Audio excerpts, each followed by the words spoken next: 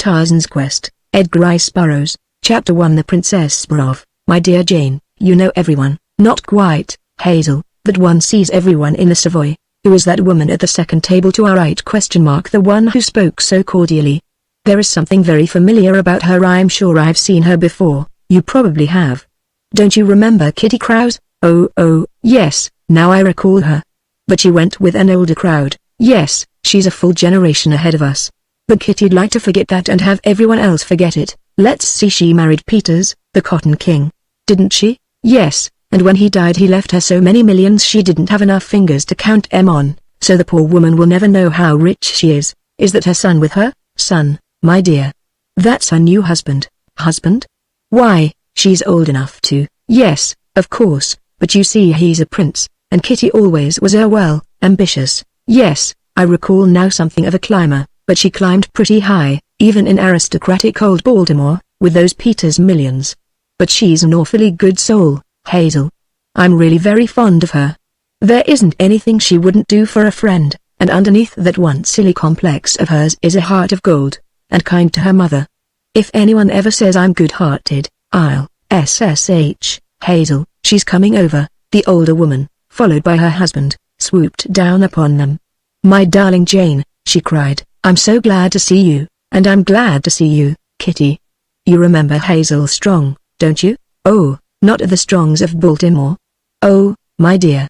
I mean, I'm just how perfectly wonder I must present my husband, Prince Burroughs. Alexis, my very, very dearest friends, Lady Greystoke and Miss Strong. Lady Tennington now, Kitty, corrected Jane. Oh, my dear, how perfectly wonderful. Lady Greystoke and Lady Tennington, Alexis, dear, charmed, murmured the young man.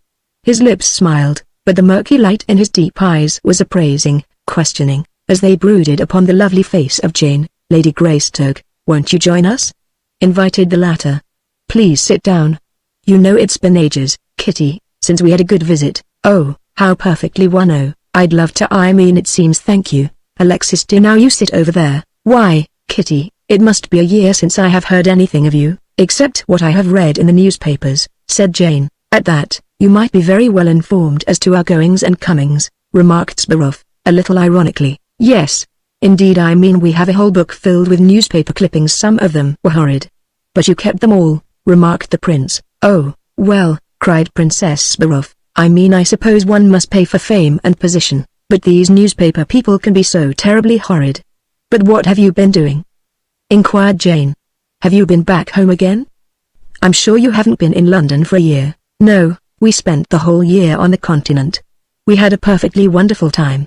Didn't we, Alexis dear? You see, it was last spring in Paris that we met, and dear Alexis just swept me off my feet. He wouldn't take no for an answer, would you, darling? How could I, my sweet? There, you see, isn't he one? And then we were married, and we've been traveling ever since, and now, I suppose, you are going to settle down?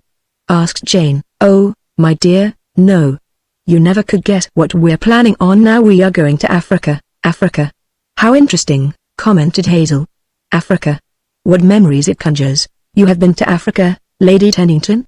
Inquired the prince. Right in the heart of it. Cannibals, lions, elephants, everything. Oh, how perfectly I mean, how thrilling. And I know that Jane knows all there is to know about Africa. Not quite all, Kitty, but enough, interposed Hazel. I'm going down myself, shortly, said Jane. You see, she added, turning to Prince Burroughs, Lord Greystoke spends a great deal of time in Africa. I am planning on joining him there. I have already booked my passage. Oh, how perfectly wonderful, exclaimed the princess. I mean, we can all go together. That is a splendid idea, my dear, said the prince, his face brightening. It would be lovely, said Jane, but you see, I am going into the interior, and I am sure that you— Oh, my dear, so are we, but, Kitty, you don't know what you're talking about. You wouldn't like it at all. No comforts, no luxuries, dirt, insects, smelly natives, and all kinds of wild beasts. Oh, but my dear, we are. I mean, we really are. Shall I tell Lady Greystoke our secret, darling? The prince shrugged. Why not? She could have little more than a passing interest. Well, maybe someday she will. We all grow old, you know, my dear. It seems incredible to think, murmured Alexis half to himself. What did you say, darling? Interrupted his wife. I was just going to say that Lady Greystoke might think the story incredible. Now you must tell me, said Jane. You have my curiosity aroused. Yes, indeed, do tell us, urged Hazel. Well, my dears, you see it was like this. We have been doing a great deal of flying the past year, and it's perfectly wonderful. We just love it, and so I bought an aeroplane in Paris last week. We flew to London in it.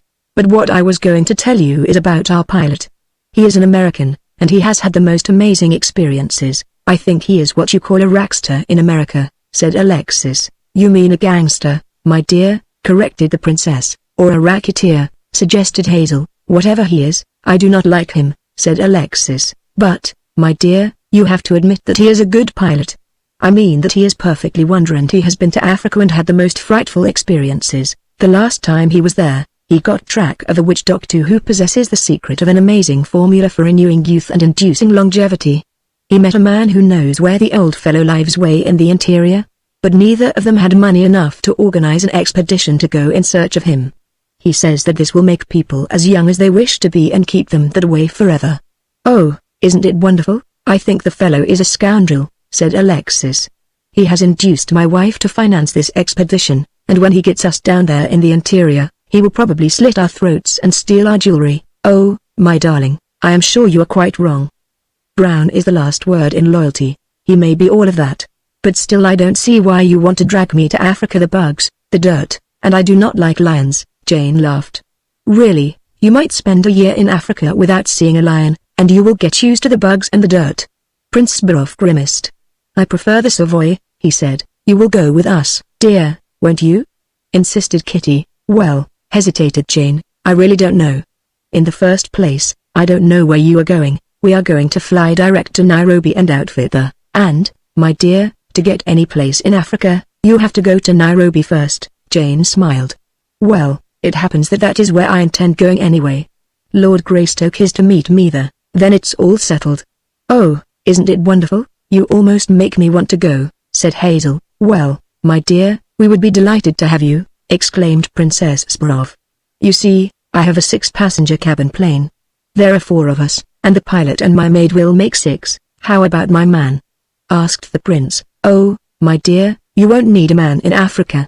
You will have a little colored boy who will do your washing and cooking and carry your gun. I read about it time and time again in African stories. Of course, said Hazel, it's awfully sweet of you, but I really couldn't go. It's out of the question. Bunny and I are sailing for America Saturday. But you'll come with us, Jane dear? Why, I'd like to, Kitty, if I can get ready in time. When do you start? We were planning on going next week, but, of course, I mean if. Why, yes, I think I can make it all right. Then it's settled, my dear. How perfectly. We'll take off from the Croydon Aerodrome next Wednesday. I'll cable Lord Greystoke today, and Friday I am giving a farewell dinner for Lord and Lady Tennington, and you and Prince Burroughs must be there. Chapter 2. Sound above the storm. The Lord of the Jungle rose from a crude, leaf-covered platform constructed in the crotch of 2 branches of a mighty patriarch of the jungle. He stretched luxuriously. The slanting rays of the morning sun mottled his bronze body through the leafy canopy that stretched interminably above him. Little Kimmer stirred and awoke. With a scream, he leapt to the shoulder of the ape-man and encircled his neck with his hairy arms. Cheetah! Screamed the monkey. He was about to spring on Little Kimmer. The ape-man smiled. Kimmer has been seeing things in his sleep, he said. The monkey looked about him among the branches of the trees and down at the ground below. Then, seeing that no danger threatened, he commenced to dance and chatter, but presently the ape-man silenced him and listened. Cheetah comes, he said. He is coming upwind toward us. We cannot smell him, but if Manu had the ears of Tarzan, he could hear him. The monkey cocked an ear downwind and listened. Little Kimmer hears him, he said. He comes slowly. Presently the sinuous, tawny body of the panther forced its way through the brush and came into view below them. Cheetah is not hunting, said Tarzan.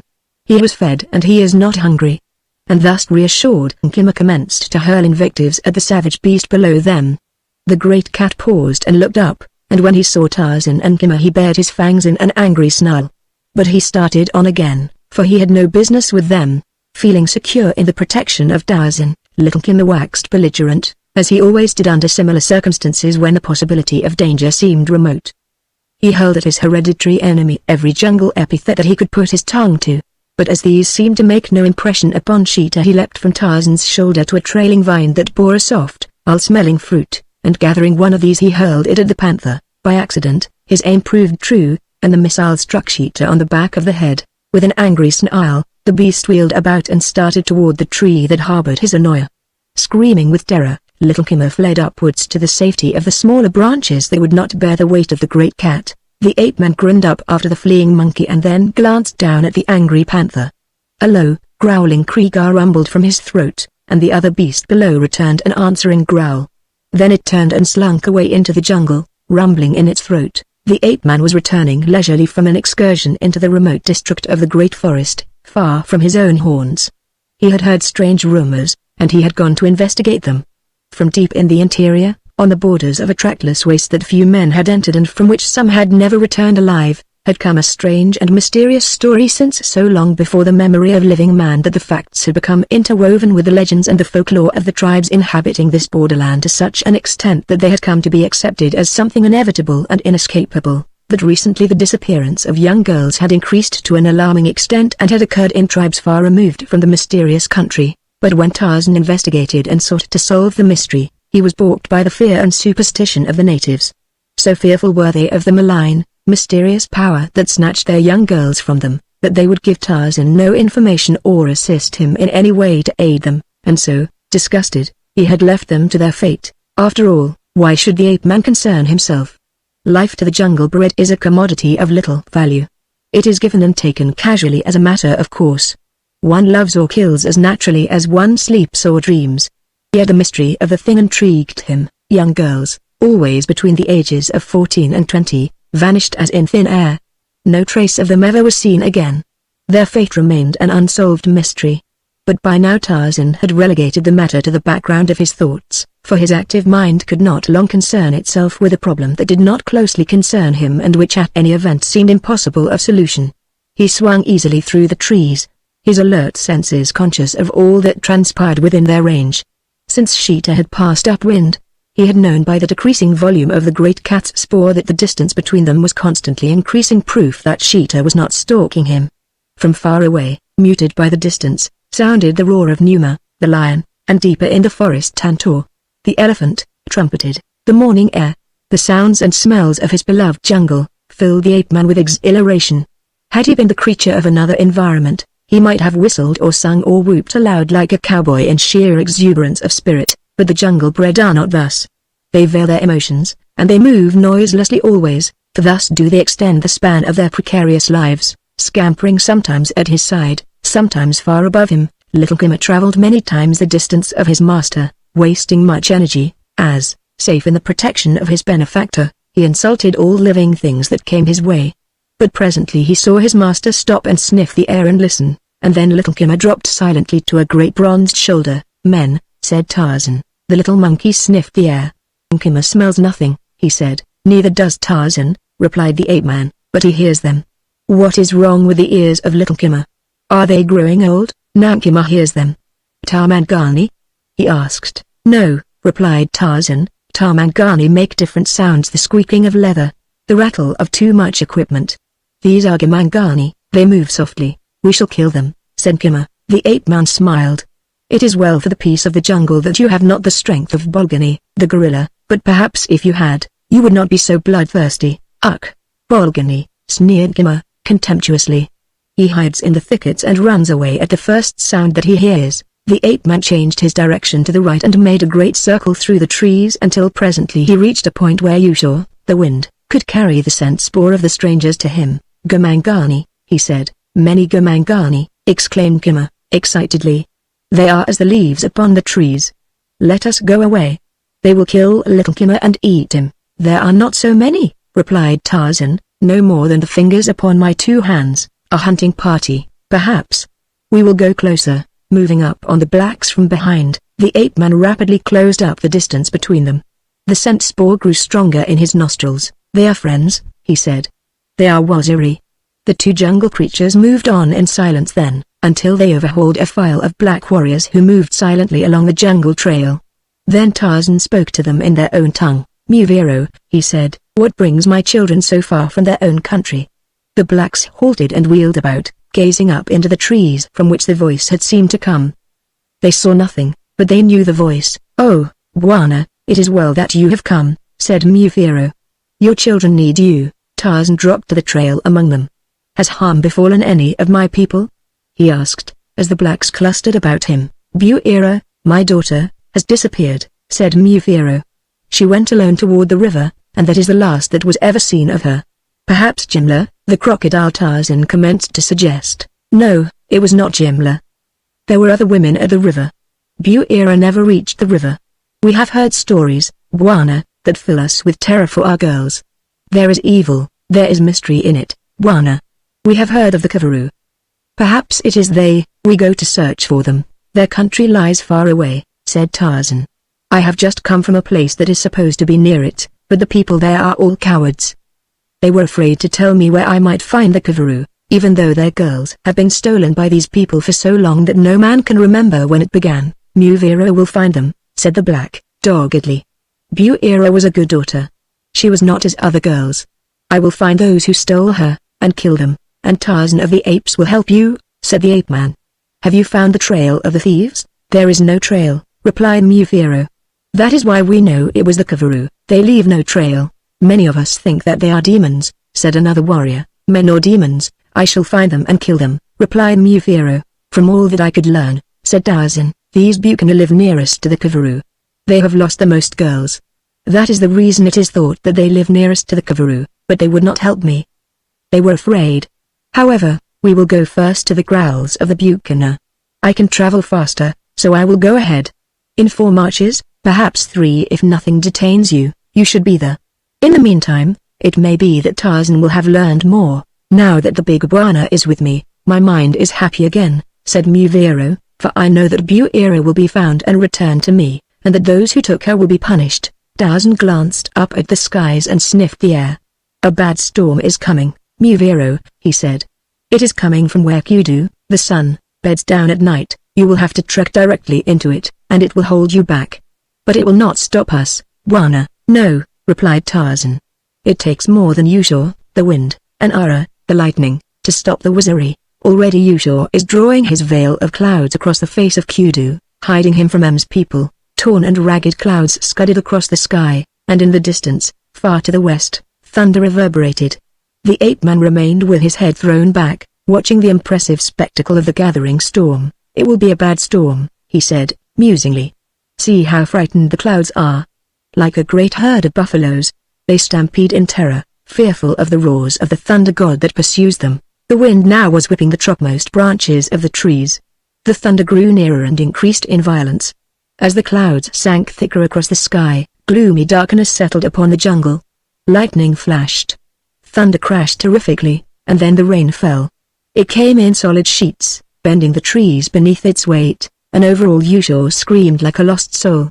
The 11 men squatted with shoulders hunched against the beating rain, waiting for the first fury of the storm to spend itself. For half an hour they sat there, and still the storm raged unabated. Suddenly the ape-man cocked an attentive ear upward, and a moment later several of the blacks raised their eyes to the heavens. "What is it, Bwana?" asked one, fearfully. "What is it in the sky that moans and whines?" "It sounds very much like an aeroplane," replied Tarzan. "But what an aeroplane would be doing here, I cannot understand." Chapter 3 Out of gas. Prince Alexis poked his head into the pilot's compartment. His face, overcast with a greenish pallor, reflected apprehension, if not actual fright. "Are we in any danger, Brown?" he shouted above the roar of the exhaust and the blast of the propeller. "Do you think you can get us out of here? For God's sake, shut up," snapped the pilot. "Ain't I got troubles enough without you asking fool questions every 5 minutes?" The man in the seat beside the pilot looked horrified. "SSSH," he cautioned. "You shouldn't speak to His Highness like that, my man. It's most disrespectful." "Nuts," snapped Brown. The prince staggered back to his seat in the cabin. He almost succeeded in registering offended dignity when a current of air tossed the ship at the moment and threw him off his balance, so that it was a very angry prince who lurched awkwardly into his seat. "Fasten your safety belt, darling," admonished his princess. "We are apartment to turn over at any minute. I mean, really, did you ever see anything so terribly rough?" "Oh, I wish we had never come." "So do I," growled Alexis. "I didn't want to come in the first place, and if I ever get my feet on the ground again, the first thing I am going to do is fire that impudent boor. I think, under the circumstances, said Jane, that we really ought to overlook any idiosyncrasy of manner that he may manifest. He's got all the responsibility. He must be under a terrific nervous strain, and, regardless of everything else, I think you will have to admit that so far he has proved himself a splendid pilot. Annette, my smelling salts, please, cried Princess Burroughs, in a weak voice. I'm sure I'm going to faint. I certainly am, sapristi, what a trip! Exclaimed Burroughs. If it were not for you, dear lady, I should go crazy. You seem to be the only one in the party with any poise. Are you not afraid? Yes, of course I am afraid. We have been flying around in this storm for what seems an eternity, but getting excited about it won't do us any good. But how can you help being excited? How could anyone help being excited? Look at Tibbs, said Jane. He's not excited. He's as cool as a cucumber, bah! Exclaimed Burroughs. Tibbs is not human.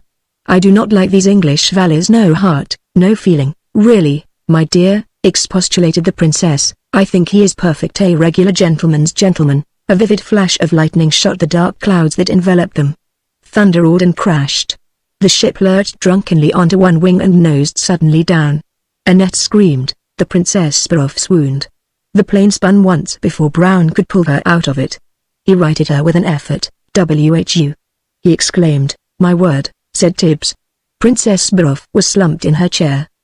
Her smelling salts had fallen to the floor. Her hat was over one eye, her hair disheveled. Alexis made no move to come to her aid. "You had better look after the princess, Annette," said Jane. "I think she needs attention." There was no answer. Jane turned to see why the girl had not responded. Annette had fainted. Jane shook her head. "Tibbs," she called. "Come back here and look after the princess and Annette. I'm coming up to sit with Brown." Gingerly Tibbs made his way into the cabin, and Jane took the seat beside the pilot. "That last was a bad one," she said. "I really thought we were through. You handled the ship marvelously, Brown." "Thanks," he said. "It would be easier if they were all like you. The rest of them get in my hair. Although," he added, "Tibbs ain't so bad. I guess he's too dumb to be scared." "You are having real trouble with the ship, aren't you, Brown?" she asked. "Yes," he said. "I didn't want to tell the others. They'd have gone nutty. We've got too much of a load. I told the old lady so before we took off, but she was set on bringing everything but the kitchen sink, and now I can't get no elevation. That's the reason I can't get up above this storm, just wallowing around here in this muck without any idea where we are or which way we're going. And there's mountains in Africa, miss, some damned high mountains." "Yes, I know that," replied Jane. "But you must have some idea where we are. You have a compass, and you know your airspeed." "Yes," he said, "I got a compass, and I know my airspeed. But there's another thing that the rest of 'em better not know. The compass has gone haywire." "You mean?" "I mean we're just flying blind in this pea soup without a compass." "Not so good, is it, Brown?" "I'll say it's not." "What are we going to do about it?" "If we could get at the baggage compartment, we could throw all the junk out," he replied, "but we can't, and there you are. And in the meantime we may crash into a mountain at any moment." "Is that it?" "Yes, miss," he replied, "or run out of gas and have to come down, which will probably be just as bad as hitting a mountain." "There's no other way out?" she asked. Her voice was level, her eyes unafraid. "Well, I've got a little plan I'd like to work," he said, and turned to her with a grin. "What is it, Brown?" "Well, we can't get at the junk to throw it overboard, but the prince must weigh about 150 pounds. That would help some." Jane turned her head away to hide a smile, but evidently he saw it. "I thought you'd like the idea," he said. "We shouldn't joke about such a thing, Brown," she reprimanded. "I guess we can't help it," he said. "We both got that American sense of humor." "Is the petrol gas really very low, Brown?" she asked. "Look," he indicated the gauge on the dash. "We're good for about an hour at the outside, and no parachutes, nary a chute. Most people don't bother with them on a cabin job." She shook her head. "It does look bad, doesn't it? But we'd better not tell the others how really bad it is. There is nothing they can do to help themselves." "Not a thing," he said, with a wry smile, "unless they want to pray. I think they've been doing that already." "What are you going to do, just cruise around until the gas is gone?" "No, of course not. If I don't find a hole in this mess in half an hour, I'm going to nose down easy and try to get under it. There'll be nothing to it, if we ain't over mountains. That's all I'm afraid of." Then I may find a place where I can get her down. But I'm hoping for a hole. I'd like to look down first, Jane. Jane. It was a plaintive wail from the cabin. Oh, my dear, where are we? I mean, are we all dead? Jane looked back. Tibbs had recovered the lost smelling salts and had successfully applied first aid to the princess. Annette had come to and was sobbing hysterically. The prince sat tense and ashen-faced, beads of perspiration standing upon his forehead. He was quite evidently in a blue funk. He caught Jane's eye. Is there any hope? He asked. Has Brown said anything? We'll be all right if he can find an opening in the clouds, she replied. That is what he is looking for. If we'd had a decent pilot, we'd never have gotten into this, grumbled the prince. As I told you, Kitty, you should have hired a good French pilot. These Americans don't know anything about flying, and into the bargain you don't know anything about this fellow, Brown. I guess that guy never heard of the Wright brothers or Lindbergh, grumbled Brown. Don't mind what he says, said Jane. We are all under a terrific nervous strain, and not exactly accountable for what we say or do. It doesn't seem to be bothering you much, miss, said Brown. Well, it's just the way we happen to be, she said, and we can't help that either. Just because I succeed in hiding it, doesn't mean that I am not frightened to death. You're sure a good sport, said Brown. You've got guts, and so I don't mind telling you that I don't feel like no little schoolgirl going to her first picnic. I can think of lots of things I'd rather do than crash in the middle of Africa. What did he say? Demanded Sparrow. We are going to crash? Look what you have gotten me into, you old fool, he cried, angrily, turning upon his wife. You and your rejuvenation and your perpetual youth. Sapristi. You've had your face lifted so many times now that you could be arrested for indecent exposure, the Princess Sparrow gasped. Why, Alexis! She exclaimed. Then she burst into tears. Oh, why did I ever come? Wailed Annette. I did not wish to come. I am afraid. I do not want to die. Oh, mon Dieu, save me. Save me. Here, madame, try the smelling salts again, said Tibbs. Nice party, remarked Brown. Perhaps they think I'm enjoying it. In great danger, we think mostly of ourselves, said Jane. I suppose so. I'm thinking mostly of myself right now. But I'm thinking of you and Annette and Tibbs, too.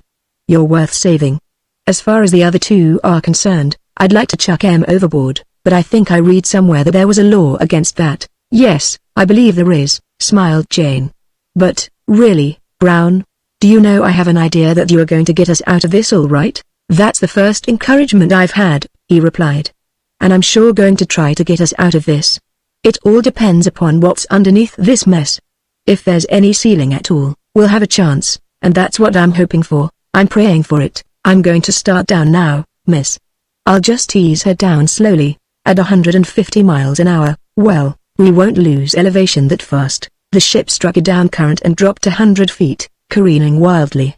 The screams of the Princess Sparrow and Annette, the maid, mingled with the curses of Alexis. Jane gasped. Well, we went down pretty fast that time, she said, but when she drops like that, you can be sure you're not on the ground, anyway. The air has to have some place to go. It can't get through the earth, so they never carry you all the way down. For 10 minutes the two sat in silence. Then suddenly Jane voiced a quick exclamation. Look, Brown, she cried, trees.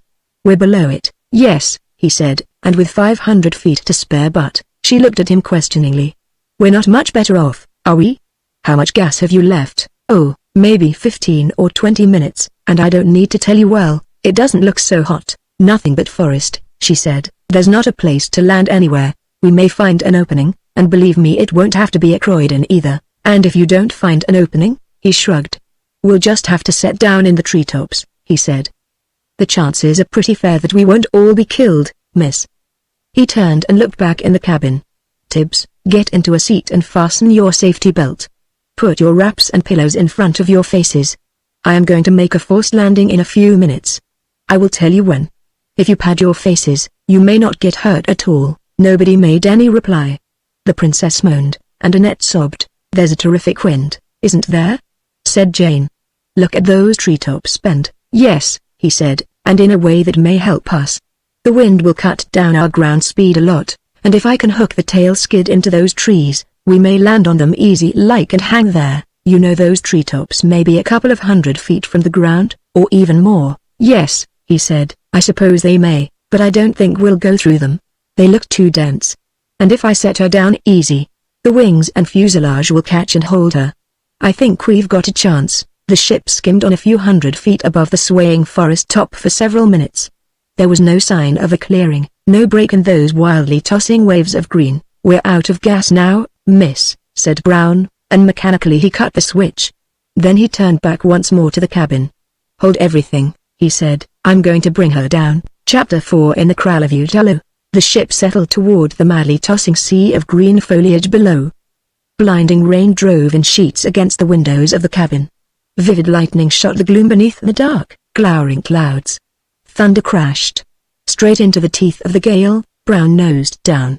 The force of the wind held the ship until it seemed to hover above the treetops as the pilot leveled off just above them, and as the ship settled, he brought the tail down sharply. There was a crash of splintering wood, the ripping of torn fabric as the ship nosed down into the swaying, slashing branches. And above the noise of the storm and the crashing of the ship were the screams and curses of the terrified passengers in the cabin. But at last it was over. With a final ripping, tearing jolt, the ship came to rest.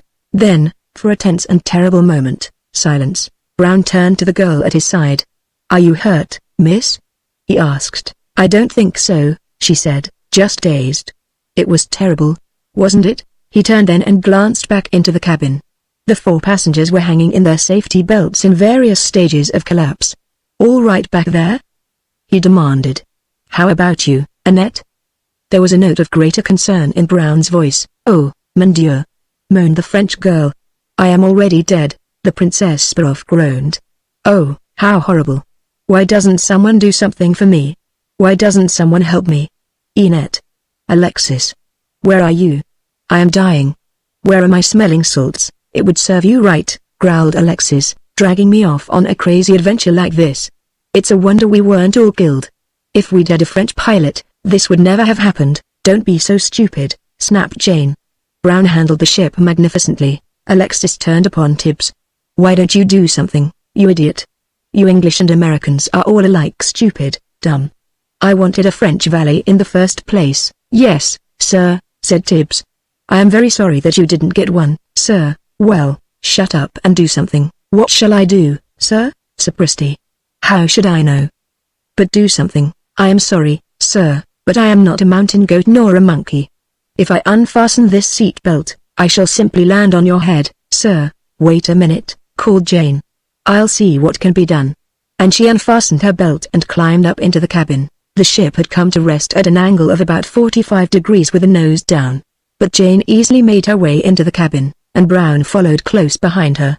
She went first to the Princess Sparrow. "Are you really seriously hurt, Kitty?" she asked.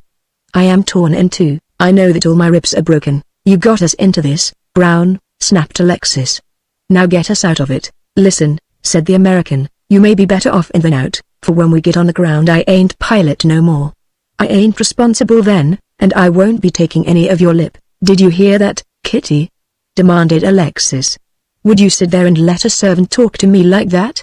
If you don't discharge him, I will." Brown snorted. "Don't make me laugh.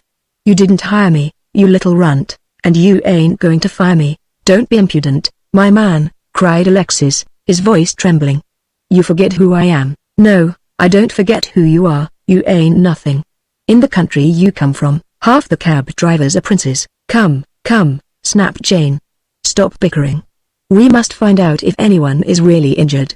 "Get me out of here," wailed Princess Sparrow. "I can't stand it any longer." "It would be foolish to try to get out now," said Jane. "Just look at that storm.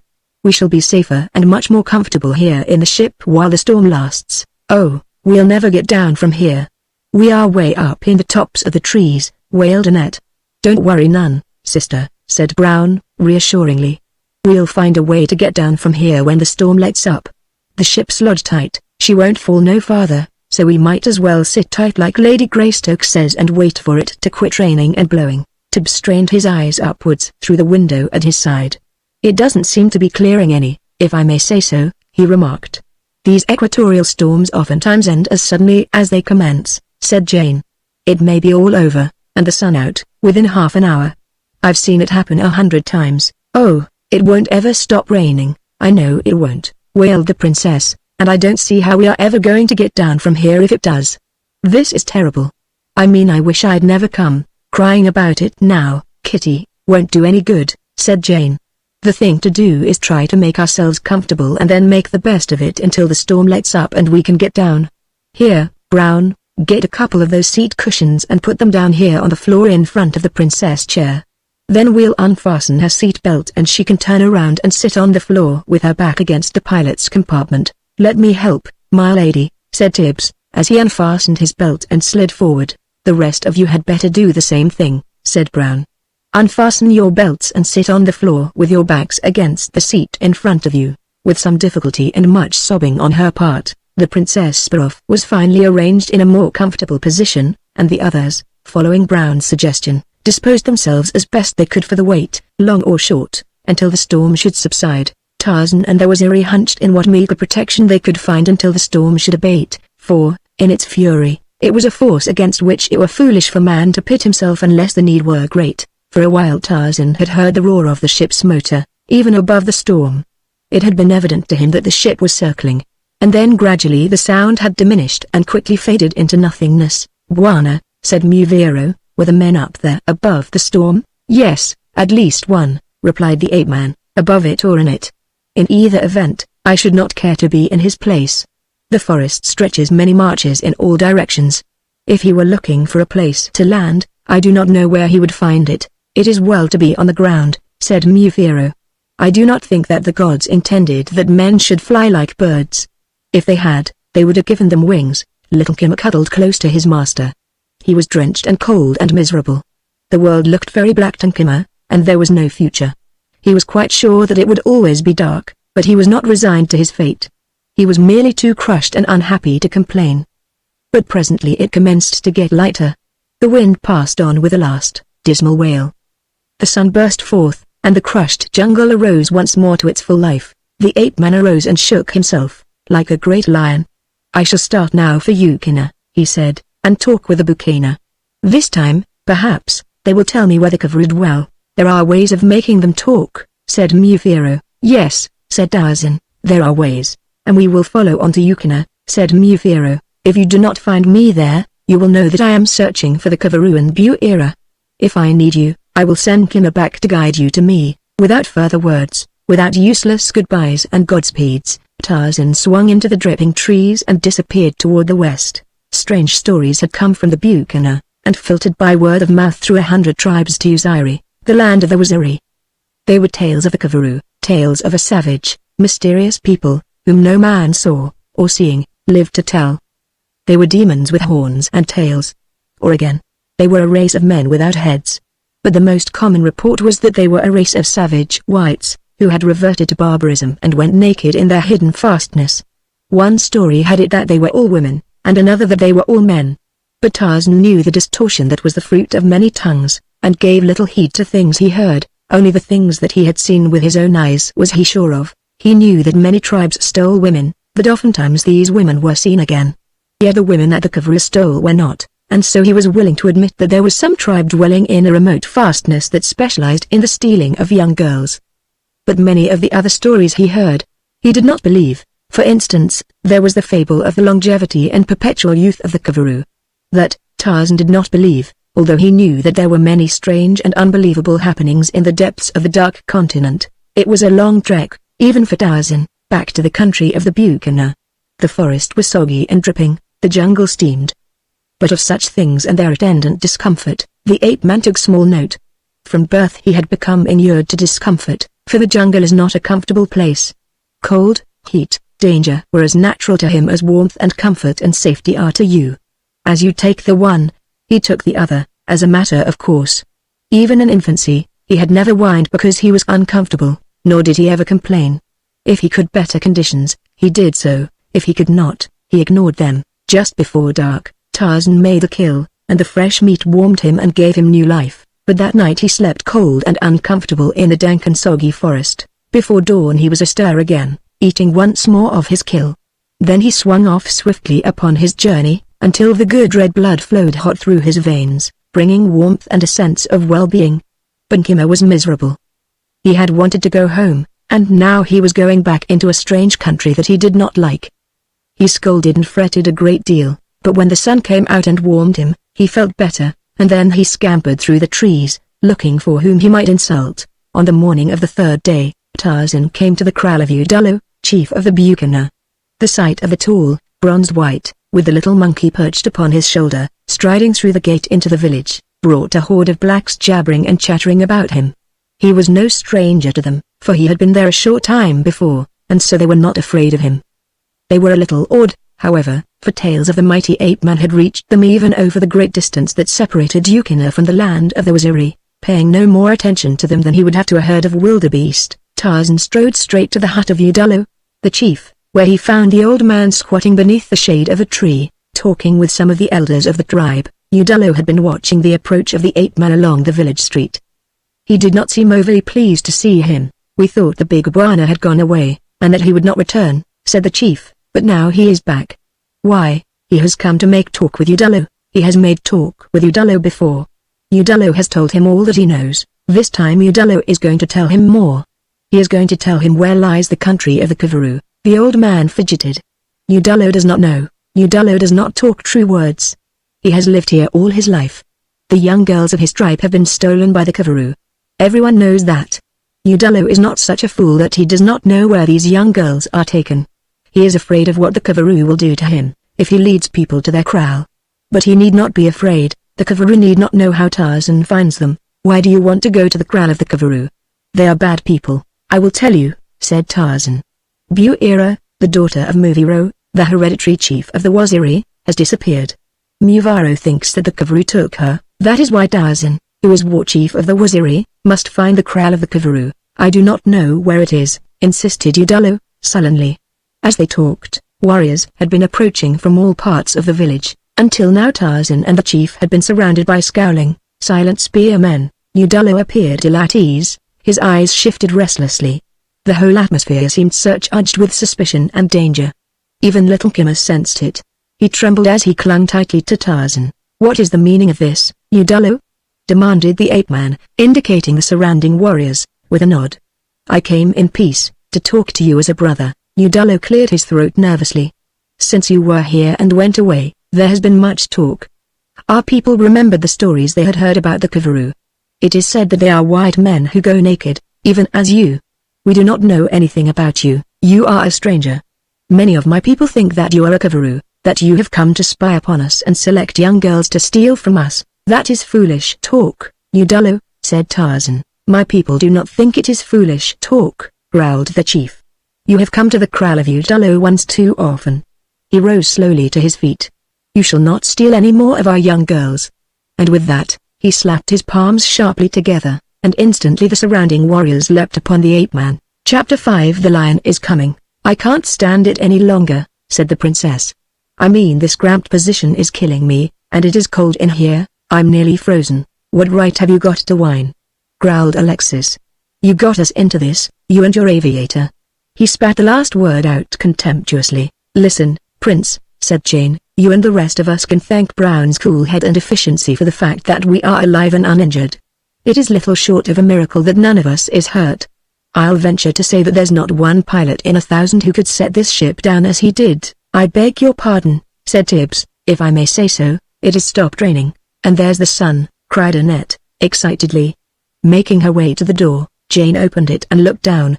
"We are only 50 feet from the ground," she said, "but we may have a little difficulty getting down, that is, some of us may." "What in the world are you doing, my dear?"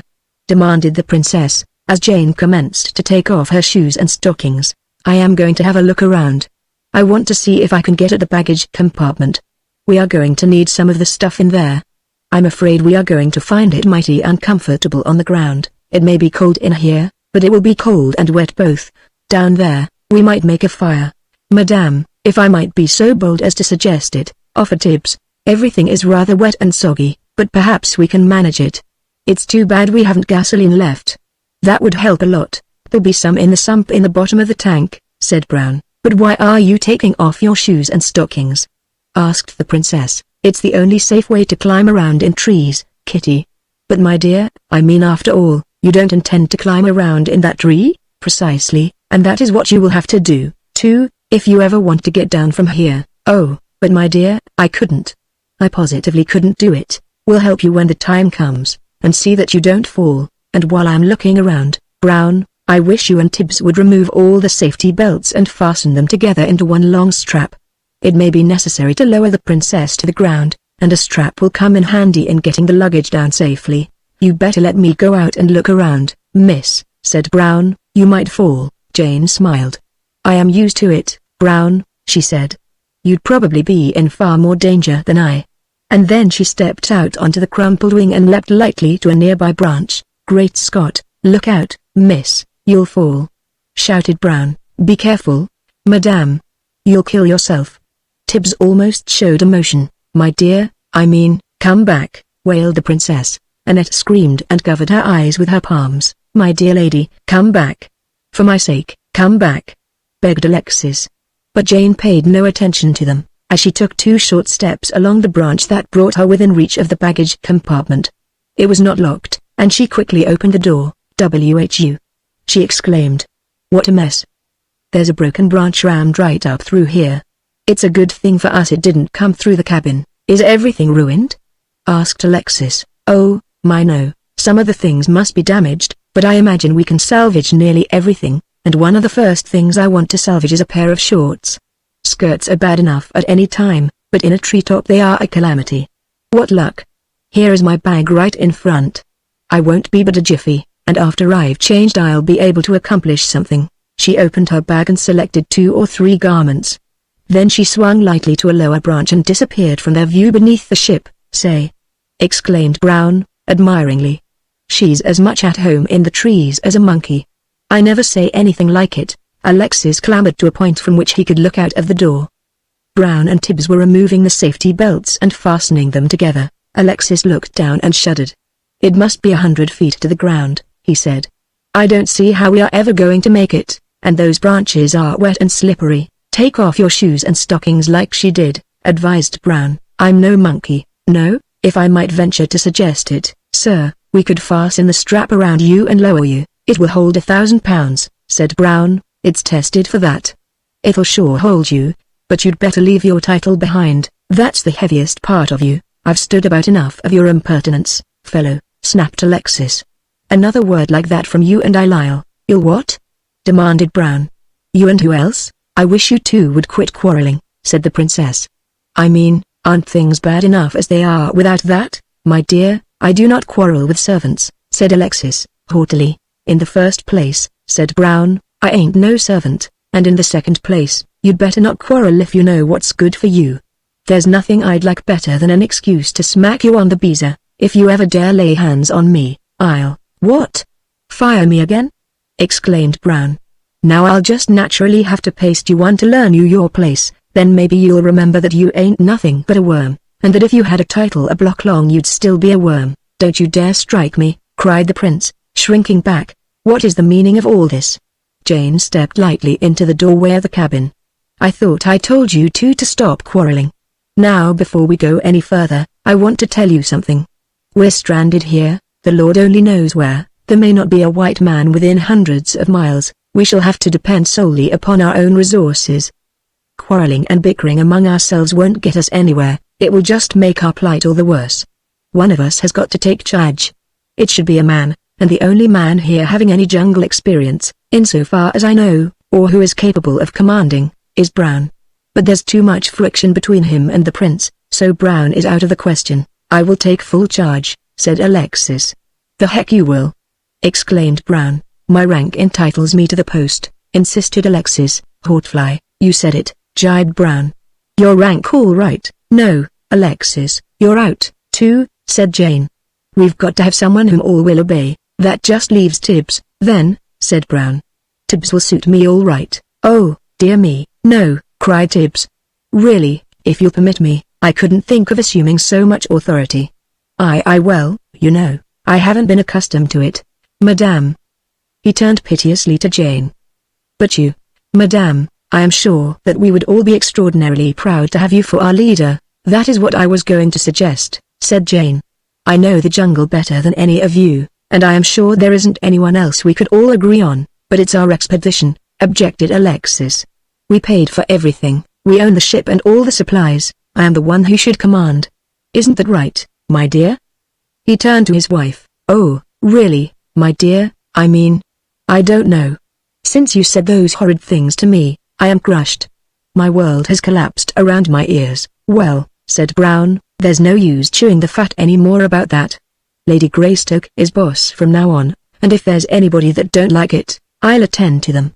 The Princess Sproff was slumped dejectedly on the floor of the ship, her handkerchief pressed to her eyes.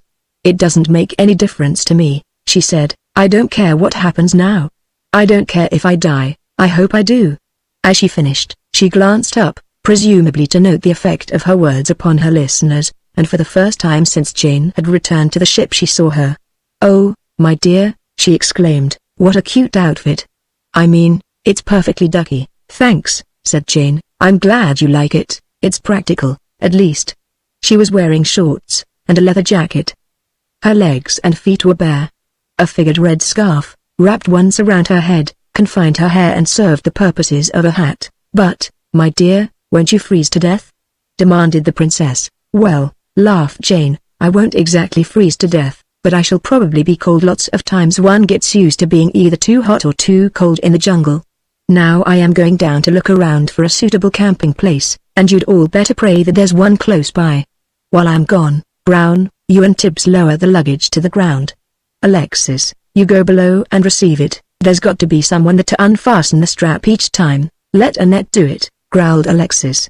"What do you suppose we've got servants for? Each of us has got to do his share." "Alexis," said Jane, quietly, "and there are certain things, the heavier and more dangerous work, that will naturally fall to the men. There are no servants and no masters among us now. The sooner we all realize that, the better off and the happier we are going to be."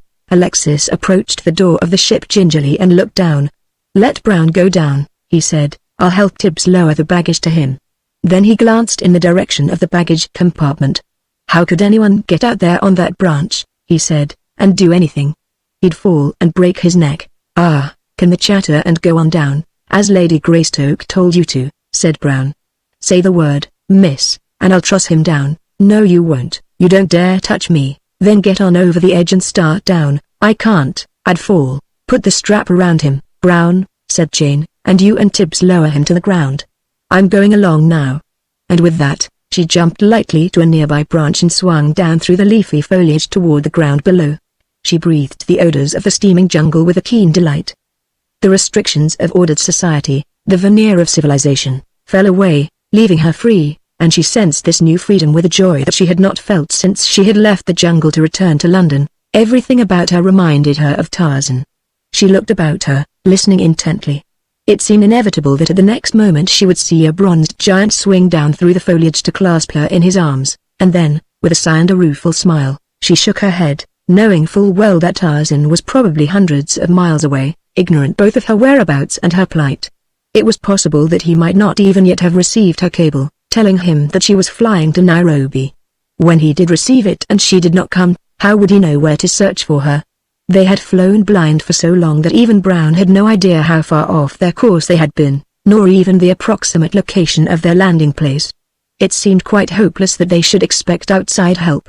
Their only hope lay within themselves. Whatever their situation, she and Brown she felt might reasonably expect to pull through, that is, if they had been alone. But how about the others? Tibbs, she thought, might have possibilities of resourcefulness and endurance. She had her doubts about Alexis. Men of his stamp were oftentimes almost as helpless as women. Annette was young and strong, but temperamentally unfitted for the grim realities of the jungle against which they would have to pit themselves. Her efficiency and even her strength would be lessened by the constant terror in which she would exist. As for Kitty, Jane mentally threw up her hands, hopeless, absolutely hopeless, in the face of any hardship, emergency, or danger. Yes, she felt that she and Brown could pull through, but could they pull the others through?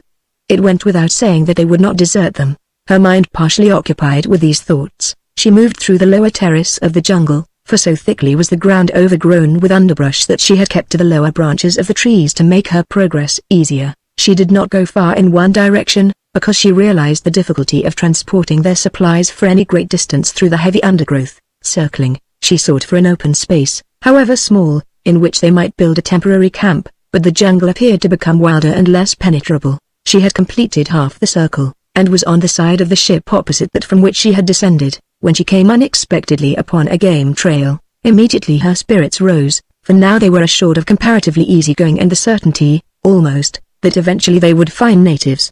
Before returning to the ship, she followed the trail a short distance, when suddenly she came upon a small stream and, beside it, an opening in the underbrush, perhaps an acre in extent. Elated, she turned back toward the ship, following the trail to ascertain how close it ran to the point from which the baggage must be transported. As she turned, she heard a slight rustling in the undergrowth behind her, a sound which her trained ears detected quickly and almost identified. Yet she was not sure. Nevertheless, she increased her gait, taking quick glances ahead and upward that she might always have an avenue of escape located in the event of sudden necessity. The sound continued, a little behind her and paralleling the trail along which she moved. She could hear Brown and Alexis quarreling with one another and bickering over the handling of the baggage. Alexis was on the ground, and he seemed very close. Of course, she might be mistaken. The thing that she heard might not be what she feared it was. But perhaps it would be as well to warn Alexis before it was too late, and so she called to him. "What is it?" he demanded, sullenly. "You had better climb a tree, Alexis. I think a lion is following me. He is very close." "I can't climb a tree," shouted Alexis. "I can't move through this undergrowth. Help. Brown, help. Do something, somebody. Lower the strap to him and pull him up," shouted Jane. "It may not be a lion, and he may not bother us if it is, but we'd better be on the safe side. Hurry up with that strap, you fool," shrieked Alexis. "There ain't no hurry," Brown replied, tantalizingly. "At least, I ain't in no hurry. If you let that lion get me, it'll be murder." "Oh, I guess he can stand it," replied Brown. "Hurry up and lower that strap, you murderer." "Ain't I lowering it, as fast as I can?" "Oh, I can hear him now. He's right on top of me. He'll get me." "That is me you hear, Alexis," said Jane, reassuringly. "Well, what if he does get you?" demanded Brown. "Ain't the lion got to eat? In California they feed them animals that ain't no good, so what are you grabbing about?" "Hurry now, Brown," cried Jane. "The lion is coming, and he's coming fast." Chapter 6 The Ballot of Death. As the Buchanan warriors closed in upon him, Tarzan stood with folded arms, ignoring them. He was surrounded by many spears, and he knew that at this instant, if he sought to escape or give battle, a dozen spear points would transfix him instantly. His one hope lay in gaining tune, and he felt that he could accomplish this best by feigning indifference. "Kill the Kavaroo!" shouted a woman in rear of the warriors. "They stole my daughter, and mine," screamed another. "Kill him! Kill him!" urged others of the savage throng. A very old man, who had been squatting beside Udalo, leapt to his feet.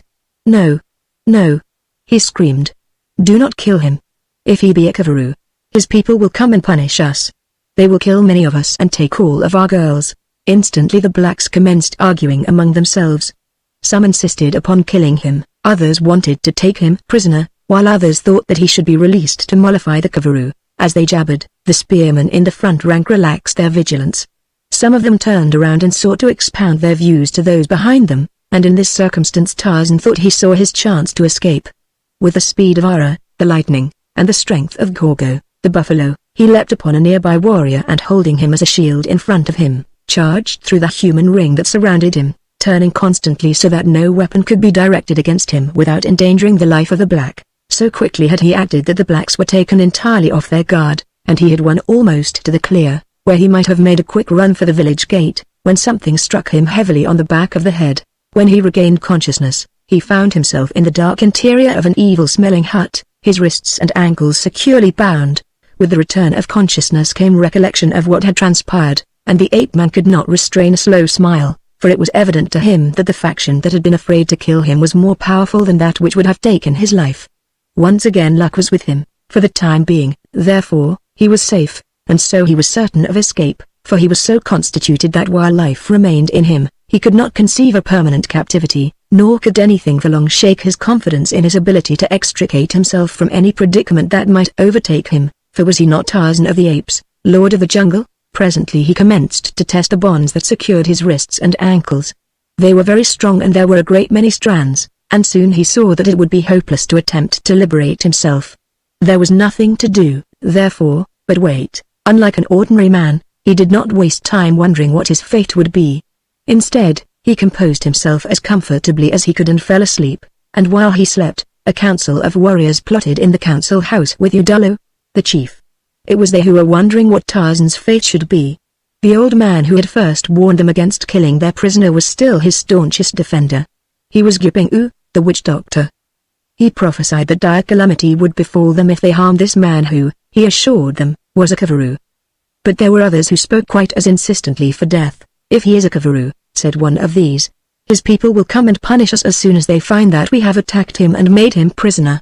If we kill him, he cannot go back to them and tell them, and the chances are that they will never know what became of him. Those are true words, said another. A dead Kafiru is better than a live one. Then Udalo spoke. It is not for one man to decide, he said. The talk of many men is better than the talk of one. On the ground beside him were two bowls. One contained kernels of corn and the other small, round pebbles. He passed one of these bowls to the warrior upon his right and one to him upon his left. Let each warrior take a kernel of corn and a pebble, just one of each, not more, he said. They passed the bowls from hand to hand about the circle, and each warrior took a kernel of corn and a pebble, and when the bowls were returned to Udalo, he set them down beside him and picked up a gourd with a small neck. We will pass this gourd around the circle, he said, and each man shall speak either with a kernel of corn or with a pebble for the life or the death of the stranger.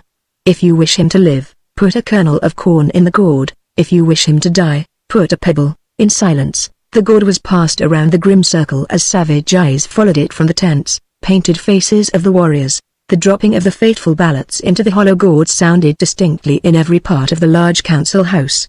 At last the gourd completed the circle and came back to Udalo. There were fully 100 warriors in the circle, and Udalo could not count to 100, but he had an equally certain way of determining the outcome of the voting even though he was unable to determine how many votes were cast upon each side. He emptied the contents of the gourd upon the ground in front of him. Then with one hand, he picked up a grain of corn and, simultaneously, with the other, a pebble, and placed each in its respective bowl, and this he continued to do as long as there were kernels of corn and pebbles to match one another. But this was not for long, for he soon ran out of corn, and even then there were 75 or 80 pebbles left, showing that only a few had voted to spare the life of the ape-man. Udalo looked up and around the table. The stranger dies, he said. A savage, sinister shout rose from the assembled warriors. Let us go and kill him now, said one, before the Kafiru can come and find him among us. No, said Udalo, tomorrow night he dies. Thus will the women have time to prepare a feast. Tomorrow night we shall eat and drink and dance, while we torture the Kafiru. Let him suffer as he has made us suffer when he stole our children. A roar of approval and satisfaction greeted this suggestion. The council was over. Their warriors had returned to their huts. Fires were banked. Silence had fallen upon the village of Abukana. Even the usually yapping curs were silent. The kraal was wrapped in slumber. From a hut near the chief's, a figure crept silently into the night. It paused in the shadow of the hut from which it had emerged and looked fearfully about. Nothing stirred, and silently as a ghostly shadow the figure crept along the village streets. Tarzan had been awakened by the savage cries from the council house, and he had lain sleepless for some time because of the discomfort of his bonds, but presently he dozed again. He was not yet fully asleep when something awakened him, a sound that you or I, with our dull ears, might not have heard, the sound of naked feet creeping slowly and stealthily toward the hut where he lay. Tarzan rolled over so that he could see the entrance to the butt, and presently it was filled by a shadowy form. Someone was entering. Was it the executioner coming to destroy him? Chapter 7. The Merry Company. The lion broke through the underbrush into the trail a short distance behind Jane. It was then that she called her warning to Alexis. At sight of Jane, the lion bared his fangs and growled. Then he came toward her at a trot, and as he did so the girl leapt for an overhanging branch. As she caught it, the lion charged. He leapt for her, and his raking talons barely missed her barefoot as she drew herself safely out of his reach. With a hideous growl, he turned and leapt again. The prince was only a short distance away, but he was hidden by the dense underbrush beneath the ship. The angry growl sounded very close. The man was paralyzed with terror. From her position on the branch of the tree, Jane could see him. "You'd better get out of there, Alexis," she said, "but don't make any noise. If he hears you, he'll come for you. He's terribly sore about something, must have missed his kill last night." Alexis tried to speak, but no sound came from his throat. He just stood there trembling, an ashen pallor on his face. Jane could not see Brown, but she knew that he was directly above Alexis. "Brown," she called, "drop the end of the strap to the prince.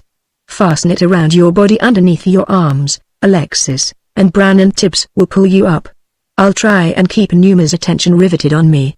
The lion was pacing back and forth beneath the tree. Glaring hungrily up at the girl, Jane broke off a small, dead branch and threw it at the beast. It struck him in the face, and, with a roar, he leapt again for the branch on which Jane stood. In the meantime, Brown lowered the end of the strap quickly to Alexis. "Hurry up, fasten it around you," he said. "For Pete's sake, what's the matter with you? Get a move on." But Alexis just stood there trembling, his teeth chattering, and his knees knocking together. "Alexis, snap out of it," cried Jane. "You've got to get that belt fastened around you before the lion discovers you. Don't you understand? It's a matter of life and death with you, you poor sap," yelled Brown. "Get a move on." With trembling hands, Alexis reached for the belt, and at the same time he seemed to find his voice and commenced to scream lustily for help. "Keep still," warned Jane. "The lion hears you, he is looking in your direction now. Hurry up, you dumb cluck," shouted Brown. The lion was tearing through the underbrush, searching for the author of these new sounds. Jane threw another branch at him, but it did not distract his attention. He only growled and started cautiously into the brush. With fumbling fingers, Alexis was tying the belt about his body. "Hoist away, Brown," cried Jane, "the lion is coming." Brown and Tibbs pulled away lustily, and Alexis rose out of the underbrush. The lion came steadily on.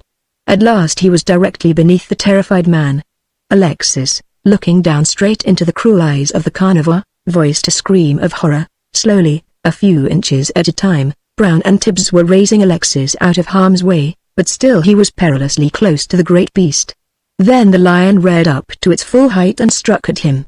A raking talon touched the heel of the man's shoe, and, with a final scream, Alexis fainted. Brown and Tibbs redoubled their efforts. The lion dropped back to the ground, gathered himself and sprang. Again he missed, but only by inches, and before he could spring again, Alexis was safely out of his reach. The two men hoisted the limp body of Sbrov to the ship, and with considerable difficulty dragged him into the cabin. At sight of him, the princess commenced to scream. "He's dead.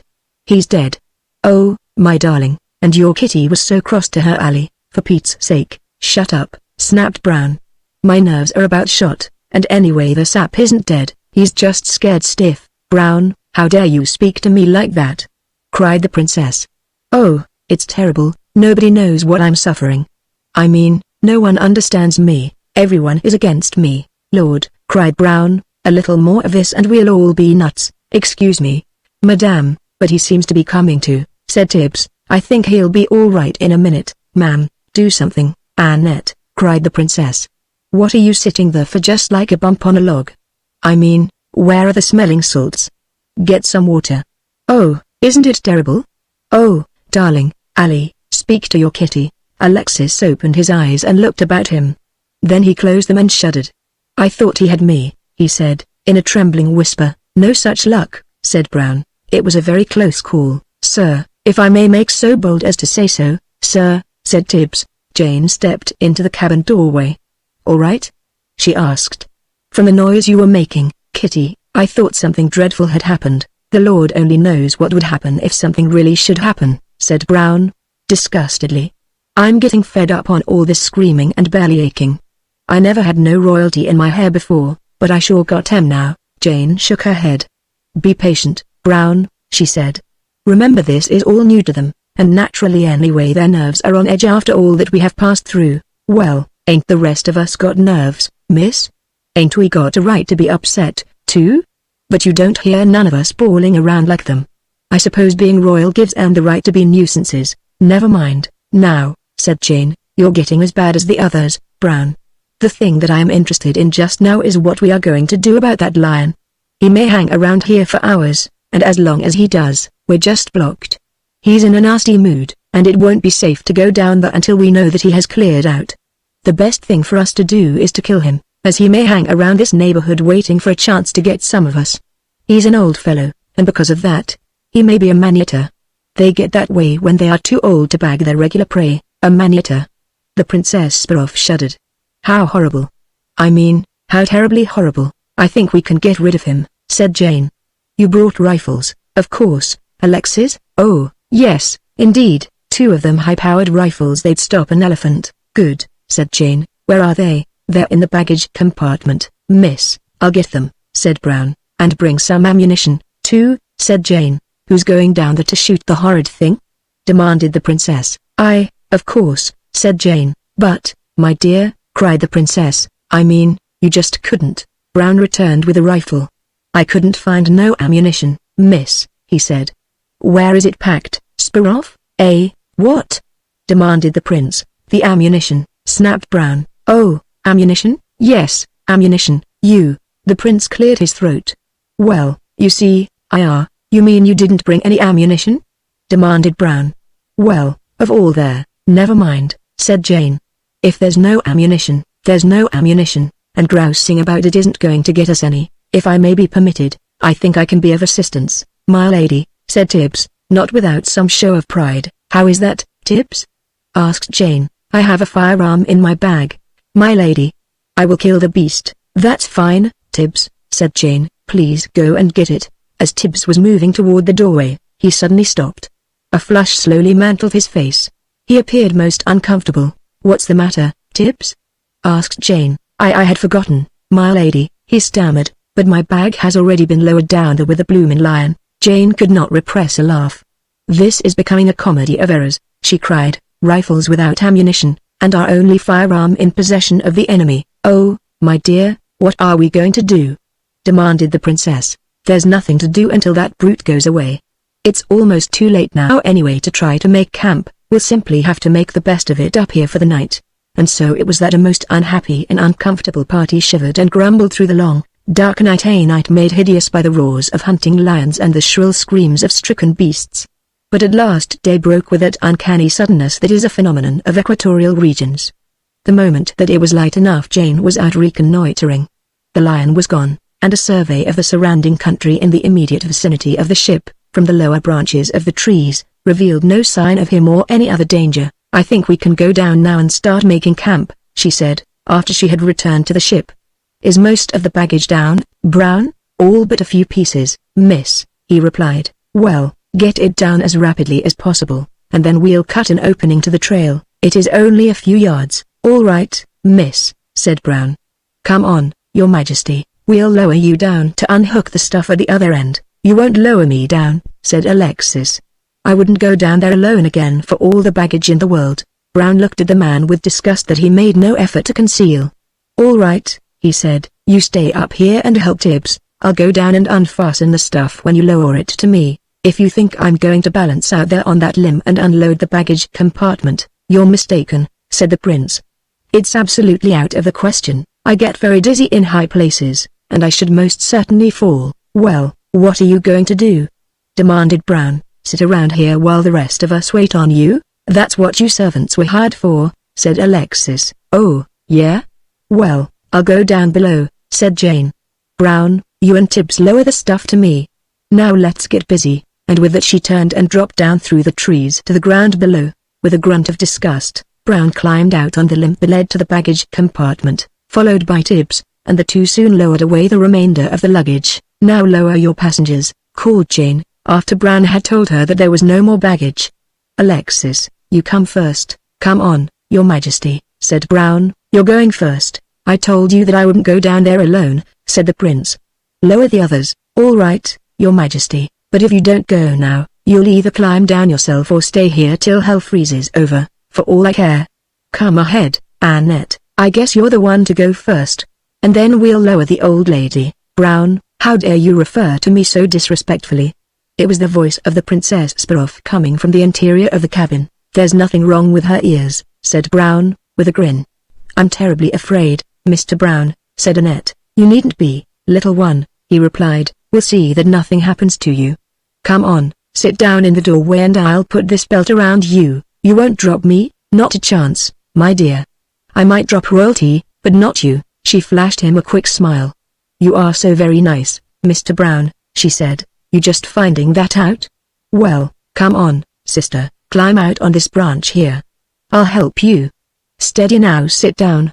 "Ready, Tibbs?" "Ready, sir," replied Tibbs. "All right.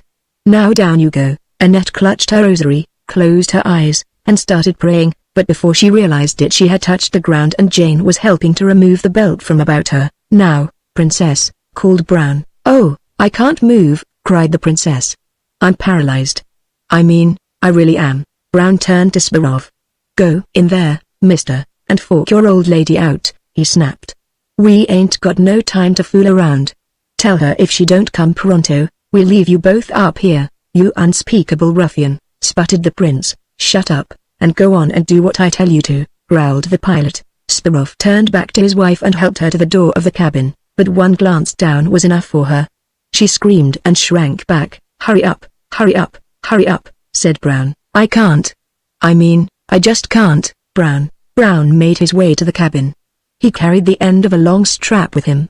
Come on, he said, let me get this around you, but I can't do it, I tell you.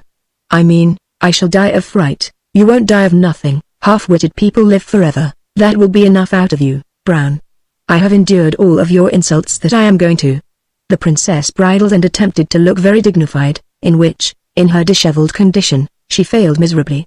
Brown had stooped and fastened the belt about her. Ready, Tibbs?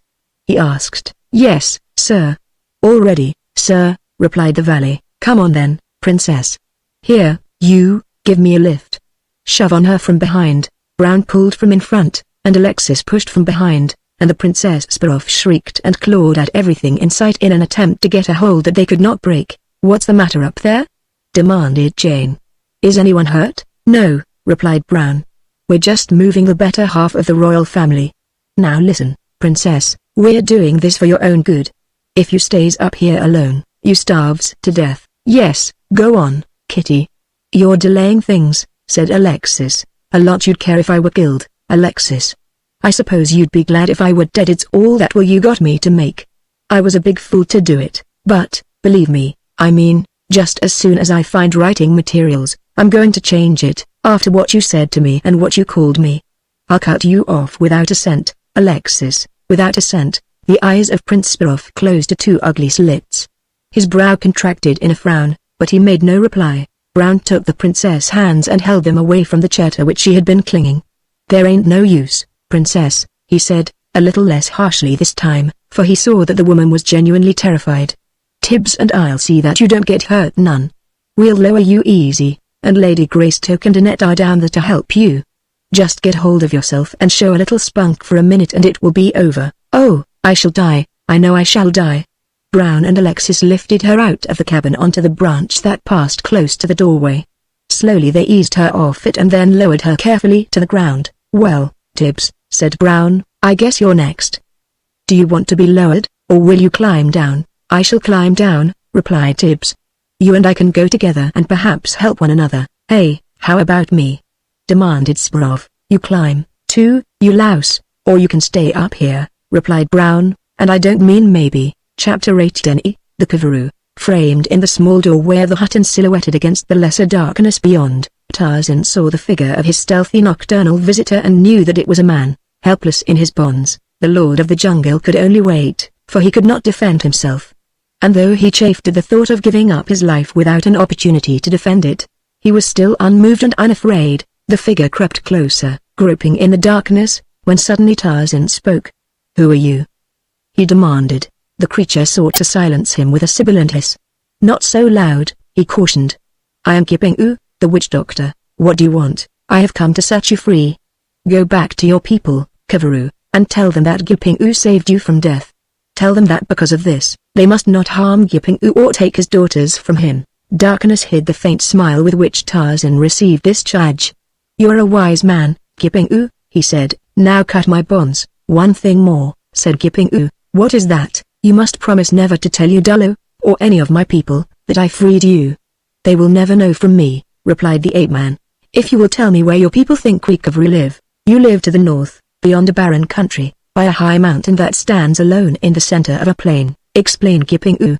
Do your people know the trail to the Koovaroo country? I know it, replied the witch doctor, but I promise not to lead anyone there. That is well if you know. I do know, insisted Kiping-oo. Tell me how you would reach this trail. Then I shall know whether you know or not. To the north of our kraal, leading to the north, is an old elephant trail. It winds much, but it leads always toward the country of the Koovaroo. Much bamboo grows on the slopes of the mountain beside your village, and there the elephants have gone for years to feed on the young shoots. The witch doctor came closer and felt for the bonds around Tarzan's ankles. After I have freed you, he said, Wait here until I have had time to return to my hut, then go silently to the gates of the village. You will find a platform just inside the palisade from which the warriors shoot their arrows over the top when enemies attack us. From there you can easily climb over the top of the palisade, and drop to the ground on the outside. Where are my weapons?" demanded Tarzan. "They are in the hut of Udalo. But you cannot get them. A warrior sleeps just inside the doorway. You would awaken him if you tried to enter." "Cut my bonds," said the ape-man. With his knife, Kiping-u severed the thongs about the prisoner's ankles and wrists. "Wait now, until I have reached my hut," he said, and turning, crawled silently through the doorway. The ape-man stood up and shook himself. He rubbed his wrists and then his ankles to restore circulation.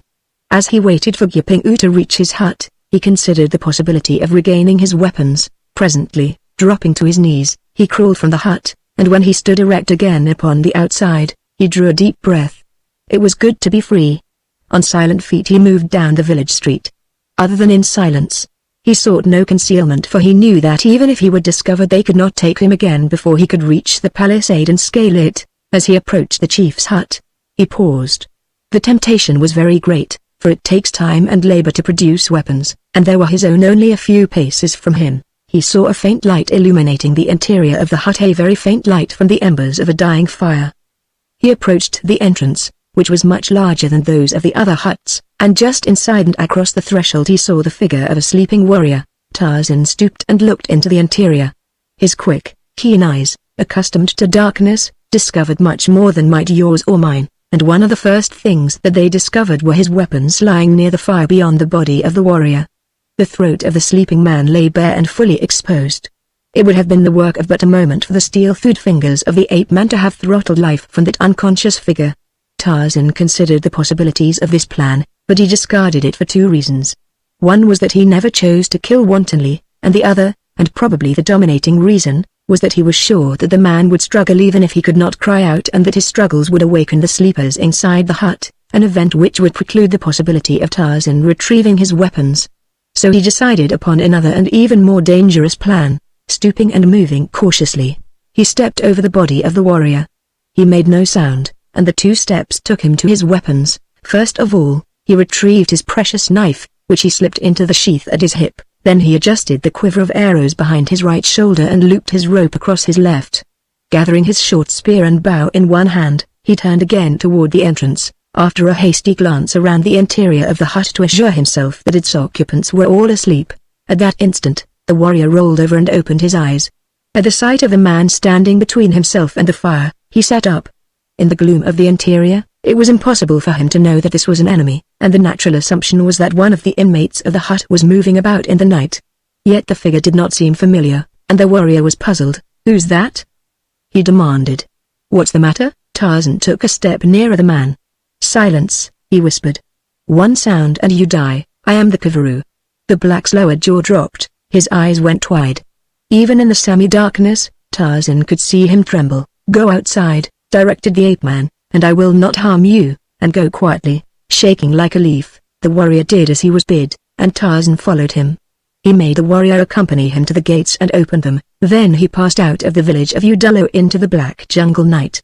A moment later he heard the shouts of the warrior as he aroused the village, but Tarzan knew that there would be no pursuit.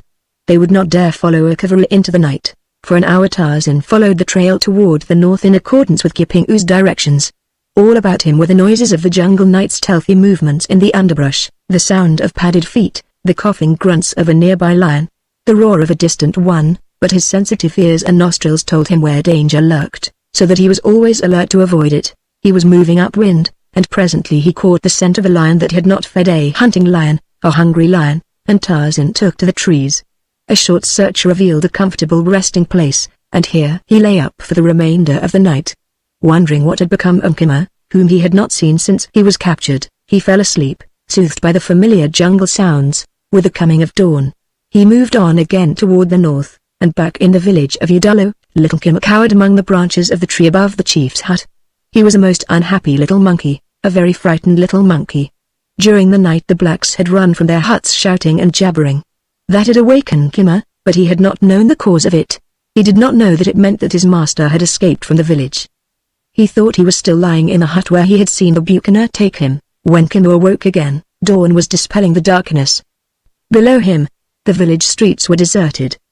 He heard no sound of life from any hut. He looked down upon that one to which they had dragged his master, and, summoning all his courage, he dropped quickly to the ground and scampered along the village street to the entrance to this hut. A woman, coming from her hut to start her cooking fire, saw the little monkey and tried to catch him, but he escaped her and, racing across the village, scaled the palisade, not daring to enter the village again, and terrified at the thought of being alone in this strange country. Nkima fled through the jungle in the direction of home. And Sunkima went his way not knowing that his master had escaped. All day Tarzan made his way north along the winding elephant trail. It was not until late in the afternoon that he was able to make a kill, and then after feeding he lay up once more for the night. In the afternoon of the second day the nature of the country changed. The jungle became more open and there were park-like places where there was little or no underbrush and the trees grew farther apart. It was a country entirely new to Tarzan, and as such whetted his imagination and aroused within him the instinct of exploration which had always been a powerful factor in affecting his destiny, for he had that intelligent inquisitiveness which set him above the other beasts of the jungle. As he moved silently along his way, constantly on the alert, a vagrant breeze carried to his nostrils a strange scent that brought him to a halt. For a moment he stood in statuesque pose, every faculty alert. Tarzan was puzzled. The scent was that of a Tarmangani, and yet there was a difference. It was an odor entirely new to him, and then, mingling with it, but fainter, came the familiar scent spoor of Numa, the lion. Those two in proximity often meant trouble, and while Tarzan was not particularly interested in saving the man from the lion, or the lion from the man, whichever was hunting the other, natural curiosity prompted him to investigate.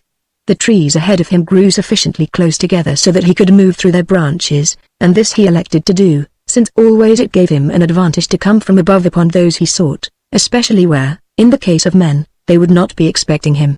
The perception of the eyes of man is normally in a horizontal plane, while those of the cat family, with their vertical pupils, detect things above them far more quickly than would a man.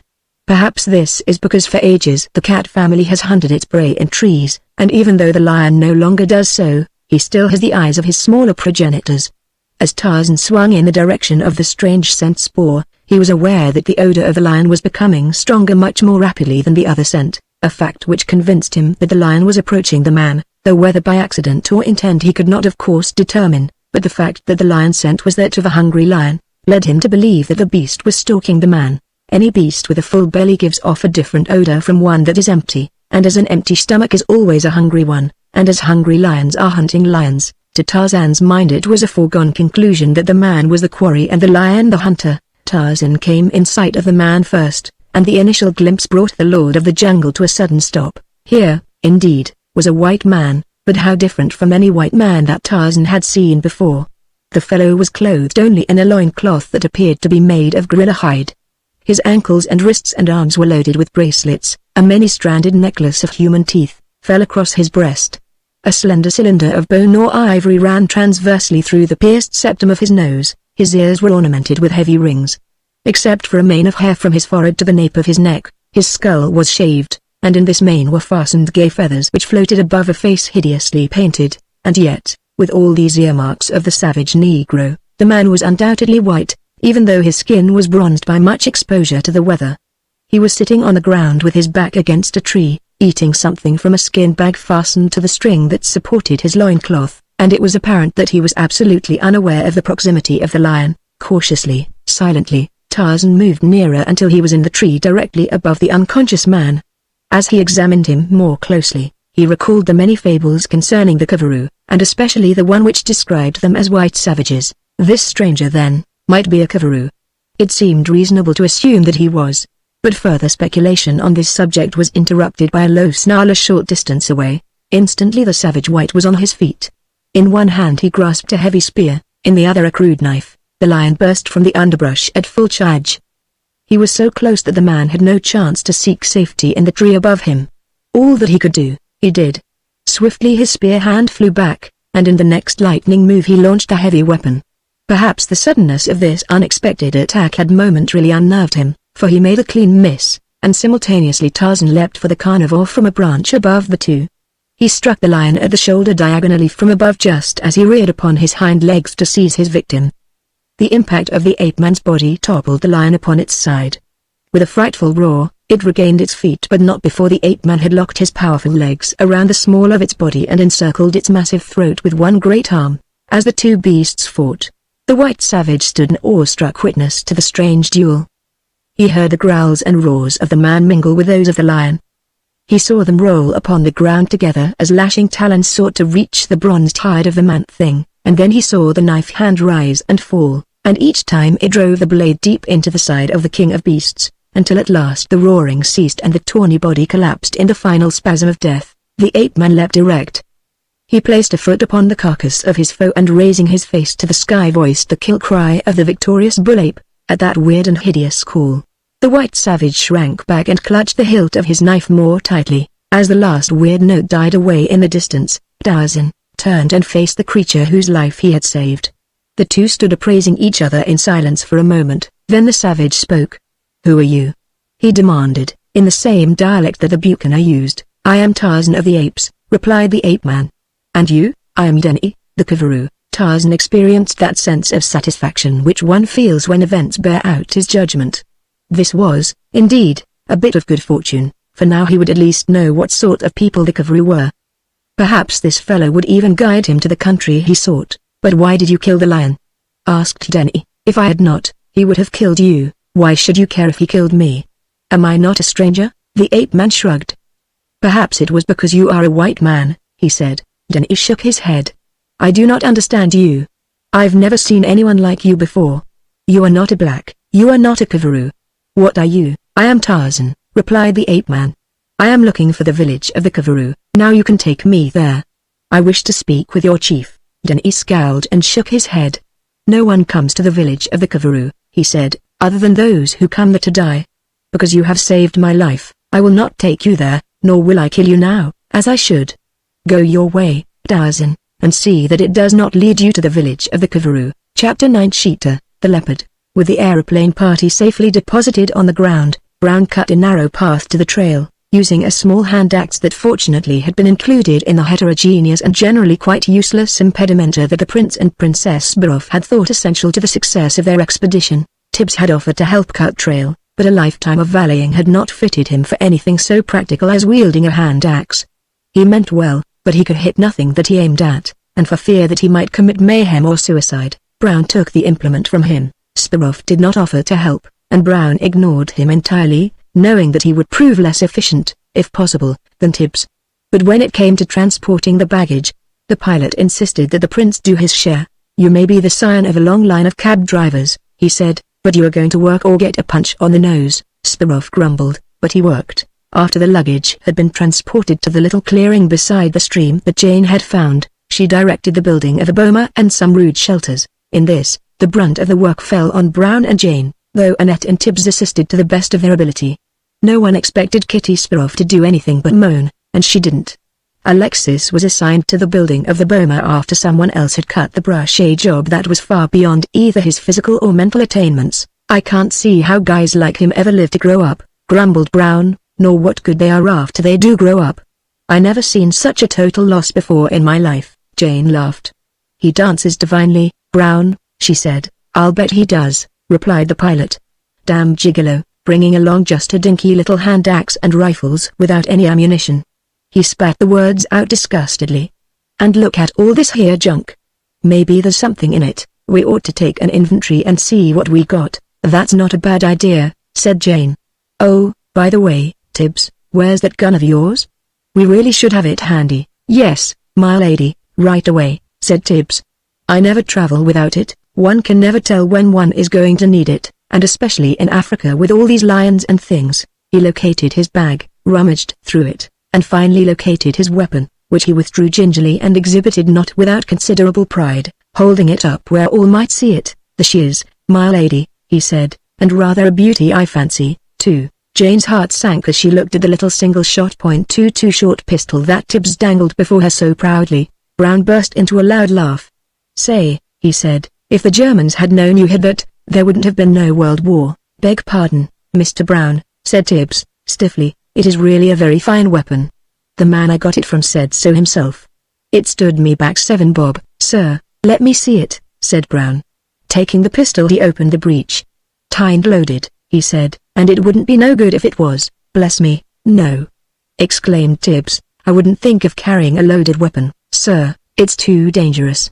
One never knows when it might go off. Well, said Jane, it may come in handy shooting small game. Got plenty of ammunition for it? Well, my lady, stammered Tibbs, you see I've always been intending to buy ammunition for it, but I never got around to it. Brown looked at the Englishman in pitying astonishment. Well, I'll be. Jane sat down on an upended suitcase and burst into laughter. Forgive me, Tibbs, but really it's too funny, she cried. I'll tell you what we'll do, said Brown. We'll put Tibbs on guard tonight, and if he sees a lion he can throw that thing at him. It ain't any good for nothing else. I don't see how you can laugh, Jane, said Kitty. Suppose a lion should come. Tibbs, you should have brought ammunition. It is very careless of you. It doesn't make any difference, Kitty, for as far as a lion is concerned, that pistol is just as effective empty as it would be loaded. I know we are all going to be killed, moaned Kitty.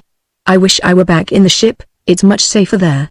Don't worry, said Jane, the boma will be some protection, and we will keep a fire going all night. Most beasts are afraid of a fire, they won't come near one. Late in the afternoon, a shelter had been completed with 2 compartments, one for the women and one for the men. It was a very crude affair, but it provided some shelter from the elements, and it induced a feeling of security far greater than it warranted, for it is a fact that if we can hide in something, however flimsy, we feel much safer than we do in the open. While the shelters and boma were being built, Lane busied herself with another activity. Kitty had been watching her for some time, and finally her curiosity got the best of her. What in the world are you doing, dear? She asked, as she watched Jane shaping a small branch with the hand axe. I am making weapons, a bow and arrows, and a spear. Oh, how perfectly I mean, isn't it ducky? It's just like you, my dear, to think of archery. It will help us to pass the time away. What I am making will help us obtain food and defend ourselves, replied Jane. Oh, of course, exclaimed Kitty, how perfectly silly of me, but when I think of archery I always think of little arrows sticking in the straw target. They are so colorful, my dear, I mean, the way they are painted. I recall such beautiful pictures of young people in sport clothes, of green turfs, and sunshine against a background of lovely trees.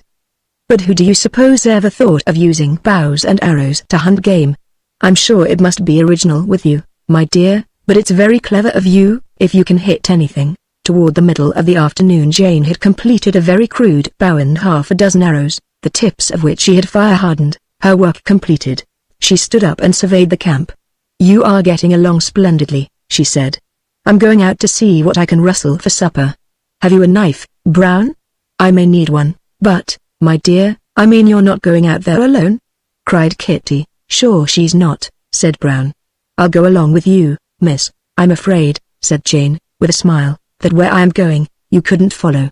Here, let me have your knife. I reckon I can go anywhere you can go, miss, said Brown, grinning. Let me have the knife, said Jane. Why, it's a nice big one. I always did like to see a man carrying a man-sized knife. Well, if we are ready, said Brown, let's start. Jane shook her head. I told you, you couldn't follow me, she said. Want to lay a little bet on that? Sure, said Jane. I'll bet you £1 against this knife that you can't keep up with me for 100 yards. I'll just take you up on that, miss, said Brown. Let's get going. Come ahead, then, said Jane. And with that, she ran lightly across the clearing, leapt for a low-hanging branch, and swinging herself into the trees was out of sight in an instant. Brown ran after her, seeking to catch a glimpse of her from the ground, but he was soon floundering in heavy undergrowth. It didn't take him long to realize that he was beaten, and rather crestfallen he returned to the camp. Gracious! Exclaimed the princess. Did you ever see anything like it? It was perfectly wonderful. I mean, it really was, but I am so afraid something will happen to her out there alone. Alexis, you should not have permitted it. I thought Brown was going with her, said Alexis. If I had known that he was afraid, I would have gone myself. Brown eyed Alexis with contempt too deep for words as he returned to his work on the shelter. I should think anyone would be afraid to go out there, said Annette, who was helping Brown thatch the roof with large leaves. Lady Greystoke must be so very brave, she's sure got guts, said Brown, and did you see the way she took to them trees?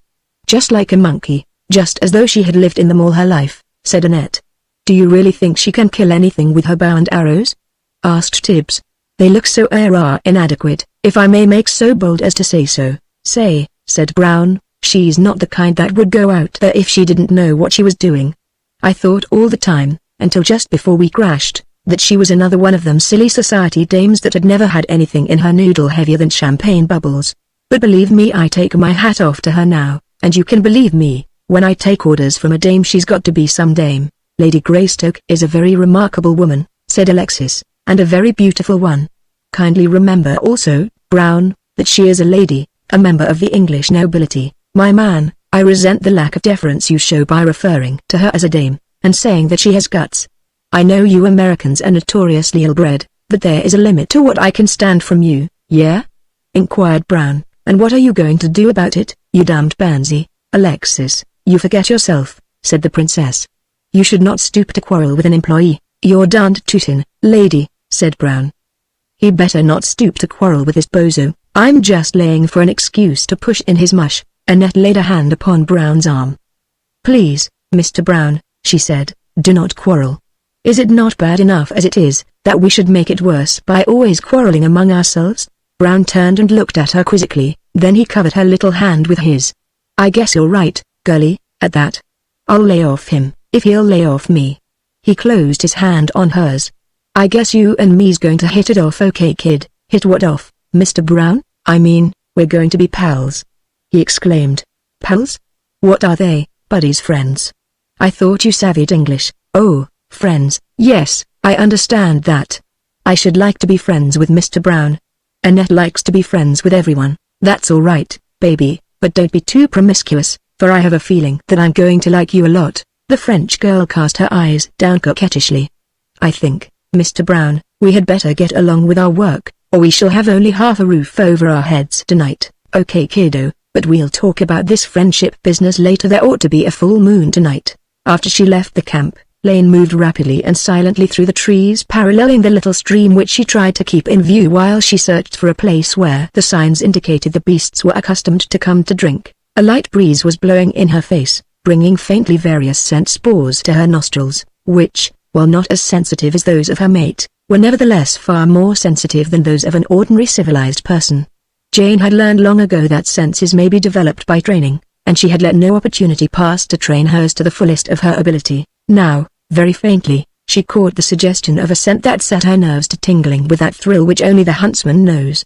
Quarry lay ahead. The girl moved even more cautiously than before. Scarcely a leaf stirred to her passage, and presently she saw ahead that which she sought, a small, harnessed antelope, a bush buck, which was moving daintily along the trail just ahead of her. Jane increased her speed, but now more than ever it was imperative that she move silently, for the little animal below her was nervous and constantly alert. At the slightest unusual sound, it would be gone like a flash. Presently she came within range, but there was always intervening foliage that might deflect her arrow. Patience is the most important asset of the jungle hunter, and patience she had learned from Tarzan and from her own experiences. Now the antelope halted suddenly in its tracks and turned its head to the left. At the same instant Jane was aware of a movement in the underbrush in that direction. She saw that she could wait no longer. Already something had startled her quarry. There was a small opening in the foliage between her and the antelope. Like lightning, she drew her bow. The string snapped with a whang and the shaft buried itself deep in the body of the antelope behind its left shoulder.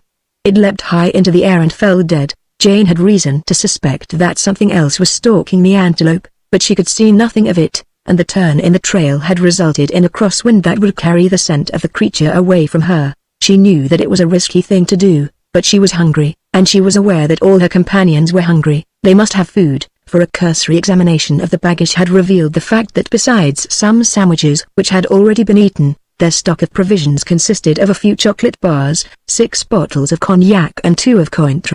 Trusting to luck and pinning her faith in her speed, Jane dropped lightly to the trail and ran quickly to the fallen animal. She worked rapidly, as Tarzan had taught her to work. Slitting its throat to let it bleed, she quickly eviscerated it to reduce the weight, and as she worked, she heard again those stealthy sounds in the underbrush not far distant along the back trail. Her work completed, she closed the knife and slipped it into her pocket, then she raised the carcass of the little antelope to her shoulder. As she did so, an angry growl shattered the silence of the jungle, and Sheeta, the leopard, stepped into the trail 20 paces from her. Instantly Jane saw that it would be impossible to escape with her kill, and resentment flared high in her bosom at the thought of relinquishing her prey to the savage cat. She felt reasonably sure that she could save herself by taking to the trees and leaving the carcass of the antelope dish-eater, but a sudden anger against the injustice of this contretemps impelled her to stand her ground and caused her to do a very foolish thing. Dropping the antelope, she strung her bow and pulling it back to the full limit of her strength she drove an arrow straight at the breast of Sheeta. As it struck, the beast voiced a horrifying scream of pain and rage, then it charged. To those in the camp, the cry sounded almost human. Sapristi! What was that? Cried Alexis. Mon Dieu, it was a woman's scream! Exclaimed Annette. Lady Greystoke! Said Brown, horrified. Oh, Alexis, Alexis! Enette! Cried the princess. My smelling salts, quick, I am going to faint. Brown seized the puny hand axe and started in the direction of the sound. Oh, where are you going? Cried Kitty. Don't leave me, don't leave me. Shut up, you old fool, snapped Brown. Lady Greystoke must be in trouble. I am going to find out. Tibbs pulled his empty pistol from his pocket. I'll go with you, Mr. Brown, he said. We can't let anything happen to my lady. Chapter 10 Abduction. When Denny refused to lead him to the village of the Kavaroo, Tarzan was neither surprised nor disappointed. He knew men and especially savage men and the numerous taboos that govern their individual and tribal lives. He would have preferred to have gone to the chief of the Kavaroo with one of his own people whom Tarzan had befriended, but if this were impossible, he was at least no worse off than he had been before he had met Denny. And he was confident that no matter how brutal or savage the man might be, he was probably not without a spark of gratitude for the service Tarzan had rendered him. If I came as a friend, said Tarzan, surely there could be no harm in that. The Kavaroo have no friends, replied Denny. You must not come. The ape-man shrugged. Then I shall come as an enemy. You will be killed. You saved my life. I do not wish you to be killed, but I could not prevent it. It is the law of the Kavaroo. Then you kill the girls that you steal? Demanded the ape-man. Who says that the Kavaroo steal girls? It is well known among all people. Why do you do it? Have you not enough women of your own? There are no Kavaroo women, replied Denny. The rains have come and gone as many times as there are fingers and toes upon 4 men since there was a Kavaroo woman since the last one gave her life that the men of the Kavaroo might live. 80 years since there have been women among you? Demanded the ape-man. That is impossible, Denny, for you are still a young man, and you must have had a mother, but perhaps she was not a Kavaroo? My mother was a Kavaroo, but she died long before the last woman. But I have told you too much already, stranger. The ways of the Kavaroo are not as the ways of lesser people, and they are not for the ears of lesser people. To speak of them is taboo. Go your way now, and I will go mine. Convinced that he could get no more information from Denny, Tarzan took to the trees, and a moment later was lost to the sight of the Kavaroo. Purposely he had gone toward the west so that Denny would be deceived into thinking that he was not on the right trail toward the Kavaroo country. However, he did not go far in that direction, but quickly doubled back toward the spot where he had left the white savage, for he was determined that if Denny would not lead him willingly to his village, he should do so unknowingly. When Tarzan had returned to the spot where he killed the lion, the Kavaroo was no longer there, and assuming that he had gone toward the north, his pursuer set off in that direction. After pursuing a northerly course for a short time, Tarzan realized that there were no indications that his quarry had come this way. Quickly he started a great circle in order to pick up the scent spoor. For an hour he ranged through forest and open glade before, at last, the wind carried to his nostrils the scent spoor of Denny, and when at last he came upon the object of his search Tarzan was perplexed, for the Kavaroo was moving due south. Tarzan reasoned that Denny might be doing this to throw him off the trail, or perchance he had misinformed him as to the location of the Kavaroo village, but he was sure now that if he clung tenaciously to the trail, Denny would eventually lead him to his goal, back over the long trail he had come since he had escaped from the village of Udalo. The chief, Tarzan dogged the footsteps of his quarry, yet never once was Denny aware that he was being followed, though oftentimes he was plainly visible to the ape-man. Tarzan found it interesting to study this strange creature whose very existence was tinged with mystery. He noted the weapons and the ornaments of Denny and saw that they differed from any that he had ever seen before. He was particularly interested in the slender fiber rope that was wrapped many times around the Kavaroo's waist, for of all the savages in the jungle, as far as Tarzan knew, he alone used a rope as a weapon. He wondered just how Denny would use it. Late one afternoon, when Tarzan knew they must be approaching the village of Abucana, he was surprised to see Denny take to the trees, through which he moved with considerable agility and speed, though in no respect to compare with those of the Lord of the Jungle. He moved with the utmost wariness, stopping often to listen intently. Presently he uncoiled the rope from about his waist, and Tarzan saw there was a running noose in one end of it, Now Tarzan heard voices ahead of them. They came faintly as from a great distance. It was evident that the cavalry heard them, too, for he slightly changed his direction to bear more in that from which the voices came. Tarzan was keenly interested. The attitude of the man in front of him was that of the keen hunter, stalking his prey. He felt that one mystery was about to be cleared up. In a short time, the cavalry came to the edge of a clearing and halted. Below him, working in the small fields, were a number of women. Denny looked them over. Presently he espied a girl of about 15 and made his way to another tree nearer her. Tarzan followed, watching intently every move of the cavalry. He heard him voice a strange call, so low that it must barely have reached the ears of the girl. For a moment she paid no attention to it, and then presently she turned and looked with dull, uncomprehending eyes toward the jungle. The sharpened stick with which she had been cultivating the maize dropped from her limp hand. Denny continued to voice that weird, insistent call. The girl took a few steps in the direction of the jungle, then she paused, and Tarzan could almost sense the struggle that was going on within her breast to overcome the mysterious urge that was drawing her away from the other women. But Denny's voice was insistent and compelling, and at last she again moved listlessly toward him. She moved as one in a trance, with staring eyes fixed on Denny. Now the cavalry retreated slowly deeper into the forest, calling, always calling to the helpless girl that followed. Tarzan watched, nor did he make any effort to interfere. To him, the life of the black girl was no more than the life of an antelope or that of any other beast of the jungle. To Tarzan, all were beasts, including himself, and none with any rights greater than another, except that which he might win by strength or cunning or ferocity. Much more important than the life of the black girl was the possibility of fathoming the mystery that had always surrounded the disappearance of girls supposed to have been taken by the cavalry. Denny lured the girl deeper into the forest, halting at last upon a broad limb. Slowly the girl approached. It was evident that she was not the master of her own will. The weird, monotonous droning chant of the cavalry seemed to have numbed all her faculties. At last, she came directly beneath the tree and the branch where Denny crouched. Then the man dropped his noose about her. She made no outcry, no protest, as he tightened it and drew her slowly up toward him, nor ever once did the chant cease. Removing the rope from about her, he threw her limp body across one of his broad shoulders and turning, started back in the direction from which he had come. Tarzan had watched the abduction of the girl with keen interest, for it explained the seeming mystery of the disappearance of so many other young girls during past times. He could readily understand the effect that these mysterious disappearances would have upon the superstitious minds of the natives, yet it was all very simple except the strange, hypnotic power of the cavalry. That was not at all clear to him. He wondered how the natives had come to connect these disappearances with the cavalry, and the only reasonable explanation seemed to be that in times past some exceptionally tenacious relatives had prosecuted their search until they had come by accident upon the abductor and his prey and so learned the identity of the former without ascertaining the method he had used to achieve his ends. Feeling no responsibility in the matter, Tarzan was not moved by any impulse to rescue the girl. His only concern now being to follow Denny back to the village of the cavalry, where he was confident he would find Muviro's daughter, Buera, if she still lived. Denny kept to the trees for hours, until he must have been reasonably certain that he had passed beyond the point where possible pursuers would be likely to search, since they had no trail to follow. Then he came to the ground, but he still carried the girl, who lay across his shoulder as one dead. On and on he plodded, apparently tireless, and in the trees just behind him followed Tarzan of the apes. It was very late in the afternoon when the cavalry halted.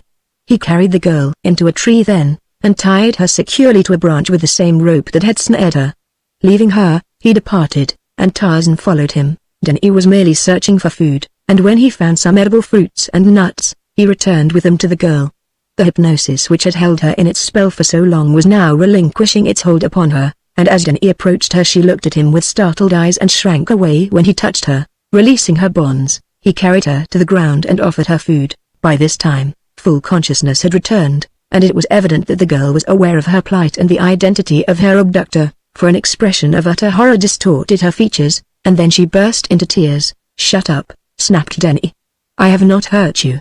If you give me no trouble, I shall not hurt you." "You are a Kavaru," she gasped in horror-laden tones. "Take me back to my father. You promised him that you would not harm any member of his family." Denny looked at the girl in surprise. "I promised your father?" he demanded. "I never saw your father. I have never spoken to one of your men." "You did. You promised him when he liberated you from the hut in which Udullo had you bound. Udullo would have killed you. My father, Kipingu, the witch doctor, saved you." because of that you made the promise." This recital made no impression upon Denny, but it did upon the grim and silent watcher in the trees above. So this was the daughter of Giping-u. Apparently Fate was a capricious wench with a strange sense of humor. Knowledge of the identity of the girl gave a new complexion to the affair. Tarzan felt that by accepting his freedom at the hands of Giping-u he had given the witch doctor passive assurance that his daughters would be safe from the Kavaru. It was a moral obligation that the Lord of the Jungle could not ignore, but if he took the girl from Denny and returned her to her people, he would be unable to follow the Kavaru to his village. However, with a shrug he accepted the responsibility that honor seemed to lay upon him. Now he devoted himself to a consideration of ways and means. He could, of course, go down and take the girl by force, for it never occurred to him that any creature, least of all man, might be able to prevent him from having his way, but this plan he scarcely considered before discarding it. He did not wish Denny to know that it was he who took the girl from him, since he realized the possibility of Denny being useful to him in the event that he reached the village of the Kavaru, for after all he had saved the man's life, and that was something that only the lowest of beasts might forget. He waited therefore to see what disposal Denny would make of the girl for the night, for he had it in mind now to take her by stealth, and if that failed, the likelihood of Denny recognizing him would be greatly lessened after dark, and so he waited, patient as any other beast of prey that watches for the propitious moment to attack. Seeing that she would be unable to move the Kavaru by her pleas, the girl had lapsed into silence. Her brooding eyes glowered sullenly at her captor. Fear and hate were reflected in them. Darkness was approaching rapidly when the Kavaru seized the girl and threw her roughly to the ground. She fought like a young lioness, but Denny was powerful and soon overcame her. Then he deftly bound her hands behind her back and trussed her legs so tightly that she could scarcely move them. Terrified, she lay trembling. "Now," he said, when he had finished, "you cannot run away. Denny can sleep, you had better sleep, we have a long march tomorrow, and Denny will not carry you." The girl made no reply. The man threw himself upon the ground near her. A silent figure moved stealthily closer in the trees above them. It was very dark and very quiet.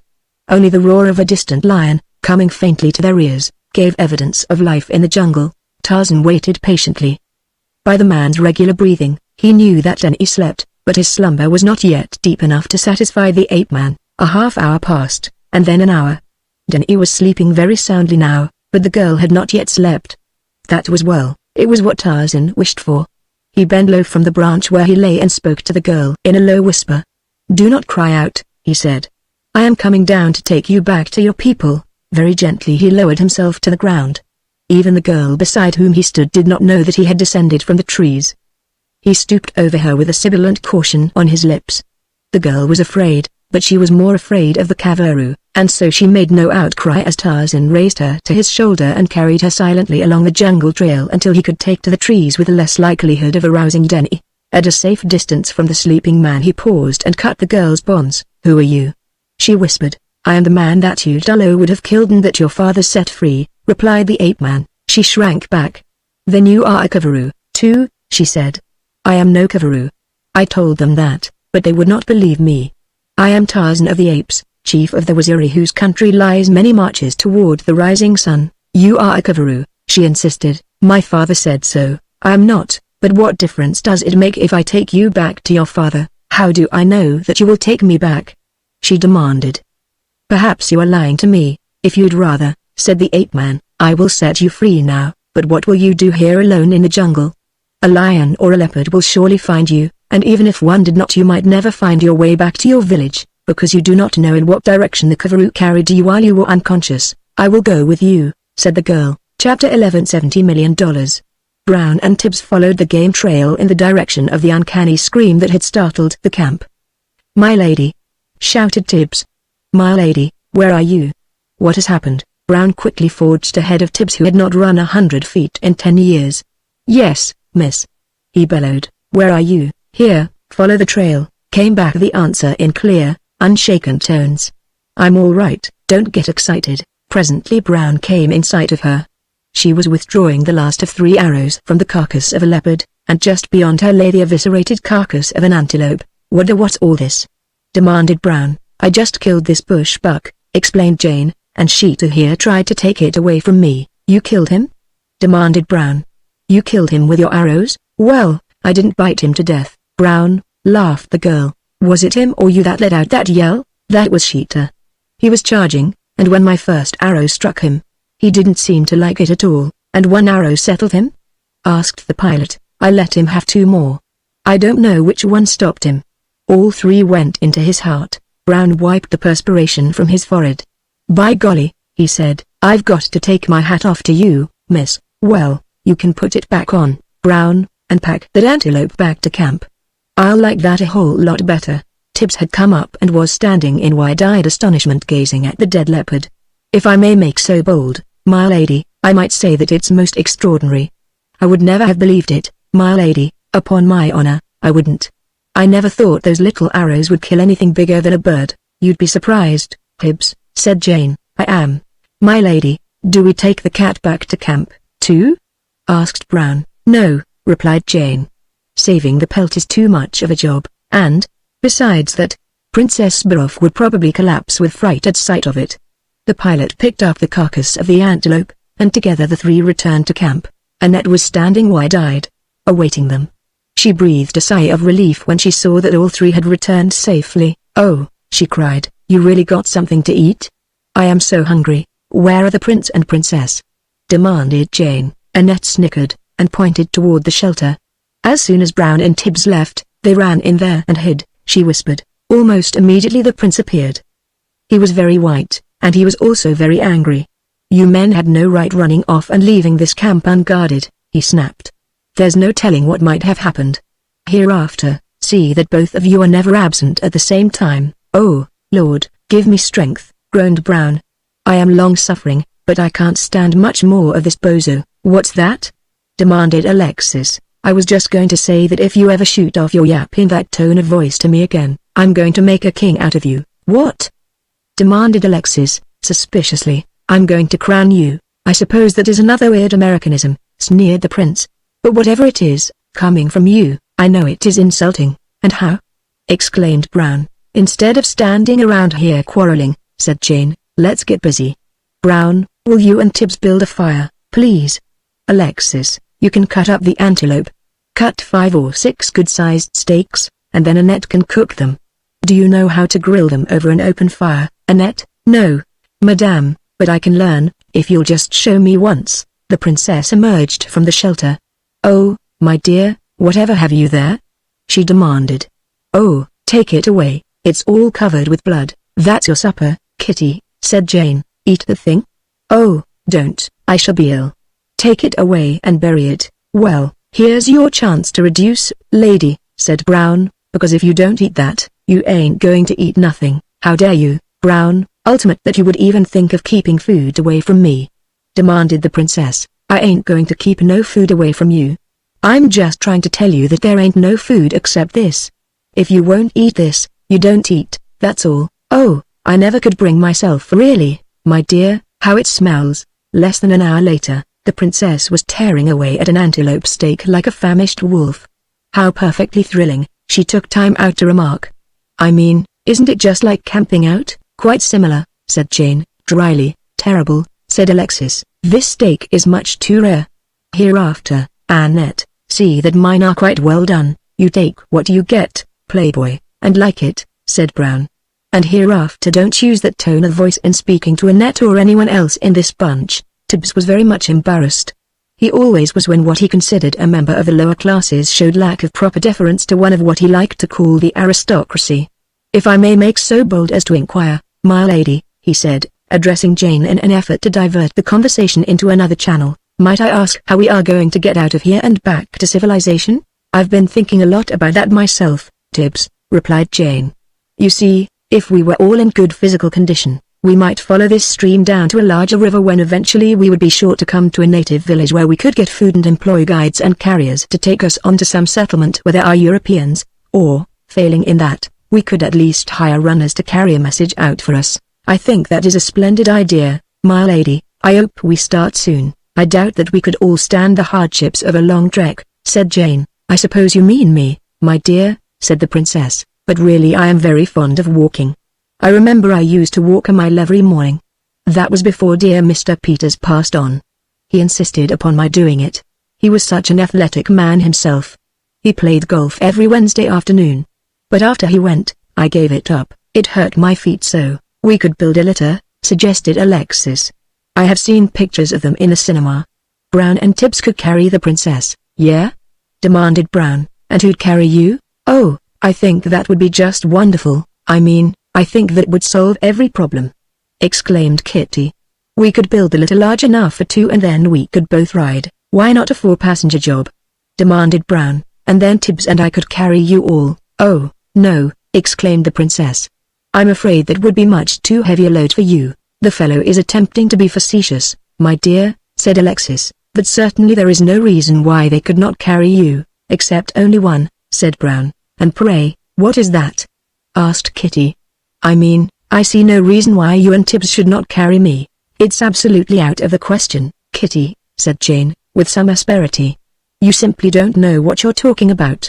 2 men could not carry anyone through this jungle, and no matter what you may think, you wouldn't last an hour if you tried to walk. Oh, but my dear Jane, what am I going to do? Stay here forever? 1 or 2 of us will have to go out and look for help, the others will remain here in camp. That is the only way. Who's going? Asked Brown. Me and Tibbs. Jane shook her head. I'm afraid Tibbs couldn't make the grade, she said. He's never had any experience in anything of this sort, and anyway he'd be very much more useful in camp. I thought you and I should go. We know something about Africa, and how to take care of ourselves in the jungle. I don't know about that, said Brown. I don't see how both of us can go and leave these people. They are the most helpless bunch of yaps I've ever seen. The Sproffs showed their resentment of Brown's blunt appraisal, but they said nothing. Tibbs appeared shocked, but Annette turned away to hide a smile. I'll tell you what we'll do, continued the pilot. You stay here and take care of these people and run the camp. I'll go out and look for help. I wouldn't trust him, Jane, said Alexis. If he once got away, he'd never come back. He'd leave us here to die. Nonsense, snapped Jane. Brown is perfectly right in saying that both of us should not leave you. None of you is experienced. You couldn't find food. You couldn't protect yourselves. No, one of us will have to stay, and as I can travel faster through the jungle than any of you, I shall go out and look for help. There were several protesting voices raised against this program. Alexis sat regarding the girl through half-closed lids. He seemed to be appraising her. The expression in his eyes was not pleasant. Presently he spoke. You shouldn't go alone, Jane, he said. You're right in saying that I couldn't be of much help around the camp. I'll go with you. You should have someone to protect you. Brown laughed, a very rude and annoying laugh. The princess looked shocked and startled. Why, Alexis, she cried, I am surprised that you would even suggest such an impossible thing. Think of Jane's reputation. It was now Jane's turn to laugh. My dear Kitty, she cried, don't be ridiculous. Of course, I don't intend to let Alexis go with me, but not for the reason that you suggest. When one's life is at stake, one may ride roughshod over conventions. Naturally, agreed the prince. Well, said the princess, definitely, Alexis may go, but if he goes, I go with him. That's right, said Alexis, you got us into this mess, and now you're trying to put obstacles in the way of our getting ourselves out of it. If it were not for you, we could all leave together, and as for that, if it hadn't been for you and your American pilot, we wouldn't be in this fix now. Oh, Alexis, sobbed the princess, how can you be so cruel to me? You don't love me anymore. He shot a contemptuous glance at her, and turned and walked away. There was an uncomfortable silence that was finally broken by Jane. I shall leave in the morning, she said, very early. Do you think, Brown, that you could provide food for these people while I'm away? I reckon I can if they're light eaters and ain't particular what they eat, he replied, with a grin. Do you know which plants and fruits are edible and which are unsafe? She asked. I know enough of the safe ones to get by on, he said, and I'll leave the others alone. That's right, be very careful about what you eat and drink. Brown grinned. We won't have much to be careful about. In the growing coolness of the jungle night, the warmth of the beast fire was pleasant, and most of the party remained around it, only Alexis, moody and sullen, holding aloof. He stood in the opening of the men's shelter, glowering at the figures illuminated by the fire. His dark eyes rested upon his wife, who sat with her back toward him, and his expression at this time that he was free from observation was marked with loathing. The thoughts that were passing through his petty brain were not lovely thoughts. In the outer rim of the light from the fire, he looked what he was, a small, cheap grafter who had suddenly become sinister and dangerous, and then his eyes moved on to Jane and his expression changed. He licked his full, weak-lips that were flabby and repulsive, his gaze wandered again to his wife.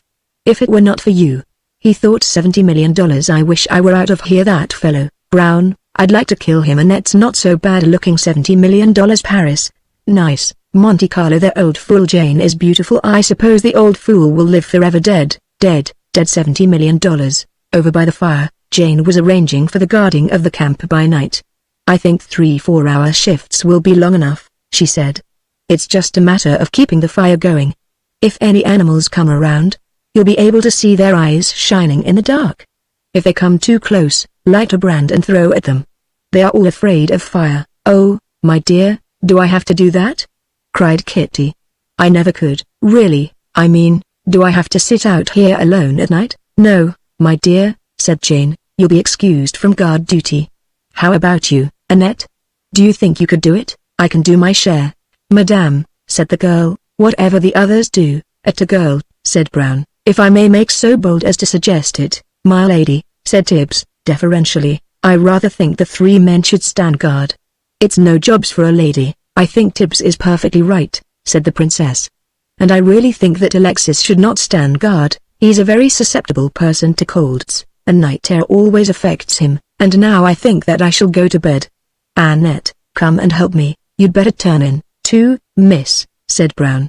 If you're going to start out early in the morning, you'll need all the sleep you can get. Jane rose. Perhaps you're right, she said. Good night. When she had gone, Brownie glanced at his watch. It's 9 o'clock now, Tibbs. Suppose you stand guard until midnight, then wake me, and I'll take it until 3.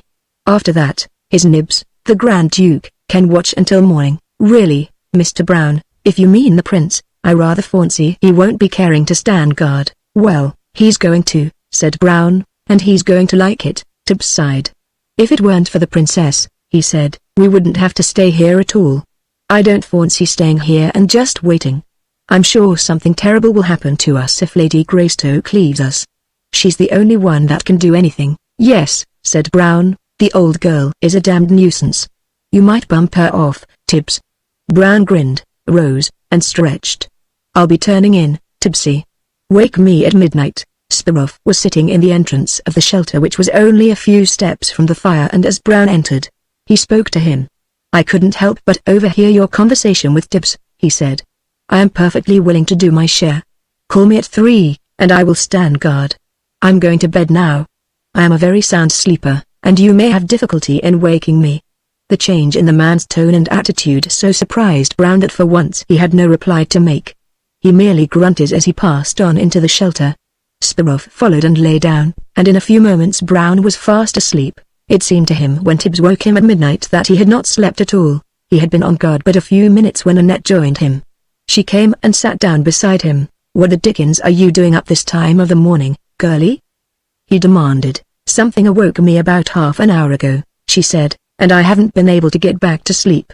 I don't know what it could have been, but I woke with a start, and I had a feeling that there was someone crawling around inside the hut. You know, it's really very dark in there after the curtain is hung up in front of the door. Chapter 12 Murder in the Night. Maybe it was Lady Greystoke you heard moving around in the hut, suggested Brown. No, said Annette, I could hear her breathing. She was sound asleep. Then it must have been the old girl. It was not she, either. After I woke up, I heard her sort of groaning in her sleep and snoring. I guess it was, but she stopped right away. Then I guess you must have been dreaming, girlie, said Brown. Perhaps I was, said the girl, but some unusual sound must have awakened me, for I sleep very soundly, and I was sure that I heard someone afterward. Perhaps you had better go back and go to sleep again now, he suggested. Really, Mr. Brown, I couldn't.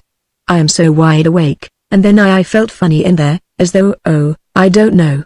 She lowered her voice to a whisper. It was as though there was something terrible in there, something that frightened me. You don't mind my staying out here with you, do you, Mr. Brown? I'll say I don't, girlie.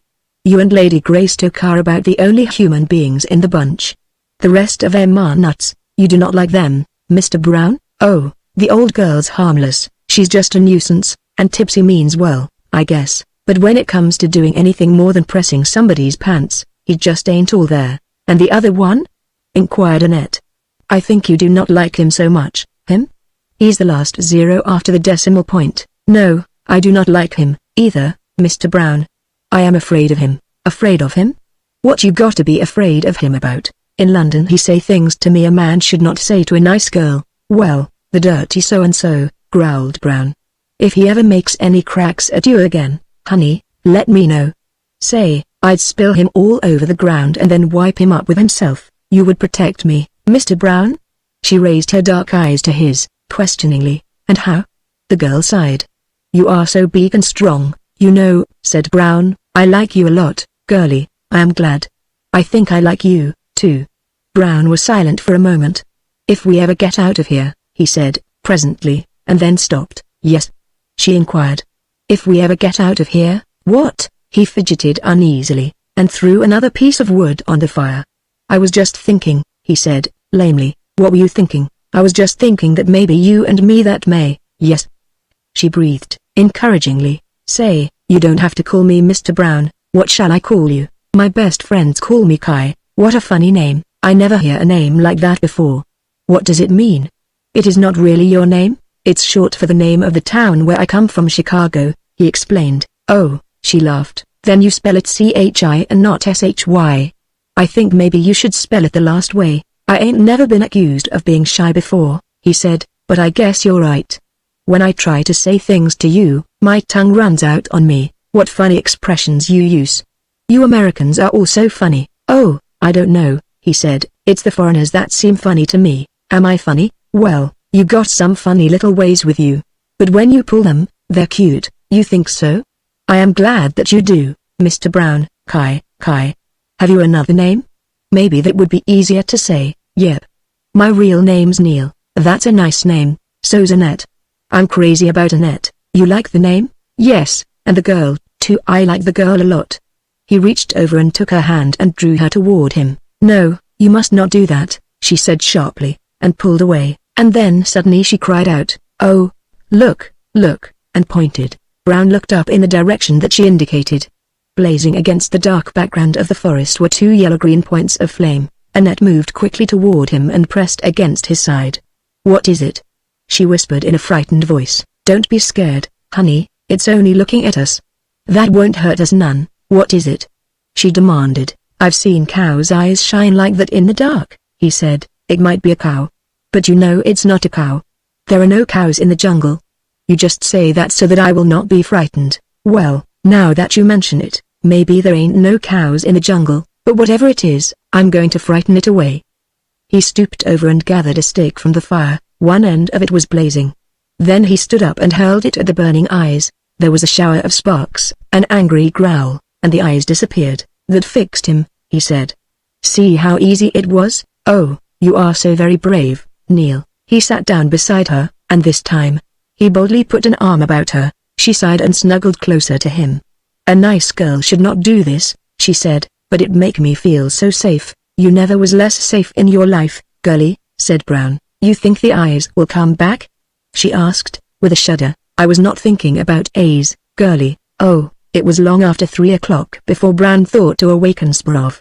When the prince came into the firelight, he was nervous and ill at ease. Did you see or hear anything during the night? He asked. Something came up and looked at us, said Brown, but I threw some fire at it, and it beat it. Everything all right in camp? He asked. Sure, said Brown, everything's okay. I slept so soundly that anything might have happened, said the prince. I never knew a thing from the time I lay down until you awakened me. Well, I guess I'll go tear off a few yards myself, said the pilot, and you better go back in and try to get some sleep, girlie. They walked together the few paces to the shelter. She shuddered a little. I hate to go back in there, she said. I do not understand why, but I just dread it. Don't be silly, he said. There ain't nothing going to hurt you.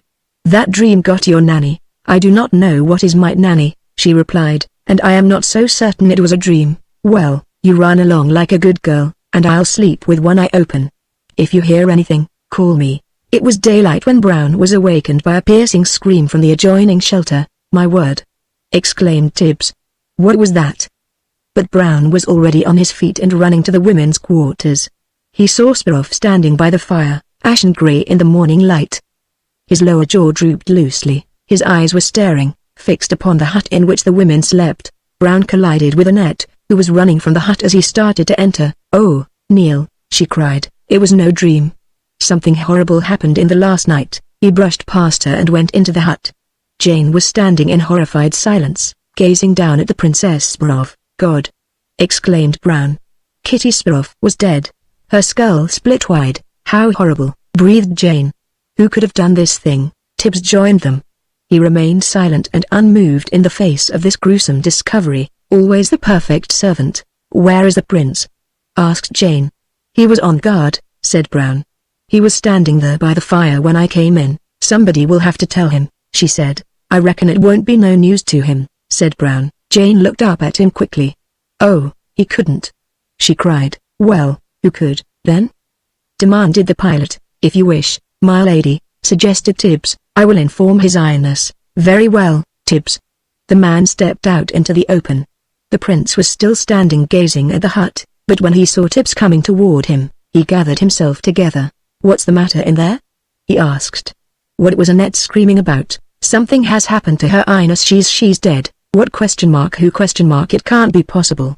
She was quite all right when she went to bed last night." "She has been murdered, Your Highness," said Tibbs. "Oh, so horribly, murdered." He still stood where he was, making no move to approach the hut.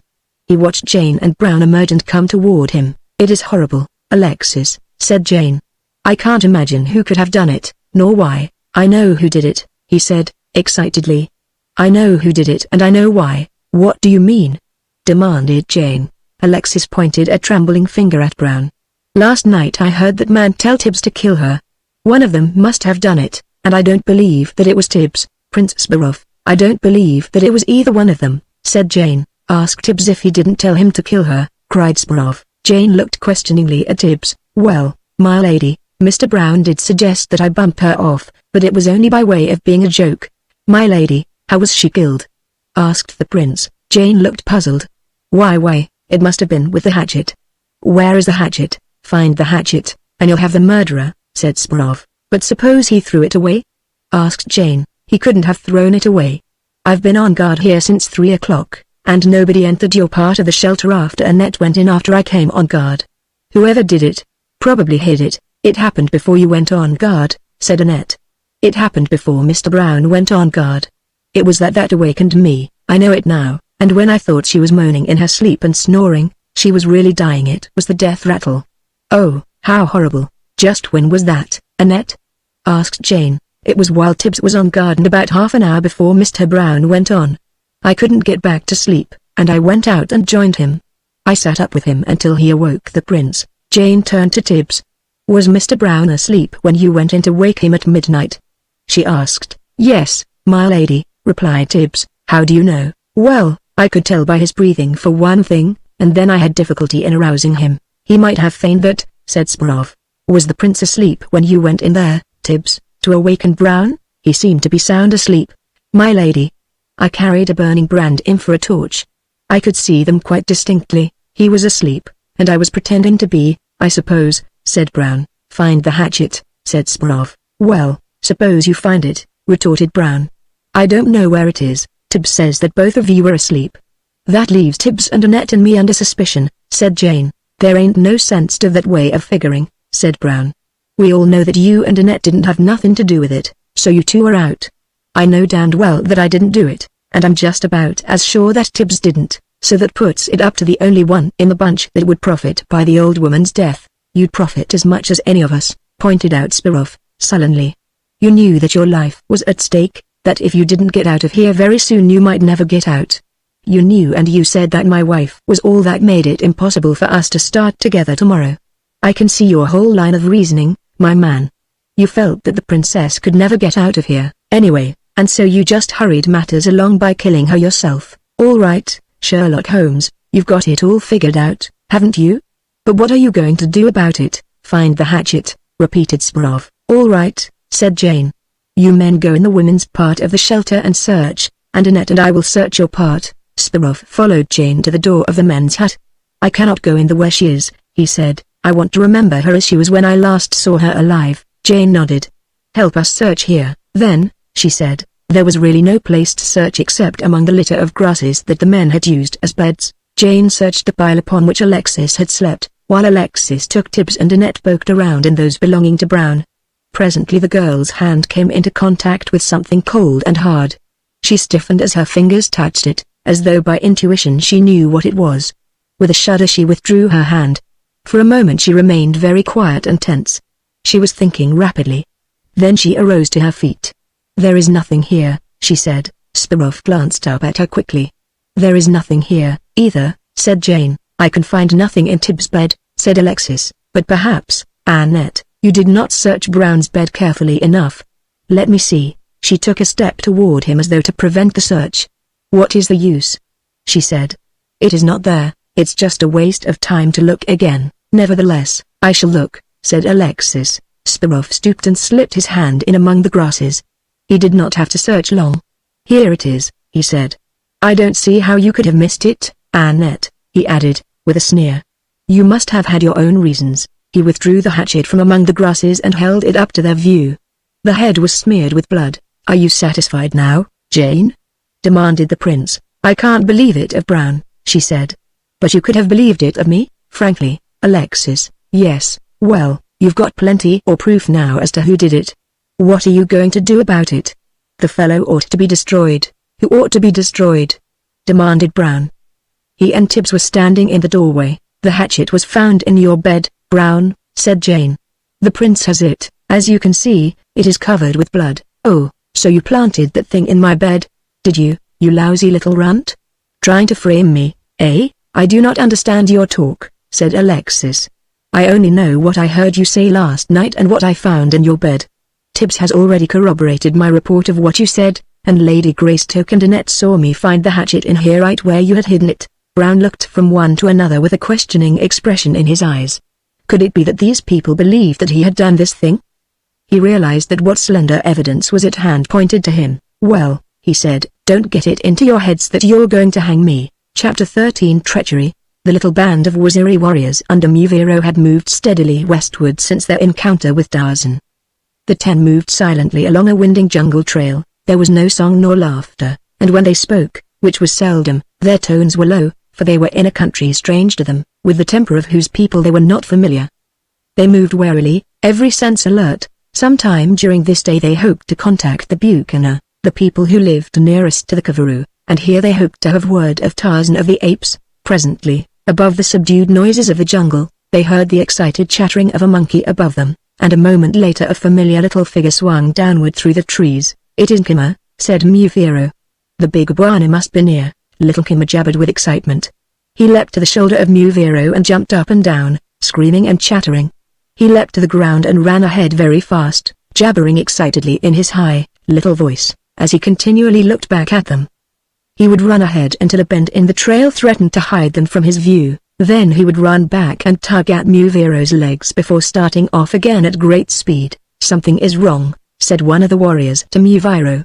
"Little Kima is trying to tell us. He wants us to hurry," said Muviro. "Perhaps something has happened to the big iguana." Then he broke into a trot, his fellows following close behind, but still Kima ran ahead, always urging them to greater speed. Members of a warrior clan that is trained from childhood in feats of endurance, the Waziri could maintain for hour after hour a pace that would soon exhaust an ordinary man. Then smooth, ebony bodies glistening with sweat, their broad chests rising and falling to their unhurried breathing, their supple muscles rolling easily, they presented a splendid picture of primitive savagery, to which a note of barbaric color was added by anklets and armlets of strange design, their weapons, their shields, and the flowing white plumes that surmounted their heads. Here, indeed, were men, the very sight of whom would have instilled respect, and perhaps fear, in the hearts of any strange tribesman who might see them. And thus it was, when breaking from the jungle into a clearing, little Kima still in the lead, they burst upon the view of a score of women working in the fields before the village of Udalo, chief of the Buchanan. With terrified cries of warning, the women fled for the village gate. Buchanan warriors inside the kraal seized their weapons and ran to meet their women, and as the rearmost of the latter entered the village, their warriors made haste to close the gate behind them, and as some attended the gate, others manned the barbette inside the palisade over the top of which they could loose their arrows upon an enemy. At the sight of the village and the fleeing women, Muvero had halted his warriors. He saw the hostile attitude of the Buchanan, but he attributed it to the fact that they did not know whether he came in peace or war. Kima was very much excited. He waved his hands and jabbered loudly. He was trying so hard to make them understand that his master was a captive in the village. It was always a mystery to Nkima that these Gomangani could not understand him. It seemed that no one could understand him except his cousins, brothers, and sisters, and his beloved Tarzan. Everyone else must be very stupid. Muvira left his companions at a short distance from the village and advanced slowly toward the palisade, making the sign of peace that the villagers might know that they did not come with hostile intent. Udalo, the chief, standing upon the barbet, looked down upon the approaching warrior and his companions. He knew that these were indeed fighting men, and while there were only 10 of them he was glad to see the peace sign, for there might be many others back in the forest and this only an advance guard. As Muviro halted at the foot of the palisade and looked up, Udalo addressed him. "Who are you? What do you want?" He demanded. "I am Muviro, chief of the Waziri. We have come here to meet our big chief, Tarzan of the Apes, or to get word of him." "Has he been here?" Giping-u, the witch doctor, was standing beside Udalo. Searing his heart was the memory of a secret he dared tell no one, the secret of the release of Tarzan upon his promise that the Kavaru would not steal the daughters of Giping-u, and yet almost immediately Naka, his favorite daughter, had been stolen. Giping-u was confident now that not only was Tarzan a Kavaru, but that it was he who had come back to steal Naka. Resentment and hatred burned in the breast of Giping-u. He recalled that Tarzan had said that he was a Waziri, and, assembling all the facts as he knew them, he conjectured that the Waziri were either the vassals or the allies of the Kavaru. "Do not trust them, Udalo," he said to the chief. "They are the people of the Kavaru who escaped us. He has sent them back here to be revenged." Scowling down upon Muviro, Udalo thought quickly. He would like to be revenged upon the Kavaru, but he feared reprisals, and, too, he did not know but what there might be a large body of them back in the forest. The truth or falsity of this he must ascertain before he could make any definite plans. Annoyed because he had received no answer, Muviro spoke again, this time impatiently. "We come in peace," he said, "to ask a question. Is Tarzan, our master, here?" "There," whispered Giping-u to Udalo. "He admits that the Kavaru is his master." "He is not here," said Udalo. "We know nothing of him, and I do not know that you come in peace." "You are not speaking true words," said Muviro. "Little Kima, the monkey, is Tarzan's friend. He brought us here, and he would not have done so had Tarzan not been here." "I did not say that Tarzan had not been here," retorted Udalo. "I say that he is not here, and that I know nothing of him. I do not know where he went after he left here." "If we do not fear 10 men," said Udalo, "the 10 may enter the village, then we may talk. If you come in peace, you will do this. If you do not do it, Udalo will know that you have come to make war. As you can see, he has many warriors. We are not afraid of you, but we do not want war. We have come in peace," replied Muviro. "But warriors do not lay aside their weapons. If you have so many brave warriors, why should you fear 10 men?" "We do not fear 10 men," said Udalo. "The 10 may enter and bring their weapons, but the rest of your warriors must not approach the village." "There are no others with us," said Muviro. "We are alone." This was the information that Udalo wished. "You may come in," he said. "I will order the gates opened." Then he turned and whispered to Giping-u. Muviro signaled for his men to approach. The gates swung open, and they entered the village of Abukana. Udalo and Giping-u had left the barbet and gone together toward the chief's hut. They were whispering volubly with many gesticulations, Giping-u explaining, Udalo assenting and giving orders. At the chief's hut they separated, Udalo remaining to await the coming of the visitors, while Giping-u hastened to his own hut.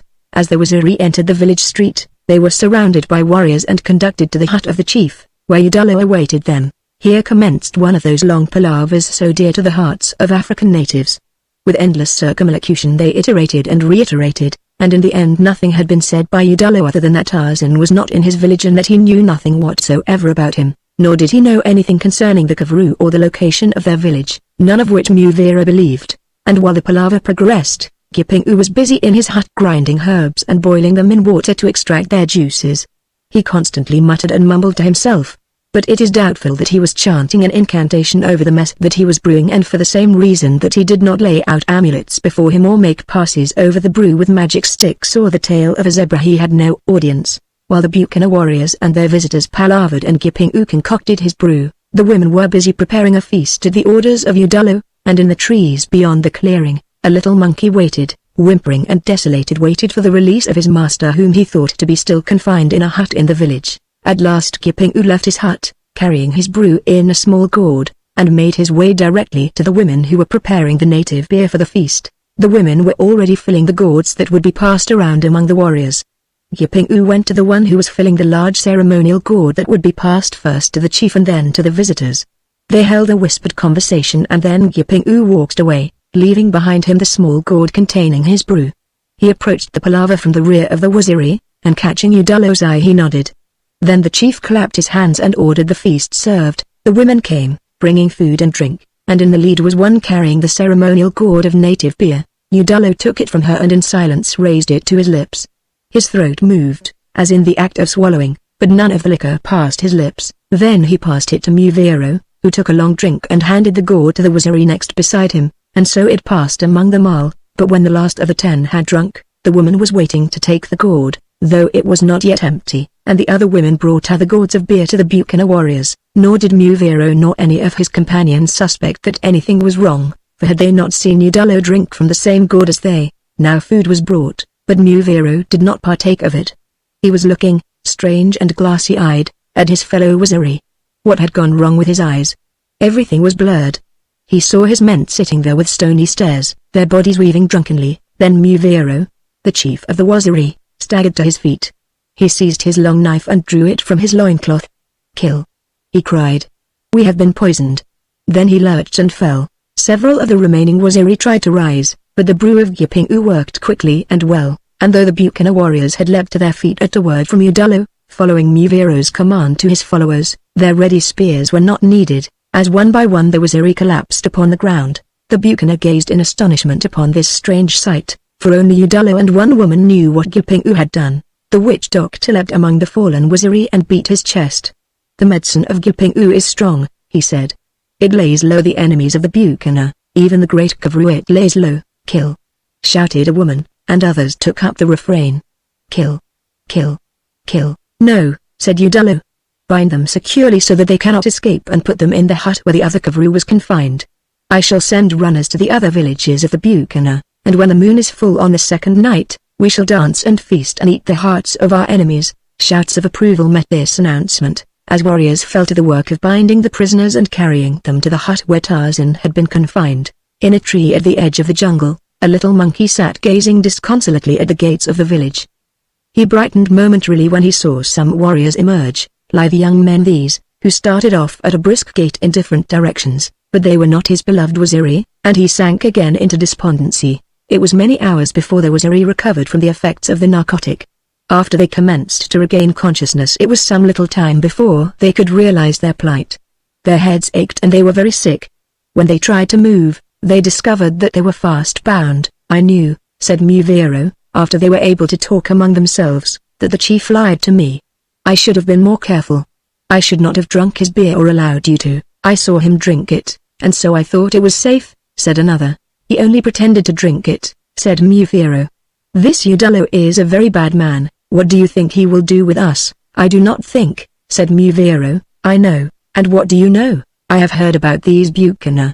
I have heard that while they are not cannibals, they do eat the hearts of their enemies, thinking that this will make them brave, for they are great cowards." "They will eat our hearts?" "Yes." "When?" "That we may not know until we are led out, but if we see that they are preparing for a great feast, we shall know that our end is near, and we must lie here and be slaughtered like goats. If one of us can loosen his bonds, we may die as waziri should fighting," replied Muvero. "If only the big Bwana could know," said a young man, "he would save us." "I think perhaps that the big Bwana is already dead," said Muvero.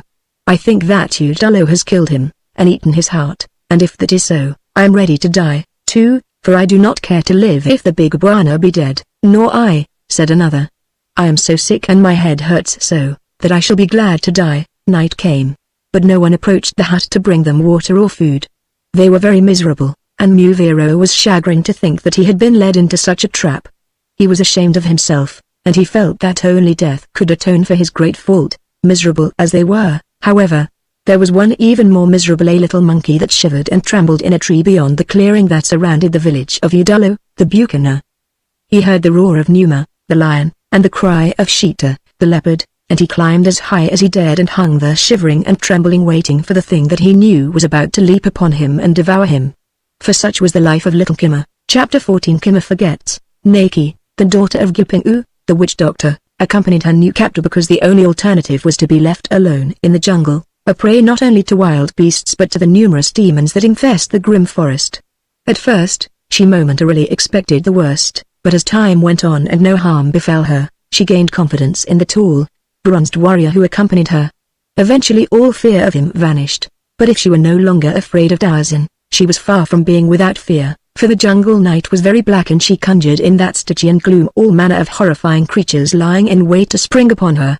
She could not understand how he traveled so surely through the darkness, and she marveled at his great courage. She knew that few men are so brave, and therefore it occurred to her that he must be a demon. Here, indeed, was an adventure, one that she, Naka, could boast about as long as she lived, for had she not traveled at night through the jungle with a demon? She should have liked to ask him point blank, but of course there was always the danger of offending a demon.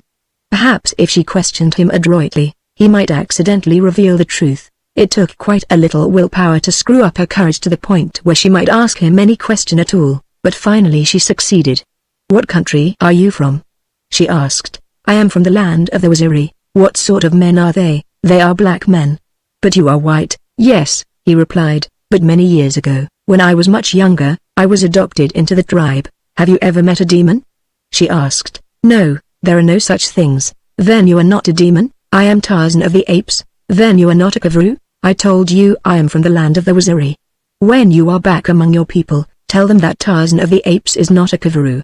Tell them also that he rescued you from the Kavru, and that they must always be friends with Tarzan and the Waziri." "I will tell them," said Naka, and, after a moment, "I am very tired. We will stop here the rest of the night," said the ape man. Picking her up, he carried her high among the trees until she was very much afraid, and when he set her down upon a branch she clung frantically to the bole of the tree. Here the moon was filtering through the foliage, and it was much less dark than on the ground.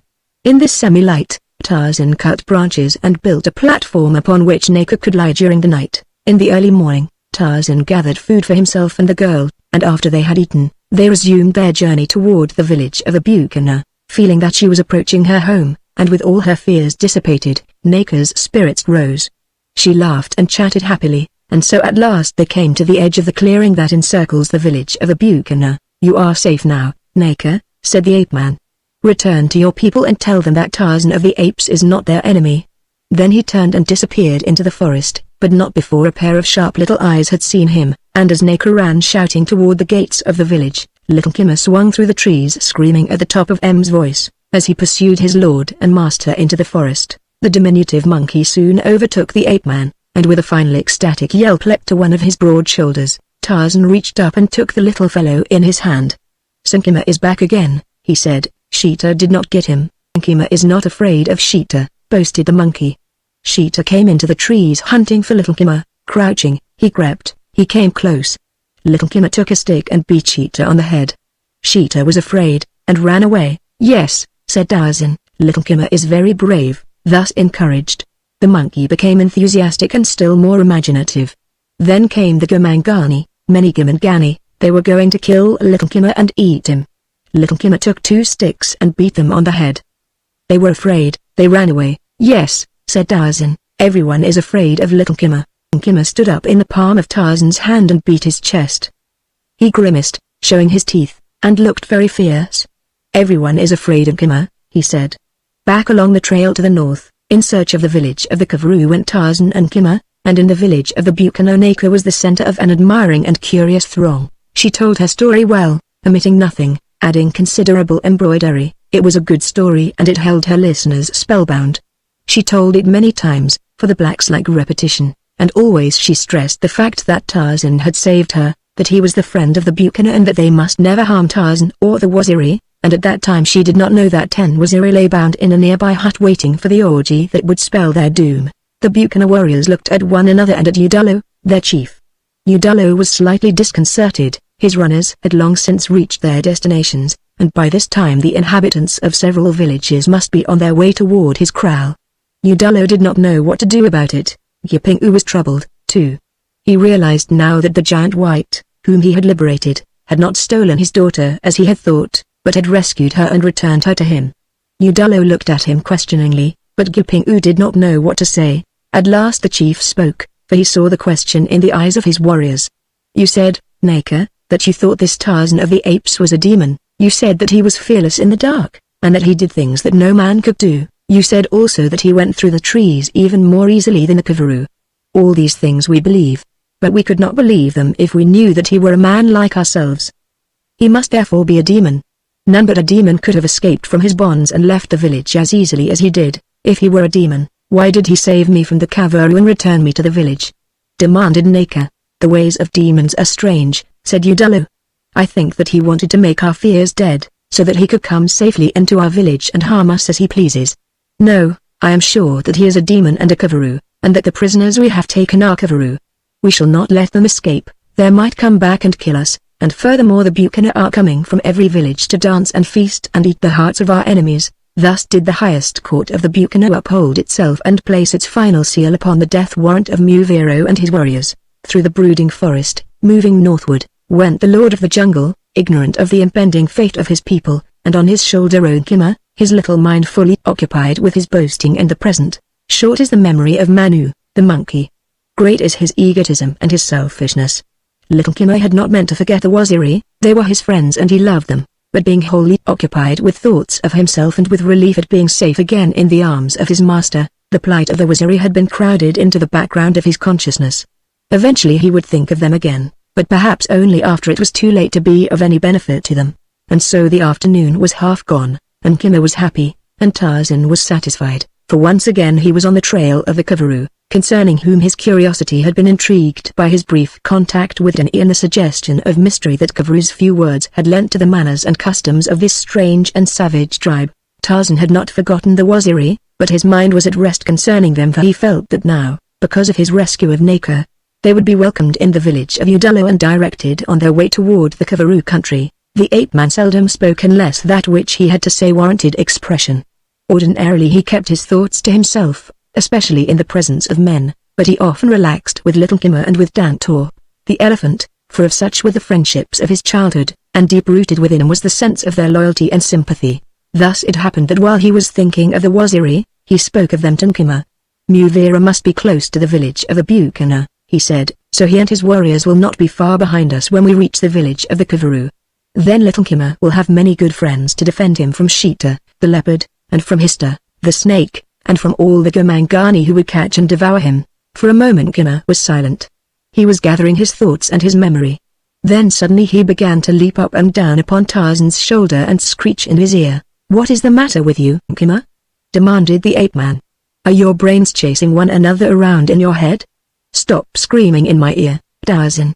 There was a re, cried the little monkey. Tarzan looked quickly around. What of them? He demanded. They are not here, they are there, cried Kima. They are back there in the village of the Gomangani. Their feet and their hands are wrapped with cord. They lie in the hut where Tarzan lay. The Gomangani will kill them and eat them. Tarzan halted in his tracks. What are you saying, Kima? He demanded, and then as best he could in the simple language that is common to the greater apes, and the lesser apes, and the little monkeys, and to their cousin Tongani, the baboon, and to their friend Tarzan, he narrated all that he had witnessed since he had met the Waziri in the forest. The ape-man turned about then, and started back toward the village of the Bucana. He did not ask Kima why he had not told him this before, because he knew full well, nor did he scold the little monkey, nor reproach him, for he knew that it would do no good. Little Kima would always be a monkey, he was born that way, and he would never have the mind of a man, even though in many other respects he was more admirable than man. The sun had not been long down when Tarzan came to the village. From a tall tree at the edge of the clearing, he looked down at the scene beyond the palisade. He saw that there were many people there, many more than there had been before, and he guessed that they were gathered for a feast. But his knowledge of the customs of the blacks told him that it would not be this night. Doubtless they were awaiting others that would come upon the morrow, perhaps then the feast would be held, and he guessed that the Waziri were being saved for sacrifice at that time. When boldness is necessary, the ape-man acts boldly. No spirit of bravado animates him, and when no emergency confronts him, his acts reflect only the caution and stealth of the wild beasts who, impelled by instinct, avoid all unnecessary risks and dangers. Tonight he reasoned that if the Waziri were already dead he could accomplish nothing by boldly entering the kraal of the Bucana. If they were still alive there was little likelihood that they would be harmed before the following night, but if he were wrong, and this night were the night set for their destruction, he would know it in ample time, for they would be brought out into the open where they would be tortured and killed for the edification of the assembled Bucana. Then he would have to do something about it. In the meantime, he would go closer where he could see and hear what transpired in the village. Tarzan goes into the village, he whispered to Nkima. If Nkima comes, he will make no noise. Don't Nkima understand? No noise, no talk, repeated the monkey, moving quietly through the trees. Tarzan circled the village, and close beside him, silent as he, moved little Nkima. At last the two came opposite the rear of the kraal. That part of the village seemed dark and deserted, for all were congregated in the wide street before the hut of Udalo. The chief, Tarzan dropped to the ground and moved toward the palisade. When a few paces from it, he sprang swiftly forward, leapt into the air, and ran up the barrier with all the agility of little Nkima, who followed close behind him. Then the two dropped silently into the shadows among the huts in the rear of the village, creeping stealthily, noiseless as the shadow of a shadow. The two crept toward the hut of the chief. Separated biologically by countless ages, one a little monkey, the other a peer of England, yet there was little difference in the way they passed through the night and swung nimbly into the tree that overshadowed Udalo's hut. As Tarzan looked down at close range upon the dancing, shouting blacks, he realized that they had been partaking too freely of their native beer, and he knew that under such circumstances anything might happen. A big black, half-drunk, was haranguing Udalo. The man was evidently a sub-chief from another village. Bring out the kavaru, he said, let us have a look at them. We'll give them a taste of what they are going to get tomorrow night. The others are not here, said Udalo, we should wait for the rest of the tribe. Bring them out, demanded another, we have not seen them, we want to see the kavaru who steal our girls. Bring them out, shrieked a woman. They stole my daughter, let me burn out their eyes with a red-hot coal, that they may suffer as I have suffered. Then Tarzan heard the voice of a child. Do not harm the Waziri, she said, they are the friends of Tarzan, and Tarzan is a friend of the Buchanan. He saved me from the kavaru and brought me back to my village. You cannot trust the kavaru or a demon, said Udalo. He turned to some of his warriors. Bring the prisoners, he said, but see that they are not killed tonight. Already Tarzan of the Apes was on the ground behind the hut of the chief. Here was an emergency. Every danger, every risk, must be faced without hesitation, boldly, after the manner of the Lord of the Jungle. He moved quickly to the hut where he had been confined, and as he stooped and entered it, his sensitive nostrils told him that there was a reward. Silence, he whispered, it is I, Tarzan. They are coming for you. I will cut your bonds. We will fall upon the warriors who come and take their weapons from them, bind and gag them, let them make no noise. Then bring them where Tarzan leads, to the rear of the chief's hut. He worked quickly as he talked, and when the three warriors came to fetch the prisoners, all of them were free and waiting in silence in the darkness. Chapter 15 A bit of cloth, don't get it into your heads that you are going to hang me. There was a challenge in Brown's tone that sounded to Jane like the defiance of a guilty man, and yet she could not believe that it was he who had killed the Princess Sparov. We shall hang no one, she said. We cannot take the law into our own hands. We must all be equally under suspicion until a properly constituted court of law determines our guilt or innocence. There is but one thing to do. We must try to reach the nearest established civilized authority, tell our story, and let the law take its course. I quite agree with you, my lady, said Tibbs. Well, I don't, grumbled Alexis. It wouldn't be safe to travel through this lonely country with a murderer who might easily kill all of us and thus dispose of all the witnesses who could testify against him. And what do you suggest? Asked Jane. That we leave the murderer here, make our way to the nearest post, report the affair, and leave it to the authorities to apprehend the guilty man and arrest him. Jane shook her head. But we don't know who the murderer is. In the eyes of the law, we are all equally suspects. No, the only proper thing to do is to find a magistrate or a commissioner, tell our story and request an investigation. Not for me, said Brown. I wouldn't have a chance in one of these foreign ports. There ain't anybody in Europe got any use for an American anyway, but they sure knuckle down to titles. What chance would an American without money have against a prince with millions? Nix, miss, there ain't nobody going to railroad my neck into a noose. You see, Jane, said Alexis, he practically admits his guilt. An innocent man would not be afraid to stand trial. Listen, miss, said Brown, turning appealingly to Jane, I ain't never bumped anyone off yet, but if you don't want another killing around here, make that fool shut up and keep shut up. Then you refuse to come with us, Brown? Demanded Jane. I think you are very foolish. I may be foolish, miss, but I ain't taking no chances with no foreign court. An English court might be all right, but we are not in English territory. No, I came out here with these people in the hopes I could get hold of that formula for perpetual youth. That would be worth millions back home, and now that I am here, I am going ahead and try to find it. I don't know how, but I am going to try. There are so few of us, said Jane, and we are so poorly armed that we really ought to stick together, at least until we contact some friendly natives. I didn't plan on leaving you cold, miss, said the pilot. I'll stick until you and Annette are safe. I was sure you would, Brown, and now that that's settled, we've something else to do, a very unpleasant duty. The princess must be buried. I guess you men will have to dig the grave. The only implement they had with which to dig was the hatchet that had been used to kill the princess, and thus a task, sufficiently gruesome in itself, was rendered incalculably more so, while one of the men loosened the earth with the hatchet. The other two scooped it out with their hands, and while the men were thus occupied, Jane and Annette prepared the body for burial as best they might by wrapping it in articles of the victim's clothing taken from her baggage. Annette wept continually, but Jane, even though she felt the loss infinitely more than the little French maid could have, remained dry-eyed. She had work to do, a duty to perform, and she could not permit her personal sorrow to interfere. When all was in readiness and the body lowered into the grave, Jane recited as much of the burial service as she could recall, while the others stood about with bowed heads, the men uncovered. I think, said Jane, when it was all over and the grave filled, that we had better break camp immediately. No one will want to remain here. Have you any plan? Asked Alexis. Do you know where we are going? There are only two things we can do, said Jane. One is to follow this trail toward the west, and the other is to follow it toward the east. The toss of a coin could decide that as intelligently as any of us. Not knowing where we are, it is impossible to know in which direction lies the nearest friendly village.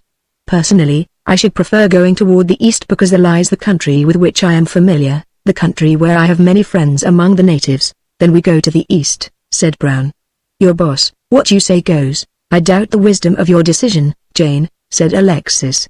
The Belgian conquer must lie to the west, if we are not already hired, which I believe, and in that event, we shall strike civilization sooner by going in that direction. It's all guesswork at best, Alexis, said Jane.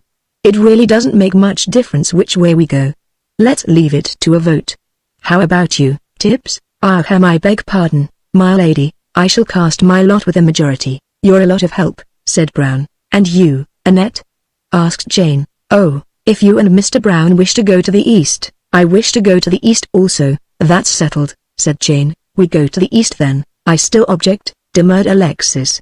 As the financial head of the expedition, the one who has paid and must pay all the bills, I believe that some consideration should be shown my wishes. Alexis, said Jane, you make it very difficult.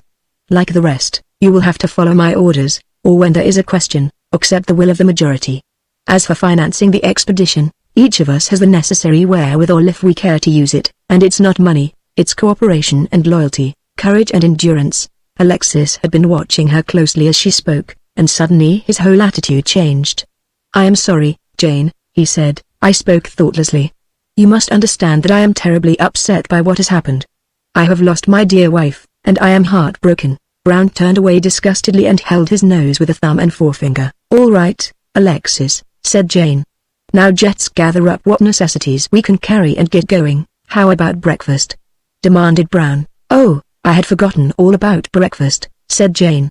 Well, it will have to be bushbuck again. I don't believe I can eat a mouthful, said Annette to Brown. Oh, yes you can, girlie, replied the pilot. You gotta eat whether you want it or not. We've probably got a lot of hard days ahead of us and we got to keep up our strength. I'll try, she said, for you. He squeezed her arm. And say, he said, you don't believe I done it, do you? No, Mr. Brown, I do not believe it. Or, can the Mr. Girlie? All right Neil, but I do not see how he could have done it. I do not see how a man could kill his wife.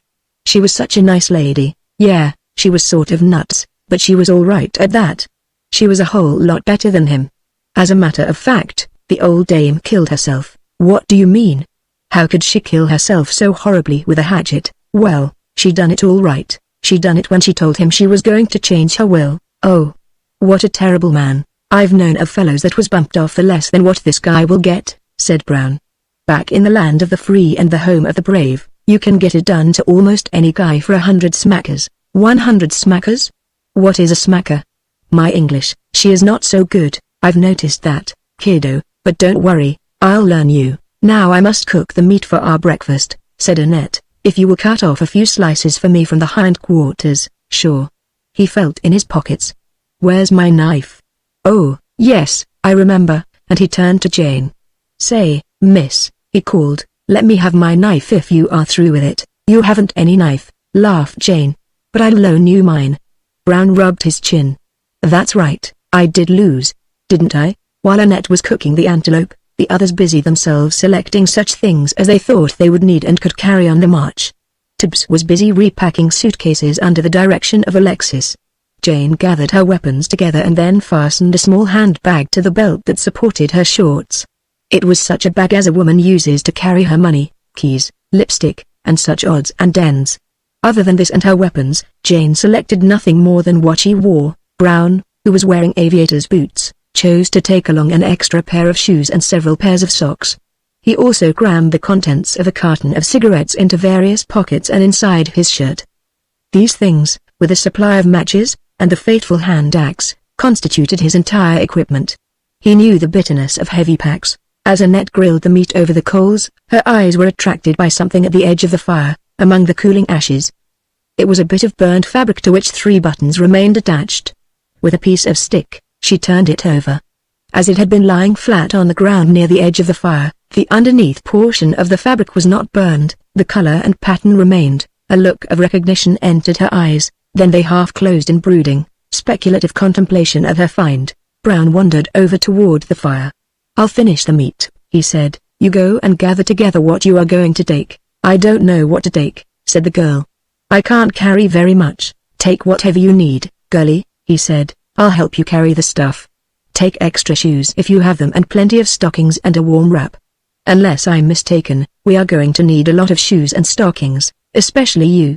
Them things you are wearing was never meant to walk in nohow." "I have 2 pair of low-heeled shoes," said the girl. "Then throw them things away and take the low-heeled ones." "All right," she said, "I'll go and get my things together.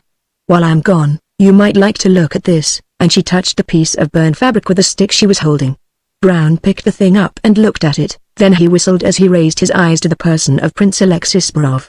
Annette walked away to make up her bundle. Tibbs was still busy packing. Jane was seated on a rotting log, deep in thought. Brown was whistling. He seemed very much pleased about something. Presently he looked up at the others. "Come and get it," he called. "Beg pardon," said Tibbs. "Come and get what?" "Chuck," explained Brown. "Chuck," sneered Burroughs. Jane rose. "I guess we eat," she said, "and after all, I am hungry." "I didn't think I should be." They all gathered around the fire where Brown had laid strips of cooked meat on a little bed of clean twigs close beside the coals. "Come ahead folks, pitch in," said Brown. "Tibbs," said Alexis, "you may fetch me a piece not too rare nor too well done, about medium." Brown looked up in undisguised disgust. He jabbed a stick into a piece of meat and tossed it at Alexis. "Here, Napoleon," he said, "we are sorry we ain't got no gold platters. But the keeper of the Imperial pantry ran out on us and no one else ain't got no key." Alexis gave Brown a venomous look, but he picked up the sorry-looking piece of meat and took a bite of it. "This is terrible," he said. "It's burned on the outside and raw on the inside. My stomach will never be able to stand such cooking as this. I shall not eat it." "Well, ain't that just too bad?" said Brown. "Let's all cry." "You better eat it, Alexis," said Jane. "You'll get awfully hungry before night." "Tibbs will prepare my food hereafter," said Alexis haughtily. "I shall eat a part." "That will suit me," Brown assured him, "and the farther apart, the better." "Come, come," said Jane, "don't start that all over again. We've had enough of it." "Okay miss," assented Brown, "but there is something I'd like to ask the Grand Duke. I noticed that he's changed his coat. That was a mighty nice coat he was wearing last night, and I thought if he wasn't going to use it no more, I'd like to buy it from him, that is, if nothing ain't happened to it." Alexis looked up quickly, his face paling. "I do not sell my old clothes," he said. "When I am through with it, I'll give it to you." "That's mighty nice of you," said Brown. "May I see it now? I'd like to find out if it fits me." "Not now, my man, it's packed with my other things." "All of it?" demanded Brown. "All of it? What do you mean?" "Of course it's all packed. Well, here's one piece you forgot, mister," and Brown held up the charred remnant of the sleeve with the 3 buttons still remaining on it. Burroughs' face took on a ghastly hue, his eyes stared wildly at the bit of cloth, but almost as quickly he regained his self-possession. "Some more American humor?" he asked. "That thing doesn't belong to me," "It looks so powerful like the coat you was wearing last night," said Brown. "Annette thinks so, too, but Tibbs ought to know, he's your valet." "Ever see this before, Tibbs?" the valet coughed. Come over and take a good look at it," said Brown. Tibbs approached and examined the piece of fabric carefully, turning it over and wiping the ashes from the buttons. "When did you see that last, Tibbs?" demanded Brown. He glanced apprehensively at Sprov. "You're a liar, Tibbs," shouted the prince. "I never had a coat like that. I never saw it before." "It's not mine, I tell you." Tibbs didn't say nothing, Brown reminded him. "He ain't opened his trap except to say He never said it was off your coat, but you're going to, ain't you, Tibbs?" "It looks very much like it, sir," replied the Englishman. "Of course, I couldn't exactly take oath to it, seeing as how it's so badly burned." Brown turned his gaze upon Alexis. "The blood must have spattered some when you hit her." "Don't!" screamed Alexis. "My God! Don't! I never touched her, I tell you." "Tell it to the judge," said Brown. "You'd better hang on to that evidence, Annette," he added. "The judge might like to know about that, too." Alexis had quickly gained control of himself. "It was my coat," he said. "Someone stole it out of my luggage. It's what you call in America a frame." "Let's leave this whole terrible matter to the courts," said Jane. "It's not for us to try to decide, and constantly harping on it only makes our situation all the more bitter." Brown nodded. "I guess you're right, miss, as usual." "Very well, then. If you have all finished eating, we'll start. I've left a note stuck up in the shelter telling about our accident and the direction we are taking, and giving the names of all in the party, just on the chance, the very remote chance, that someone might pass this way someday, some white hunter who could take our message out in case we never get out ourselves." "Are you all ready?" "All ready," said Alexis. "Tibbs, my luggage." Tibbs walked over to where his small handbag, a large Gladstone, and 2 suitcases were stacked. "Where's your luggage, Jane?" asked Alexis. "Brown could carry that." "I'm carrying my own," replied Jane. "What little I'm taking." "But you haven't any," said the prince. "I am carrying all that I am going to take. We are not traveling deluxe." They were all standing silently watching Tibbs trying to gather up the 4 pieces of baggage so that he could carry them. "Beg pardon, sir," he said, "but if I may make so bold as to say so, I don't think that I can carry them all." "Well, let Annette carry that small bag of yours, then. You certainly ought to be able to manage 3 pieces."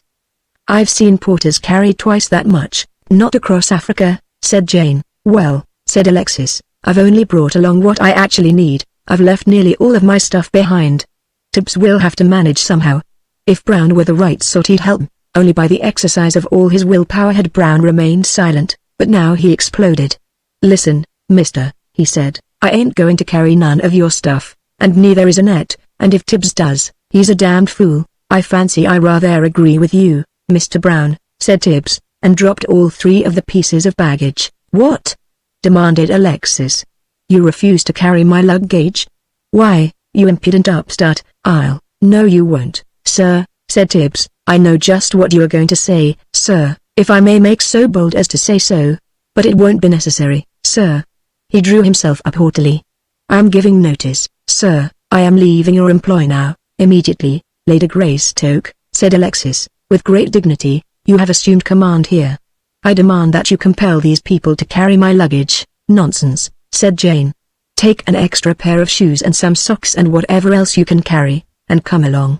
We can't waste any more time here." And thus the unhappy party started upon the trail toward the east.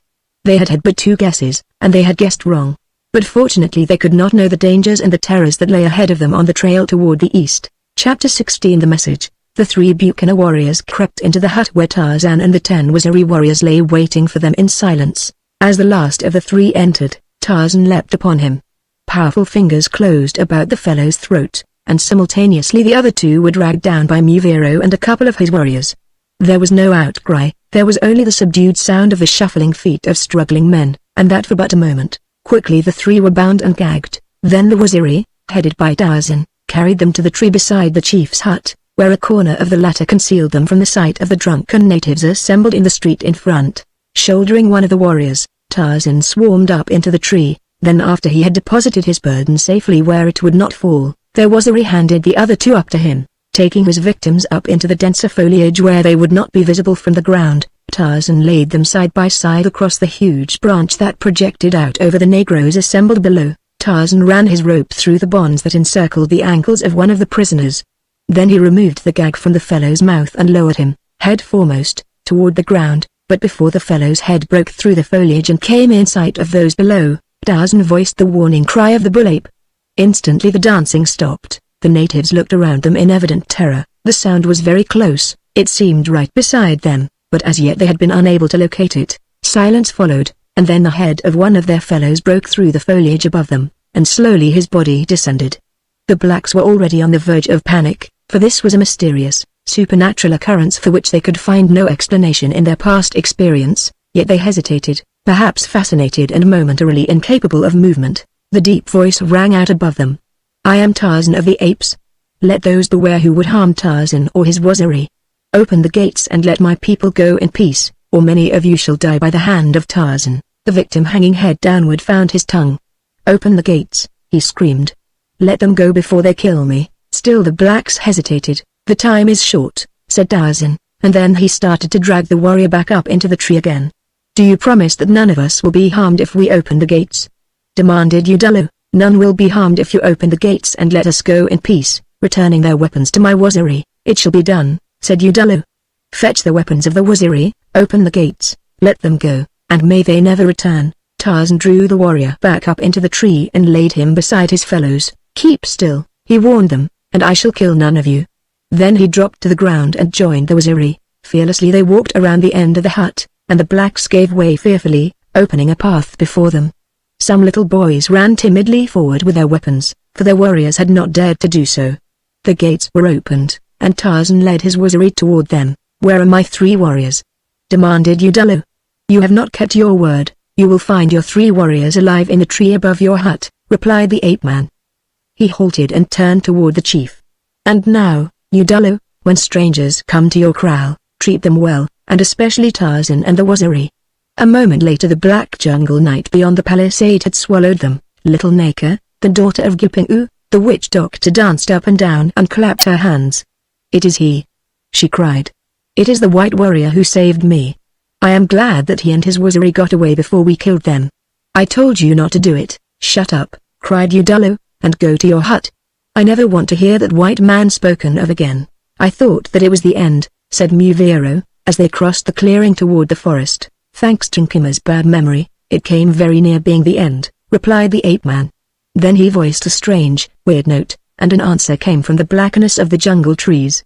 "He is still there," said the ape-man to Muvero. "Hurry, hurry," cried the monkey. "Little Nkima is fighting with Sheeta, the panther. He is beating him on the head with a stick. He is pounding him on the nose. Sheeta is very frightened." Tarzan grinned and walked on slowly through the forest, and when he came under the first tree, the little monkey dropped down upon his shoulder. "Where is Sheeta?" demanded Tarzan. "Little Nkima beat him so hard on the face that he ran away." "Little Nkima is very brave," said the ape-man. "Yes," replied the monkey, "Little Nkima is a mighty fighter, a mighty hunter." The following day, Tarzan and the waziri moved slowly toward the north, resting often, for the latter were still suffering from the effects of the drug that had been administered to them by Giping-u, the witch doctor. Finally, when Tarzan realized their condition more fully, he ordered a halt, and the party went into camp upon the banks of a river. As time had never been a matter of consequence to the ape-man, delays, except in cases of immediate emergency, gave him no concern. He could wait there for 1 day, or 2 days, or as long as was necessary while his warriors recuperated, nor would he leave them while they needed someone to hunt for them. He made them rest therefore while he foraged for food. The day after they had left the village of Udalo, a lone warrior trotted into the clearing and approached the gates of the kraal. The white plume of the waziri waved above his head, and in his hand he carried a split stick, in the end of which an envelope was inserted. When warriors met him at the gates, he asked to see the chief, and they took him to Udalo, but not without misgivings, for he bore a marked resemblance to the 10 prisoners who had escaped them. Udalo eyed the warrior sullenly. "Who are you?"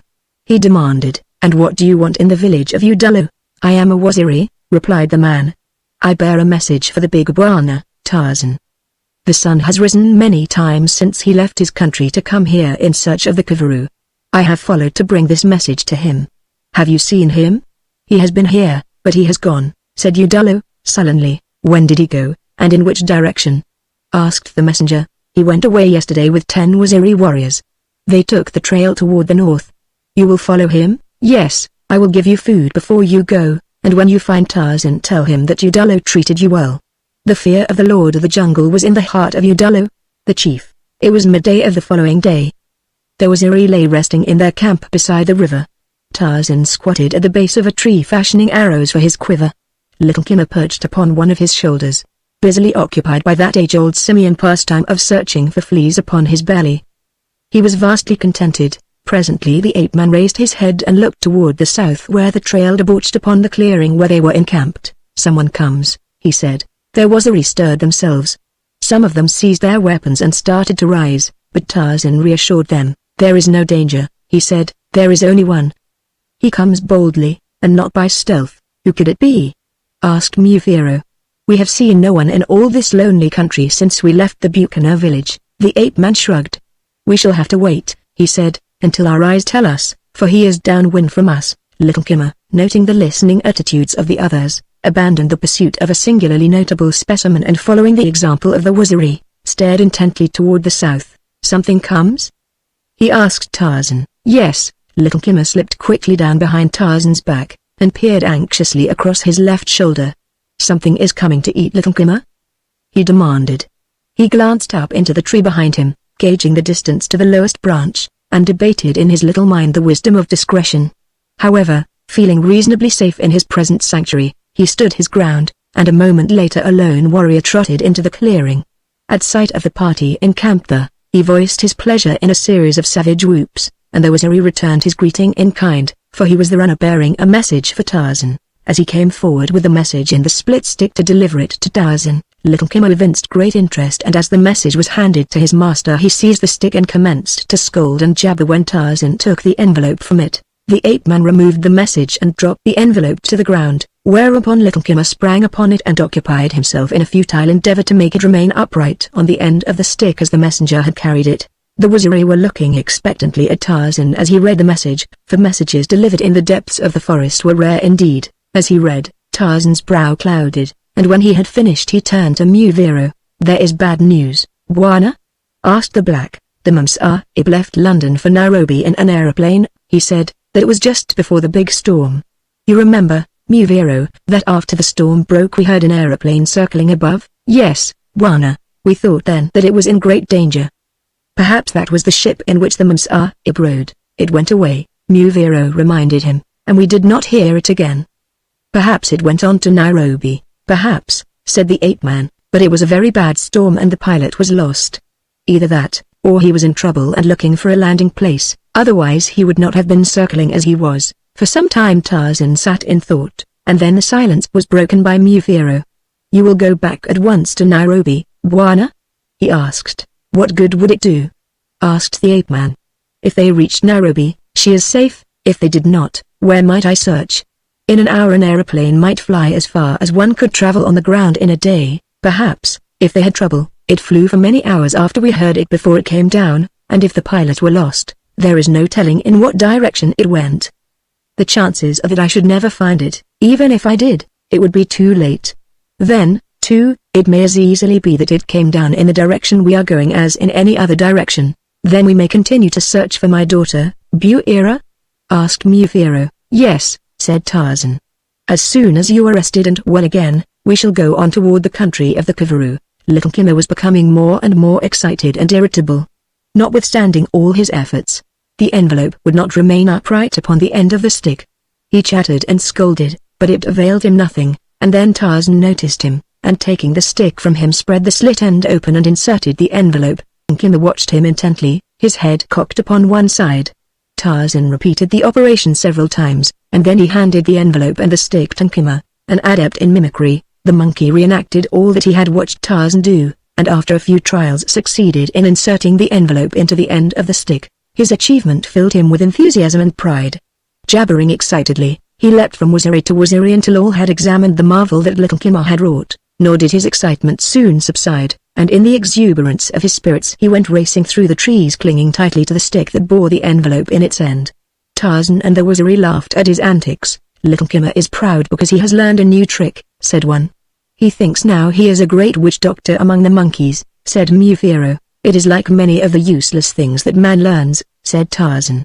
It will never do him nor anyone else any good, but if it makes him happy, that is enough. For 3 days more the Waziri rested, and then Muvero said that they were ready to continue on toward the north. In the meantime, Tarzan had dispatched the runner back to Nairobi with a message for Jane and also one to the authorities there, asking them to make a search for the ship in the event that it had not already arrived. Little Kimmer was still intrigued by his new accomplishment.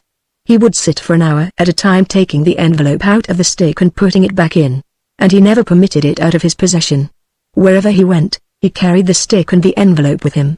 Having been several days in this camp, and having seen no danger, Kimmer, always restless, had formed the habit of wandering farther and further away. He found some other little monkeys of his own species with whom he tried to make friends, but in this he succeeded only partially. The males bared their teeth and chattered at him, scolding, and sometimes when he came too close, they chased him away. But handicapped though he was by his stick and his envelope, he always succeeded in eluding them, for Kimmer was an adept in escaping danger. But there was one who did not bare her teeth and scold.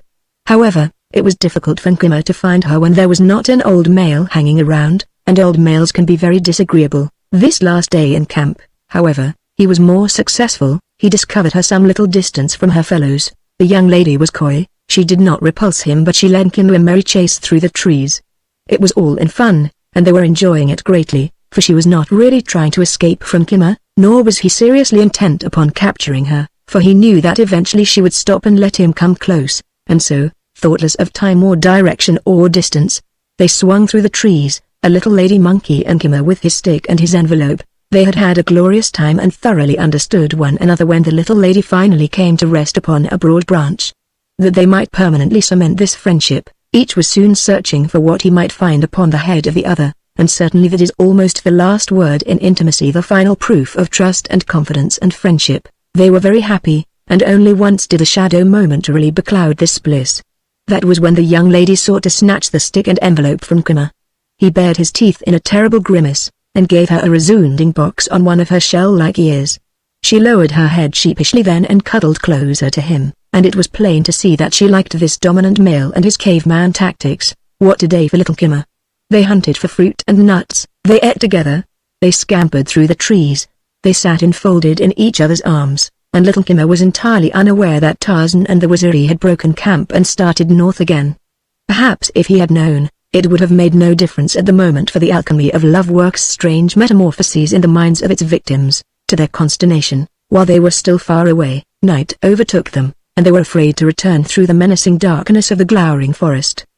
They were afraid, but they were happy, and when the moon rose it looked down upon two little monkeys clutched tightly in each other's arms. Above their heads rose a little stick bearing an envelope in its split end. Chapter 17. The Snake. It was with feelings of relief that the five left the scene of the tragedy that had cast a pall of gloom and horror over them, and while the future held out little of encouragement to them, the very fact of being on the move raised their spirits to some extent. Brown had insisted upon marching at the head of the little column, and Jane had acceded to his request. Annette stayed as close to Brown as she could. Jane brought up the rear and Alexis walked with her. Tibbs plodded along behind Annette, either because he tired more quickly than the others, or because he wanted to get out of earshot of those whom he considered servants and beneath him. Alexis lagged. "We shouldn't fall so far behind the others," said Jane. "We must not become separated. You will have to walk a little faster, Alexis." Her tone was just a little impatient. "I thought it would be nice for us to be alone together, Jane," he said. "You see, you and I have nothing in common with those others, and it must be as much of a relief to you as to me to have the companionship of one of your own class." "You will have to get over that," said Jane. "There are no class distinctions here. I am afraid you do not like me, dear lady. You have been very annoying at times, Alexis." "I have been terribly upset," he replied, "and most of all by you." "By me? What have I done?" "It is not that you have done anything, it is just that you are you. Can't you understand, Jane? Haven't you noticed?" "Noticed what?" "From the first, you attracted me strangely. There seemed to be no hope, though, and I was desperately blue, but now I am free, Jane." He seized her hand. "Oh, Jane, can't you like me a little?" She jerked her hand from his. "You fool!" she exclaimed. His eyes narrowed menacingly. "You are going to regret that," he said. "I tell you I am in love with you, madly in love. I'm desperate, and I won't stand idly by and see an illiterate airplane pilot get the woman I want." "Just what do you mean by that?" The girl's eyes and voice were level and cold. It's too obvious to need explanation. Anyone can see that you are in love with Brown. Alexis, did you ever hear a man referred to as an unspeakable cad? I have, but until this minute I never knew what it meant. I never could have conceived the sort of man it describes until now. Move on now. Get away from me. Get up there with Tibbs. Instantly his manner changed. Oh, Jane, he pleaded. Please don't send me away. I don't know why I ever said that, I was just mad with jealousy. Can't you understand that it is because I love you so? Can't you understand and forgive me? She made no reply but started ahead, increasing her gait to overtake the others. Wait! He exclaimed, huskily. You've got to listen to me. I'm not going to give you up. He seized her by the arm and pulled her toward him, endeavoring to throw his arms about her. Then she struck him, and, jumping back, leveled her spear to hold him off. For a moment they stood there facing one another in silence, and in that moment she saw something in his eyes, in the expression on his face, that made her fear him for the first time. She knew then how really dangerous he was, and it was no longer difficult for her to believe that he had murdered his wife. Go up there now as I told you, she said, or I will kill you. There is no law here but the law of the jungle. Perhaps he, too, read something in her narrowed lids and icy tone, for he did as she bid, and went on ahead of her in silence. By mid-afternoon, Tibbs and Alexis and Annette were almost exhausted, and when the party reached a favorable spot, Jane called a halt. The trail by which they had come had followed the meanderings of the stream upon which they had been camped, and thus the water problem had been solved for them. What now, miss? Demanded Brown. Hadn't we better rustle some grub? Yes, she replied. I'll go out and see what I can bring in. I'm going to have a look-see myself, said Brown. We can go in different directions and maybe one of us will find something. All right. You go on up the trail, and I'll take to the trees and follow the river. I may run across a drinking hole. She turned to the others. And while we are gone, the rest of you can be building a boma and gathering firewood. All right, Brown, let's get going. The three that remained in camp seemed physically unable to drag themselves to their feet, but Alexis was resourceful. Tibbs, he said, go out and gather material for the boma and get some firewood. Motivated by years of servile obedience, the Englishman rose painfully to his feet and started away. I'll help you, Tibbs, said Annette, and started to rise. Alexis laid a restraining hand on her arm. Wait, he said, I want to talk with you. But we must help Tibbs, he can do very nicely by himself. You wait here, what do you want, Prince Burroughs?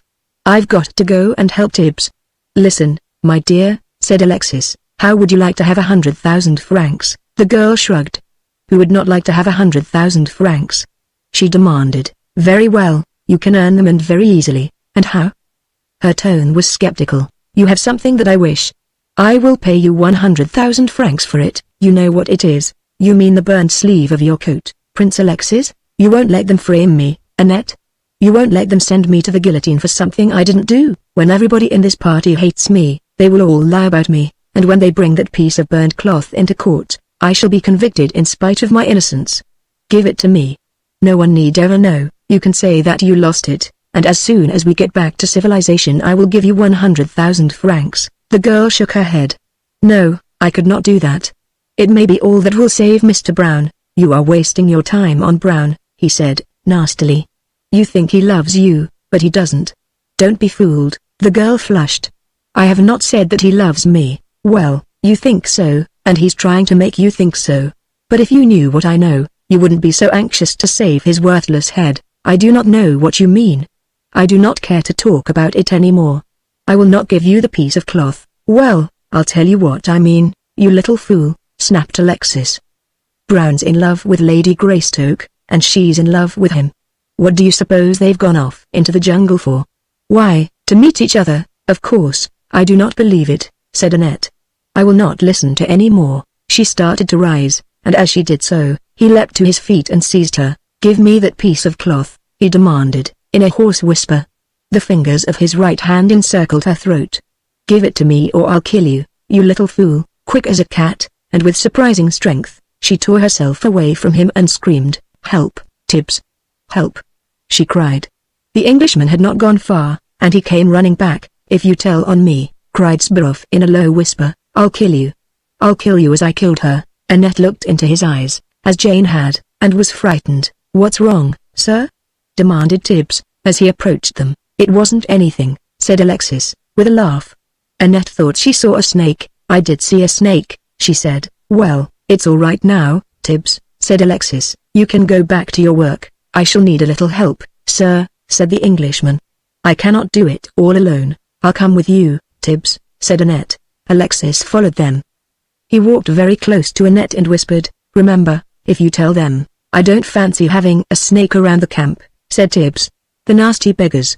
"I don't like him." "Neither do I," said Annette, "but I won't be afraid when Mr. Brown comes back. If a snake tries to harm me then, he will kill it."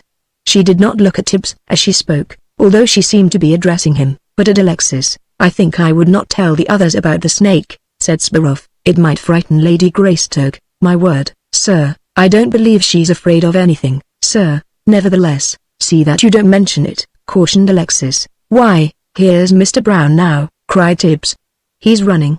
Something must have happened." "What's wrong?" demanded Brown. "I heard someone scream." "Was that you, Annette?" "Annette saw a snake," said Alexis. "Did you not, Annette? Where is it?" asked Brown. "Did you kill it?" "No," replied the girl, "I had nothing with which to kill it, but if it frightens me again, you will kill it." "You bet your life I will, girlie." "Where is it now?" "It got away," said Alexis. Annette looked straight into his eyes. "Next time it will not get away," she said. Brown's pockets were bulging with fruit which he took out and laid on the ground. "I hope this ain't poison," he said. "I had a heck of a time getting it. Lady Greystoke will know whether or not we can eat it." "Here she comes now," said Annette. "What luck, Jane?" asked Alexis. "Not so good," she replied, "just a little fruit. I didn't see any game." Her eyes fell on the fruit that Brown had gathered. "Oh, you found the same thing," she said. "Well, it won't taste very good, but it's safe and it's food. I thought I heard a scream a few moments ago." "Did any of you hear it?" "It was Annette," said Brown. "She's seen a snake." Jane laughed. "Oh, before Annette gets out of Africa, she'll be used to snakes." "Not this one," said the girl. A puzzled expression crossed Brown's face. He started to speak, and then evidently thinking better of it remained silent. Not much had been accomplished toward the building of the boma and collecting the firewood, so Jane and Brown lent a hand in the work which moved much more rapidly with the aid of the hand axe. It was dark before the work was completed, and then they felt that they could take their ease around the fire that Jane had built. Jane showed them how they might make the fruit that constituted their sole food supply more palatable by roasting it on the end of a stick.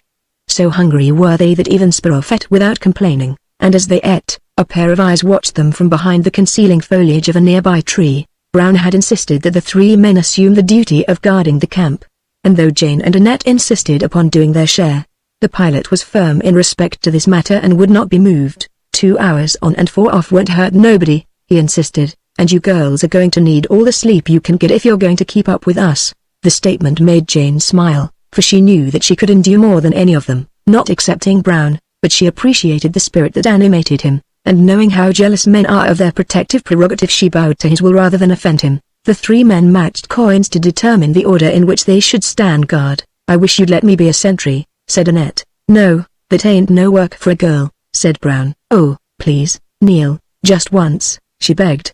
"Oh, please, nothing doing. Oh, just 1 little hour. You are on from 2 to 4, Neil. Wake me at 4 and let me stand guard until 5. Then I will wake the prince. It will be almost morning, anyway. Let her do it, if she wants to," said Jane. "All right," said Brown, "but it ain't going to be the regular thing." All were stretched out around the fire, apparently sleeping, when Tibbs woke Brown for his first tour of duty at 8 o'clock. Tibbs was so exhausted that he was asleep almost as soon as he lay down. Then Annette raised on one elbow and looked around. A moment later she came over and sat down beside Brown. "You better get back to bed, kid," he said. "I just wanted to talk with you for a minute, Neil," she said. "What's on your mind, girlie?" She was silent for a moment. "Oh, nothing in particular," she replied. "I like to be alone with you, that is all." He put an arm about her and pressed her closer, and thus they sat in silence for a moment before Brown spoke again. "You know, I've been thinking a lot about that snake business, Annette," he said. "It sounded sort of fishy to me. You sure you wasn't stringing me?" "Stringing? I don't know what stringing is." "Well, ship it. I seen funny looks pass between you and the Grand Duke when you was handing me that line about snakes. On the level now, kiddo, give me the lowdown, the facts truth. What was it all about?" I am so afraid of him, Neil. Promise me that you won't tell him that I told you. I think of what he did to her, he would do the same to me, he said so. What? He said he'd kill you, if I told. If you told what? That he had tried to take that piece of coat sleeve away from me. That was when you screamed? He asked. Yes, I'll get him for that, said Brown. Please don't say anything about it, please promise me, she begged. Only don't leave me alone with him again. All right, then, he promised, but if he ever makes another break like that, I'll sure get him. You needn't be afraid of him. I am not afraid when you are with me. I do not know what I should do if it were not for you. You like me a little, kid? I like you a great deal, Neil. He pressed her closer to him. I guess I like you a lot, too, more than I ever liked anyone else. She nestled closer to him. Tell me how much that is, she whispered. I'm not much good at saying things like that. Well, you know what I mean. I want to hear you say it. He cleared his throat. Well, I love you, kid, and you don't love Lady Greystoke, eh? What? He exclaimed. What put that into your head? He said so. He said that you loved her, and that she loved you, the dirty rat. Imagine that dame, the wife of an English viscount, falling for me. That is to laugh, but you might what you call it fall for her, not on your life, kid, not while I've got you. She put her arms around his neck and drew him down toward her. I love you, Neil, she murmured. Before their lips met, they felt that they had the night and the world to themselves. But that was because they were not aware of the silent watcher in the tree above them. She sat with him until he awoke. Sprov. The camp was sleeping soundly when Tibbs finished his tour of duty at 2 in the morning and called Brown again. At 4 Brown hesitated to awaken Annette, but he had given his word that she might stand guard for an hour, so he shook her gently. It's 4 o'clock and all's well, he whispered. Then he kissed her ear. And now it's better. She raised herself to an elbow, laughing. Now you lie down and sleep, she said, and I'll stand guard. I'll sit along with you for a while, he said. No, that was not in the bargain, she insisted. I want to watch alone. I shall feel very important. Go on, and go to sleep. Then quiet fell upon the camp, a quiet that was unbroken until Jane awoke after daylight. She sat up and looked about her. No one was on guard. Alexis, who should have been, was fast asleep. Come on, sleepyheads, she cried. It's time to get up. Brown sat up sleepily and looked around. He saw Alexis just awakening. I thought the Grand Duke was on guard, said Brown. Did you take his place? There wasn't anyone on guard when I woke up, said Lane, and then she noticed. Where is Annette? Brown sprang to his feet. Annette, he cried. There was no answer. Annette was gone. Chapter 18. A bit of paper. When morning broke, Kimmer, had he been a man, would have said that he had not slept a wink all night, but that was because when he was awake he was so worried and frightened that the tune had dragged interminably. During the night, he regretted that he had not stayed with Tarzan and determined to return to the camp the first thing in the morning, but when morning came, dispelling the gloom with brilliant sunshine, his little monkey mind forgot its good resolution and concerned itself only with the moment and his new playmate. Off they went, racing through the jungle, swinging from limb to limb, scampering high aloft, dropping again to lower levels. Kimmer was very happy. The sun was shining. It would always shine. He could not vision that another night of cold and dread was coming quickly. Farther and farther toward the west they scampered, farther and farther away from camp, and in one hand Kimmer clutched the little stick with a split end, topped by the soiled and crumpled envelope. Through all the playing and the lovemaking and the long night, little Kimmer had clung to his sole treasure. The little she, who was Kimmer's playmate, was mischievous. She was also covetous. For long had she looked upon the stick and the envelope with envy, but she had been cuffed once for trying to take them, so she was wary, yet the more she saw them, the more she wished them. Kimmer was running along a branch holding the envelope on high. The little she was following in his wake when she saw her chance just ahead, a limb beneath which Kimmer would have to pass. Quickly she sprang upward and raced ahead along this limb, and, as Kimmer passed beneath her, she reached down and seized the envelope. She was disappointed because she did not get the stick, too, but even a part of this wonderful thing was better than nothing. Having achieved her design, she scampered on ahead as fast as she could go. Kimmer witnessed the theft, and his heart was filled with righteous anger and indignation. He pursued her, but fear lent her a new speed. On they raced, but the little she always seemed to have the advantage, for she steadily outdistanced Kimmer until she was lost to his sight, and then his indignation and sorrow at the loss of his treasure was submerged in a fear that he had lost the little she also, but he had not. He came upon her perched innocently in a high-flung crotch, contentedly eating a piece of fruit. and Kim approached her. He looked for the envelope. It was gone. He wanted to pound her, but he also wanted to hug her, so he compromised by hugging her. He asked for his bit of paper. Of course. He had no name for it, but he made her understand. It seemed that she had become frightened and thrown it away. Kim went back a little way to look for it, but he became interested in some fuzzy caterpillars that he passed on the way, and when he had eaten all that he could find, he had temporarily forgotten the paper. A little river flowed beneath them. Rivers always intrigued Kim. He liked to follow them, so he followed this one. Presently he espied something that brought him to a sudden stop. In a small, natural clearing on the bank of the river was a flimsy man-made hut. Kim thought that there must be Gomangani around, and he was wary, but he was also very curious. He watched and listened. The place seemed deserted. Finally he mustered sufficient courage to drop to the ground and investigate. Followed by the little she, he crept toward the entrance to the hut. Cautiously he peeked around a corner of the doorframe and peered within. There was no one there. Kim entered. Luggage and clothing were strewn about the floor. He looked things over, seeking what he might appropriate.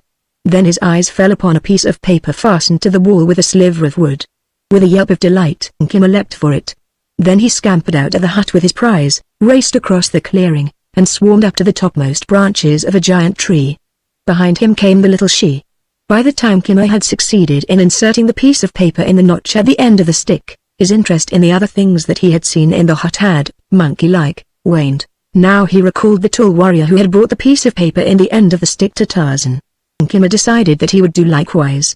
He felt very important and was only sorry that he did not have a white plume to wave above his head. Holding to this single idea for an unusually long time, Kim raced back in the direction of the camp where he had left Tarzan and the Waziri. It was late in the afternoon when he got there, and his little heart leapt into his throat when he discovered that his friends were gone. He was very sad and a little frightened, although it was not yet dark, but when his lady friend came and sat close beside him, he felt better. Unfortunately, this respite from despair was all too brief.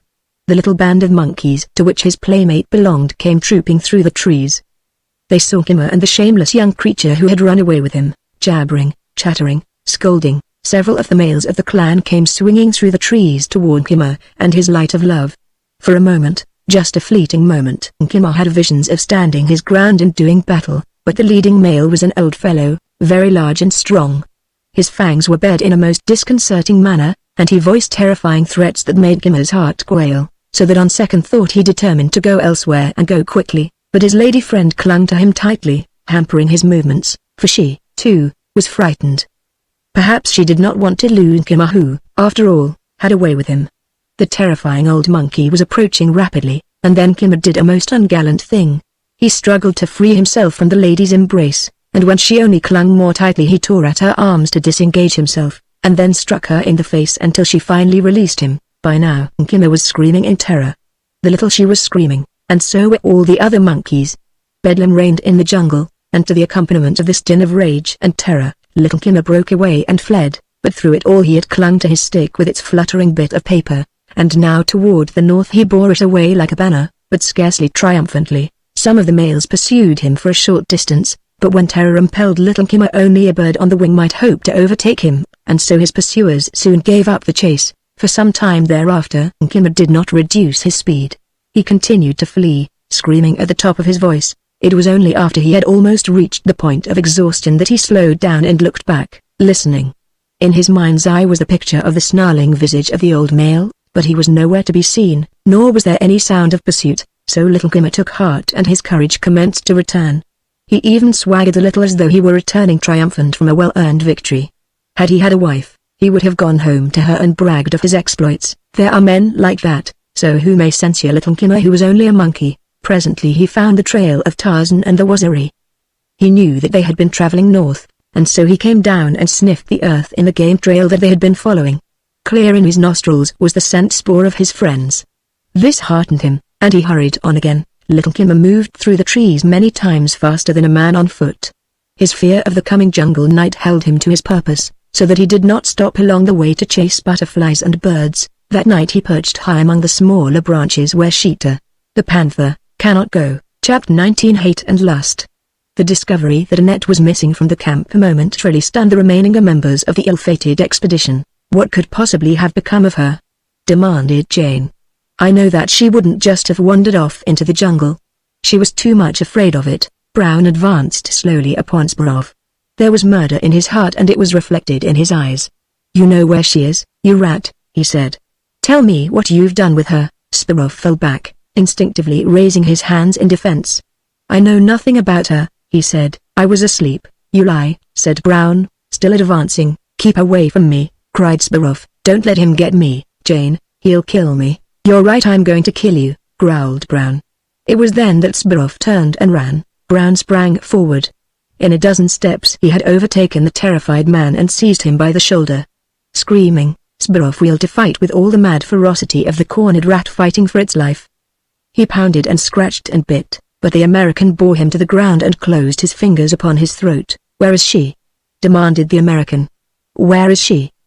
I don't know, gasped Sparrow.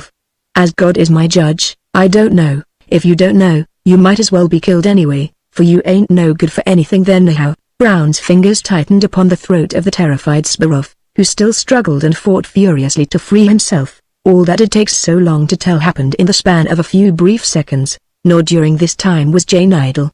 The instant that she realized the gravity of the situation and that Brown was really intent upon destroying Sparrow, she seized her spear and ran toward them. Stop it, Brown, she commanded.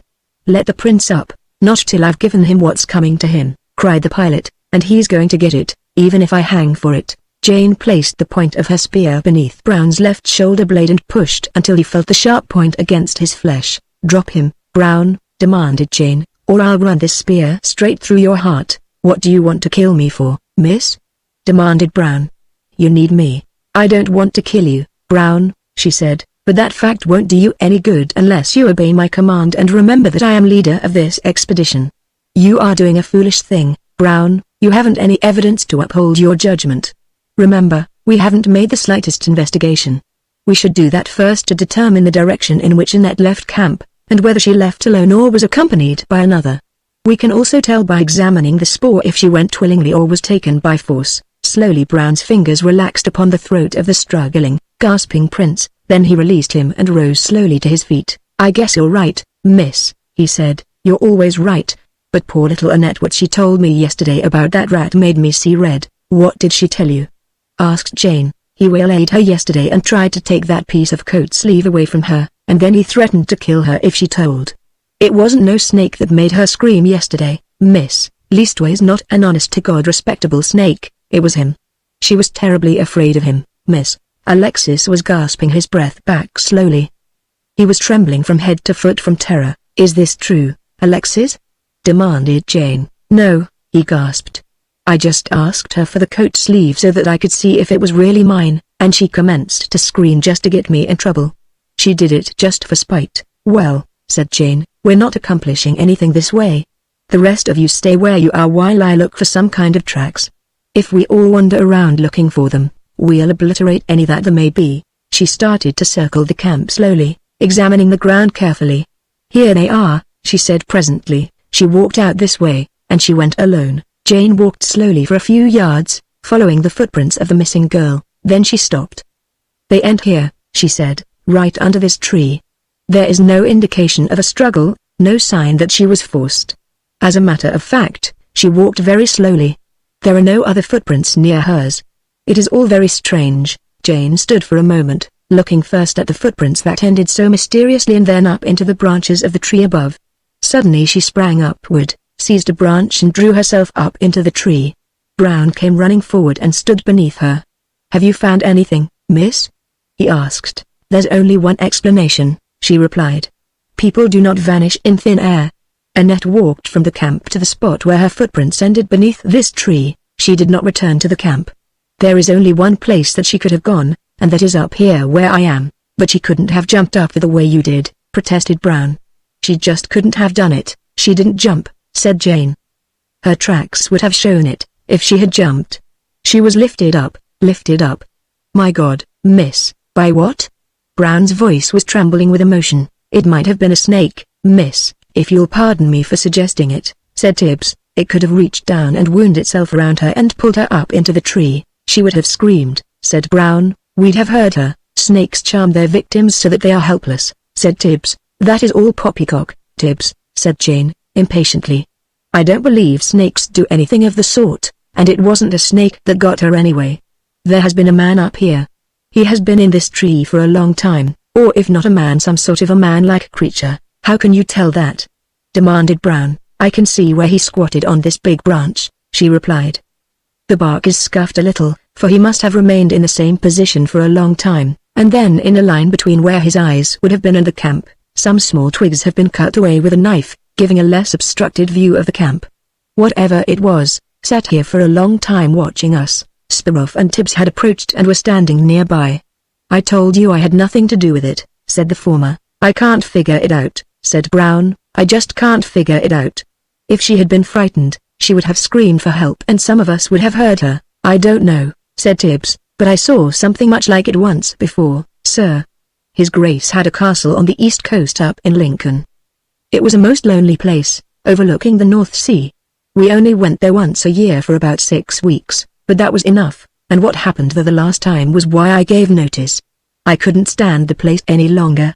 Her Grace, the Duchess, was murdered the one night, and that was harrowing enough, but what happened 3 days later was, to my way of thinking, even worse. Her Grace had a maid she was very fond of, and 3 nights after the Duchess was murdered, the maid disappeared. She just vanished in thin air, as it were, sir. There was never a trace found of her from then until now, and the country folk round said that her Grace had come back for her, that it had happened before in the castle of the Duke of Doningham. So I was thinking, for Pete's sake, shut up," cried Brown. "You'll have us all nuts." "Horrible," muttered Alexis. "Well, whatever it wasn't a ghost," said Jane. She dropped to the ground beside Brown and laid a hand on his arm. "I'm sorry, Brown," she said. "I know you are very fond of her, but I don't believe that there is anything we can do, except to try to reach some outpost of civilization and report the matter. Then a search will be made." "It will be too late then," said Brown. "I reckon it's too late now. She was so little and delicate. She couldn't have stood very much. She probably is dead by this time." He stopped speaking and turned away. "Perhaps she's better off dead," he added. In silence the 4 ate of what little they had to eat, and then set out once more on their seemingly hopeless journey. There were few attempts at conversation. The 4 seemed stunned by the series of calamities that had overtaken them. Suspicion, fear, and distrust dogged their footsteps, and beside them stalked the shadow of the nameless menace that had snatched Annette away. Brown suffered more than the others, so much so that his mind was numb even to his hatred of Alexis. So completely did he ignore him that it was as though the man did not exist. Jane walked at the rear of the column. Her tread was firm and light, but Alexis, who was directly in front of her, was footsore and weary. He was, however, no worse off than Tibbs, for whose soft muscles continued exercise was little better than torture. "Jane," said Sparrow, after they had walked a long way in silence, "haven't you any idea what it was took Annette away?" Jane shook her head. "All I know is that I don't believe in ghosts, and that no animal could have done it, therefore it must have been a man, but what sort of man, I have no idea.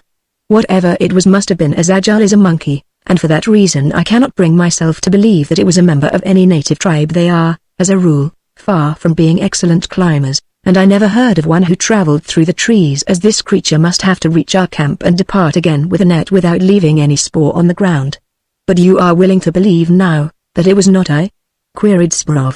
"There is no reason to believe that you did it," replied Jane. "Then why not give me the benefit of the doubt in the other matter? You must know that I couldn't have killed Kitty." "What does it matter what I think?" asked Jane. "That is a matter for the court to decide. Your opinion matters a lot to me, Jane. You have no idea how much." She looked at him shortly. "I have no desire to know." The note of finality in her tone was lost on Sparrow. "But I want you to know," he persisted. "I've never known anyone like you. I'm mad about you, Jane. You must have seen it." The girl shook her head impatiently. "That will be about enough of that, Alexis," she said. "Our situation is sufficiently difficult without your making it any worse. Does it make it any worse for you to know that someone is with you who loves you very much?" he demanded. "Oh, Jane," he cried, "I could make you very happy." Then he seized her arm and tried to draw her to him. Once again she wrenched herself free. Once again she struck him heavily in the face with her open palm. Instantly his expression changed. His face became contorted with rage. "I'll get you for this, you little..." "You'll do what?" demanded a man's voice angrily. The two looked up. Brown was striding toward them, followed by Tibbs. The hand axe swung at the pilot's side in his right hand. Sparrow cowered and backed away. "I'm going to finish you now, once and for all," said Brown. Jane stepped between the two men. "No, Brown," she said, "we can't take the law into our own hands, as much as we'd like to, but you're not safe as long as he's alive." "None of us is." "I can take care of myself," replied Jane, "and if I can, I guess the rest of you can." Brown hesitated, but finally he acquiesced. "Very well," he said, "I can wait." There seemed a world of meaning in those few words, nor was it lost on Sparrow. That night they camped again near the little river whose winding the trail followed. The instant that they stopped, Sparrow and Tibbs threw themselves upon the ground thoroughly exhausted. "If I may say so, my lady," said the latter, "I fancy I couldn't carry on for another half hour if my life depended upon it. Tomorrow you had better go on without me." "I'm afraid I can't keep up, ma'am, and I'm only delaying the rest of you." "You're doing splendidly, Tibbs," said Jane, encouragingly. "I know it's hard on you now, but you'll be surprised how quickly your muscles will toughen as they get accustomed to the work, and then you'll be able to keep up with any of us." "I hope so, my lady, but the way I feel now I don't believe I'll be able to go on." "Don't worry, Tipsy, we'll stick by you," said Brown, reassuringly. "It's mighty good of you, Mr. Brown, but nothing," said Brown. "We could get along with one less member in this outfit," and as he spoke, he stared straight at Sparrow. "But it ain't you, Tipsy." "Now," said Jane, "I'm going out to look for meat. I want you men to promise me that you will not quarrel while I'm gone. We have already had too much bloodshed and disaster." "Tipsy don't never fight with no one," said Brown, "and I won't be here, so you won't have to worry." "You won't be here?" demanded Jane. "Where are you going?" "I'm going with you, miss." "But you can't." "I can't hunt with you along." "Then you won't do no hunting," said Brown, "because I'm going with you." "You may be boss, but there's one thing you ain't going to do no more." "What is that?" asked the girl. "You ain't going off alone by yourself, again, after what happened to Annette." "If I may say so, my lady, I think Mr. Brown is quite right. We can't take any chances with you." "My lady," Jane shrugged. "Perhaps you're right," she said, "from your point of view, but really I'm much better able to take care of myself in the jungle than any of you." "That ain't neither here nor there," said Brown. "You just ain't going into the jungle alone, and that's that." "All right," said Jane, with a laugh. "I suppose I'll have to give in." "Come ahead then, Brown, we'll see what we can find." Tibbs and Alexis watched them depart, and then the former turned to the prince. "Beg pardon, sir," he said, "but hadn't we better start building a boma and gathering firewood?" "Yes, you had," said Alexis, "and you'd better hurry up about it as it will soon be dark." "You're not going to help me, sir?" demanded Tibbs. "Certainly not, my man. I'm far too tired." "And how about me, sir?" "I'm tired, too." Tibbs was surprised at his own temerity. "You've no business to be tired." "I'm not paying you to be tired. I'm paying you to work. Come, get busy, and don't be impudent." "You seem to be forgetting yourself, Tibbs, if I may make so bold as to say so, your highness. If you're not careful, I shall." "What do you mean, you impertinent puppy?" demanded Alexis. Tibbs sat down on the ground and leaned his back against the tree. "I mean, sir, that if you don't help and do your share there won't be any boma and there won't be any firewood when Lady Greystoke and Brown come back to the camp. I dare say they'll both be very angry, especially Brown. If I were you, sir, I wouldn't antagonize him any more. I suspect that he does not like you, and out here in the jungle, sir, where there ain't no laws nor no bobbies, he wouldn't need much more of an excuse to kill you." For a minute or two Alexis sat in silent thought, then he rose painfully and slowly. "Come on, my man," he said, "and I'll give you a hand with the boma." It was almost sunset when Jane and Brown returned with a small antelope, slices of which Tibbs was soon grilling before a cooking fire, while the others sat silently waiting. There was little conversation as they ate their slender meal. It was an ill-assorted company, with little in common among them other than the grim disasters which had befallen them and which made such depressing conversation that they were taboo as though by a tacit understanding. The girl and Brown each found the other the most congenial member of the party, and what little talk there was passed between these two, but very soon even they were silent, and presently all slept, except Tibbs who had the first watch. The long night wore on to the accompaniment of savage, jungle sound, usually remote but sometimes so close as to arouse the sleepers. Stealthy sounds, weird sounds, fierce and savage sounds, sometimes whispering, sometimes thundering, died softly, dying into nothingness, or reverberated through the jungle until the earth trembled. Each in his turn, the men stood guard. At 4 in the morning, Tibbs, completing his second tour, awoke Alexis, who was to follow him. Shivering in the chill of early morning, Sbarov piled more wood upon the fire. Then he stood with his back toward it, gazing out into the night. Just beyond the farthest reaches of the firelight rose a black, impenetrable wall of darkness, a mysterious world filled with nameless terrors. When a tongue of flame leapt higher in the air than its fellows, its light glanced momentarily from the bole of a tree or from a cluster of leaves, giving the impression of movement out beyond the rim of his little world. There were noises, too, sounds that he could not interpret. His fear and his imagination put strange interpretation upon the things that he saw and heard. A moaning woman floated at the borderline of reality. He could swear that he saw her. Sbarov recalled the ghost of the murdered woman that came back for her maid, and cursed Tibbs. A beast screamed and Sbarov shuddered. He turned away from the forest and sought to concentrate his mind upon other things. His eyes wandered over the figures of his sleeping comrades. They fell upon the hand axe lying close beside Brown.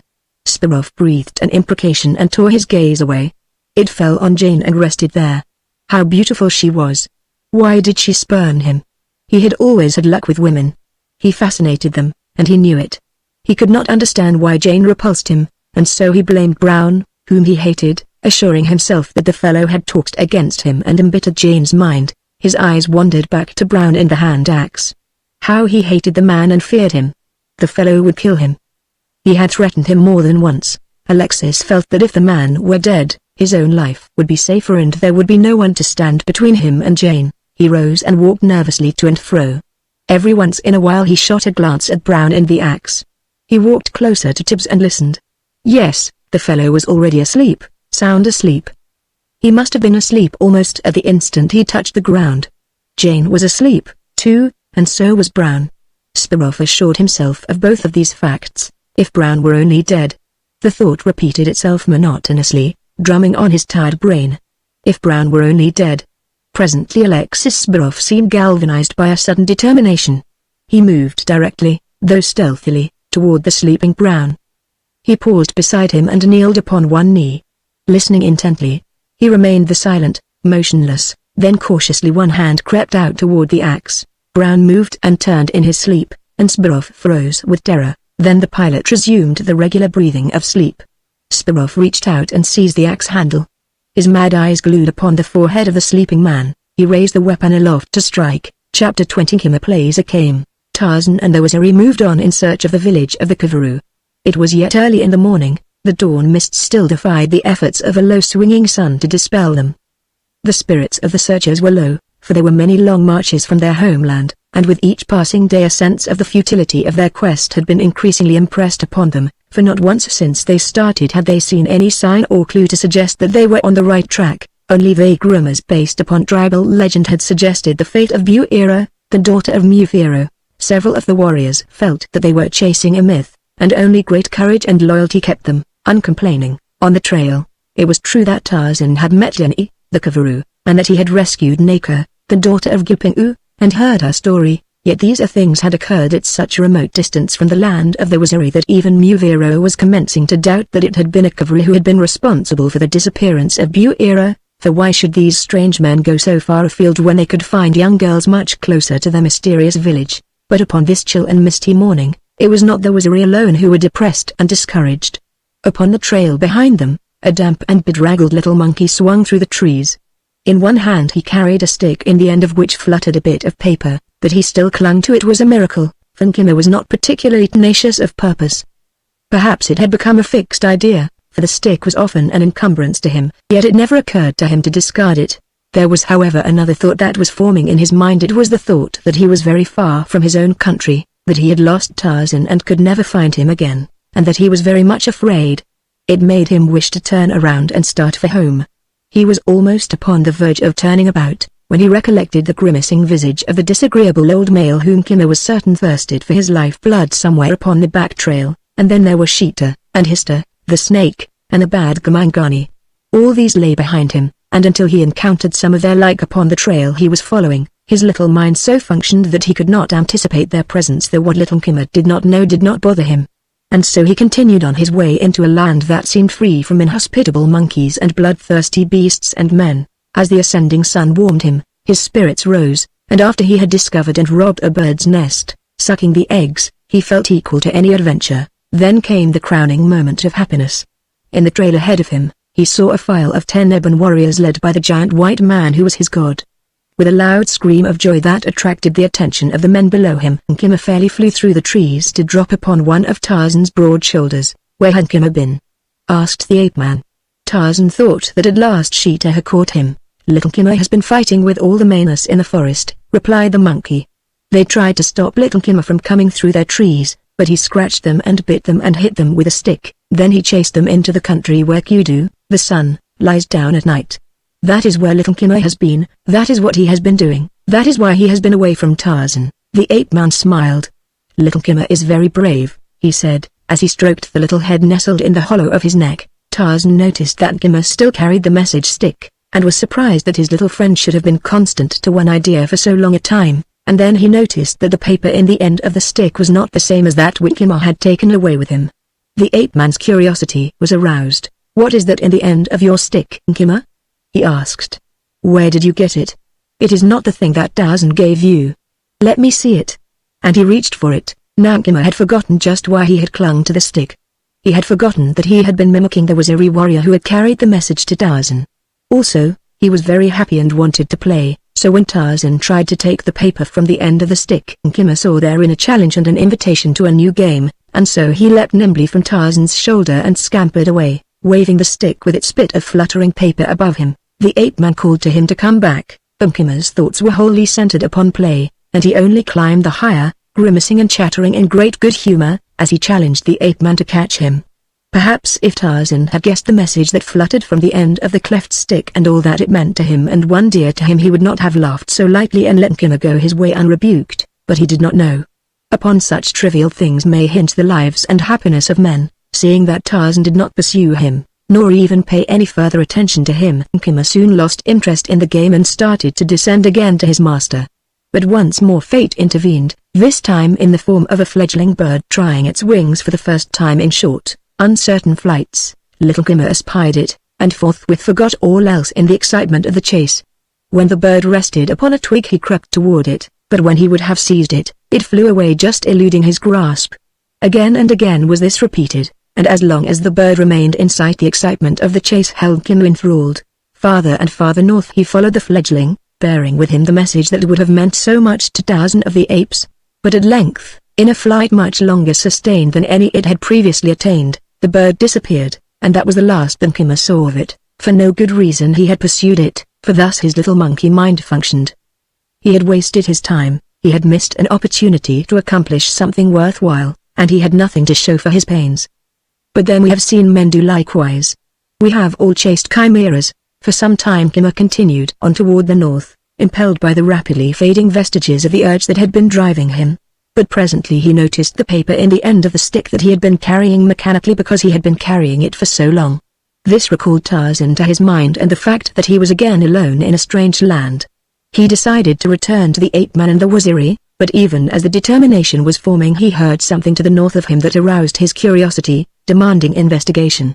It was the voice of a human being. Now, by nature Nkima is curious, and in addition Tarzan has trained him to investigate unusual occurrences, so it was not at all strange that he swung on through the trees in the direction of the voice that had attracted his attention, for the moment wholly absorbed in this new interest. From a lofty height he at last looked down upon the objects of his interest, two Tarmangani, a he and a she. And when Nkima saw the he Tarmangani he was glad that he was perching safely out of reach, for here was indeed a terrifying Tarmangani. Nkima had never before seen a white man like this one.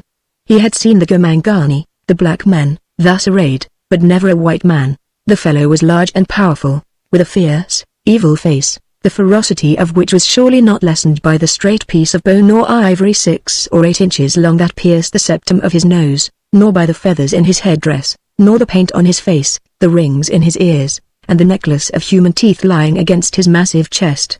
Nkima noted all these things and more: the loincloth of gorilla skin, the armlets, wristlets, and anklets, the fiber rope wound many times about the waist, the dagger, and the spear. This was indeed a Tarmangani to avoid. He filled little Nkima with fear, but not so his companion. She was of a far different mold, small, dainty, and with no indications of barbaric ornamentation. Had Nkima been accustomed to making intelligent deductions from his perceptions he would have guessed immediately that she was not of the same tribe, perhaps not of the same race as the man, but he could not have guessed that she was a French girl named Annette. No more could he know that the man was her captor, nor that he was a Pivaroo. The mind in Kimmer had its limitations, however, his curiosity was once more aroused. For this reason and another, he followed them. The other reason presupposes imagination, a characteristic that little Kimmer possessed, as must all creatures that know how to play, for play is often make-believe, and make-believe requires imagination of no mean order. So now little Kimmer pretended that he was stalking the two Tarmangani. He pretended that they were afraid of him and that presently he would leap upon them and destroy them. It was great fun for Kimmer, of whom almost nothing in the whole jungle was afraid, little Kimmer who could destroy so few creatures in his teeming world, from whom nothing more important than a fledgling bird might seek to escape. It gave him a fleeting sense of superiority. There are men like that. Often one sees them strutting, clothed in a shred of tenuous, evanescent authority, play-acting at importance, pursuing this exciting game. He lost all sense of time, of which, at best, he had little or no conception. Presently night would come, and then he would know that time had passed, but while it was passing he gave it no thought. The afternoon waned. The quarry passed out of the forest into an open plain at the foot of a tall mountain. The distance from the forest to the mountain was not great. Kimmer could see across the plain, cut with little ravines, cluttered with huge boulders, to a village that lay at the foot of a perpendicular cliff. A little river wound down toward the forest from the village, as though it rose in the village itself and flowed out beneath the gates of the lofty palisade. These things Kimmer saw. He also saw the two he had been stalking cross the plain toward the village, but he did not follow them. After all, a game is a game, there is no use carrying one too far. He saw the gates open to admit the couple. He saw them close behind them. Then, for the first time, he realized that night was falling, and suddenly he became very lonely and afraid. He thought of Tarzan and the safety of that bronzed shoulder, then he turned and scampered through the trees back into the south, clutching the forked stake tightly in his little fist, whimpering as he went. Chapter 21. Only two left. Tibbs awoke suddenly out of a sound sleep, and as he opened his eyes he saw Burroughs with upraised hatchet kneeling above Brown. With a cry of warning, he leapt to his feet. Burroughs hesitated an instant and looked quickly toward Tibbs. It was that momentary hesitation that saved Brown's life. Tibbs' cry awakened him, and almost instinctively he recoiled and rolled to one side. Perhaps it was a natural reaction to the note of warning and the terror in the voice of the Englishman. Burroughs struck, but the sharp blade missed Brown by a fraction of an inch and was buried in the earth where his bead had lain but a brief instant before. At Tibbs' cry Jane leapt to her feet, fully awake on the instant. Burroughs, on one knee, reached his feet before Brown, and clinging to the hatchet fled into the jungle. Brown started in pursuit, but Jane called him back. "Don't follow him," she said. "What's the use? We are well rid of him, he won't dare come back now. If you followed him, he might lie in wait for you and kill you. We can't spare any more, we are all too few now." Brown turned back. "I hate to let him get away with anything like that. But I suppose you're right. He could hide and get me in that mess of trees and undergrowth before I knew what it was all about." He shook his head ruefully. "But I still hate to let him go. He ought to get what's coming to him. He will out there alone," prophesied Jane. "I hope he does before he ever lays eyes on him again." "The bounder, if you'll pardon me, my lady, I think you're quite right, Tibbs, we all feel the same about the man. But now we are only three, though he never was much good to us." "Much good?" exploded Brown. "Miggard, miss, he wasn't no good. He never done a thing except make trouble. If I don't never see the sight of him again, that will be 20 years too soon, Prince." There was a world of contempt and irony in the American's tones. "If they was all like him, I don't wonder they been kicking him out." Jane smiled. "There have been some pretty good ones, Brown, and there still are. Princes like Burroughs are not really princes at all. It is often just a courtesy title, as meaningless as a colonelcy in Kentucky. They don't rate very high in their own countries." Brown grinned. "They sure are the fair-haired boys in America, though. It was that title the poor old lady fell for, and look what it cost her. American women are fools, the way they go for titles." Jane smiled good-naturedly. "I'm an American, you know, Brown." The pilot flushed. "Heck, no, miss, I didn't know it. I'm sorry, you needn't be, because you're right about some American women, the climbers. It's not as bad as it used to be, but Americans still buy titles, and they don't often get very much for their money beside the titles. Oftentimes even the titles are as spurious as their owners. I recall reading a book written a number of years ago by a French count who had married a daughter of one of America's richest railroad families. He made fun of his wife's people, their poor taste, their love of money. Yet nothing that they were accused of could have been in such rotten taste as this book, nor was their love of money any greater than his by his own admission, for he bragged of having sold his title for their money. In the same breath he spoke of the honor of his house and his ancient lineage. He and his kind are sickening. I grow more and more to agree with my husband's appraisal of beasts and men. He prefers the beasts. Brown shook his head dubiously. I ain't got much use for men, myself, he admitted, leastwise some men, but if your husband was in our fix I reckon he'd be doggone glad to get out of this jungle back where there were plenty of men and no beasts. You don't know my husband. Well, perhaps he'd rather be here than in good old Kai, but I wouldn't. Then we'd better start getting out, suggested Jane. There's nothing to keep us here any longer. Quite right, my lady, if you'll pardon my saying so, agreed Tibbs. I'm for hopping off right away, said Brown. Perhaps what? Asked Jane. I was just thinking of Annette. I know there ain't no chance of running across her, but I can't help hoping. We're all hoping, Brown. That's about all we can do, I'm afraid. Jane laid a sympathetic hand on the man's arm. As the three set out once more upon the trail toward the east, a pair of eyes watched them from the foliage of a nearby tree, sinister, unblinking eyes that appraised the two men casually but were most often centered upon Jane. Brown took the lead, setting a pace that would not be too hard on Tibbs. He had learned that whatever pace he set, the girl was equal to it, perhaps even more. He often wondered at her strength, endurance, and nerve. She was not at all the sort of person that he had imagined a titled English woman would be. He had always thought of women of her class as pampered, helpless creatures.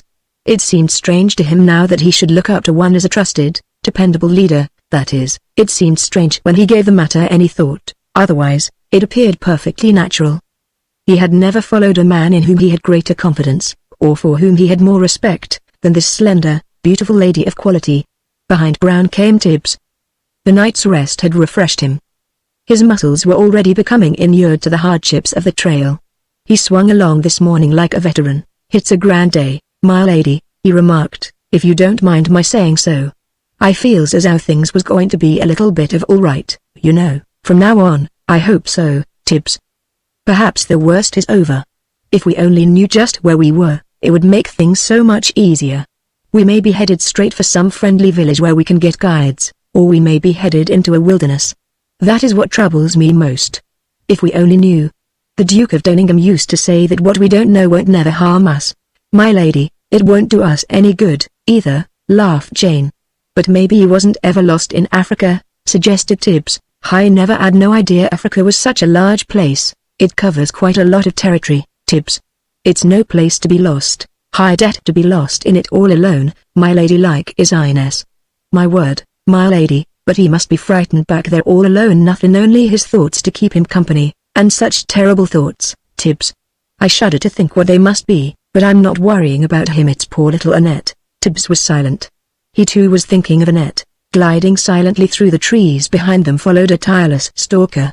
Seldom now were those cruel eyes allowed to wander from the slender figure of the girl swinging along behind the two men. As the hours passed, Tibbs commenced to tire again.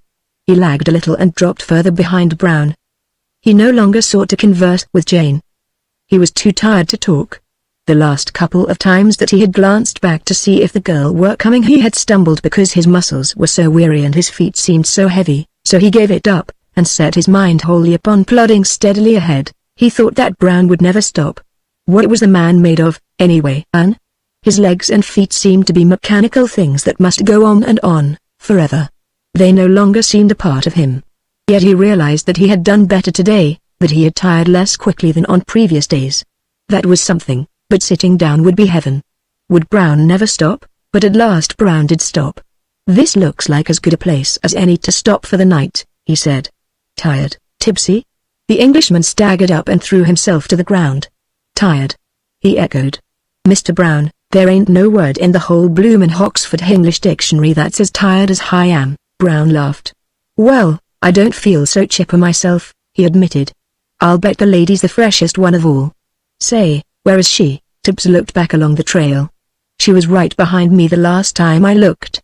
Doubtless she'll be along in a second. She shouldn't get so far behind, grumbled Brown. It was evident that he was becoming apprehensive. Then he called aloud. "Hi, there. Lady Greystoke." There was no answering call. The two men stared expectantly along the trail. Tibbs rose wearily to his feet. Brown called again. There was only silence. Brown looked at Tibbs. There was an expression on the American's face that Tibbs had never seen there before. It was fear, but it was not fear for himself. At a run Brown started along the back trail. Tibbs staggered after him. Occasionally Brown would stop and call the missing girl's name aloud, but there was never any answer. They kept on until darkness overtook them. Tibbs was exhausted, he could go no farther. Brown, too, was almost at the limit of his powers. They threw themselves to the ground. "It ain't no use," said Brown wearily. "She's gone just like Annette, and I think in the same way. Why didn't she let me kill him? Why didn't I kill him anyway? I knew I should have." "You think it was the prince?" "Sure it was, the dirty." "Oh, what's the use? It's all my fault for letting a woman tell me what to do." "She's a grand woman, but women are all alike when it comes to a job like that. They're too soft-hearted. I ought to have killed him when I first wanted to. We'd have had Lady Greystoke and Annette both with us now if I had." "It ain't your fault, Mr. Brown," said Tibbs soothingly. "You only done what any man would have done. We all of us promised to obey Lady Greystoke, and she told you not to kill him. Though, if you'll pardon my saying so, I think the blighter ought to have been killed long ago." The rumble of a lion's roar echoed through the darkening forest, awakening the men to the dangers of the coming night. Brown groaned. "If I only knew where they were. If I just knew they was alive. If he hadn't killed em, just think of em back there somewheres in the dark with only that pansy to look after em." The gloom of Brown's mood was reflected in his voice. "You don't really think he'd kill Lady Greystoke, do you?" demanded Tibbs, horrified. It was quite one thing to kill a lady's maid, but another, an unthinkable thing, to kill a titled lady. Tibbs' viewpoint on such matters was largely a matter of heredity.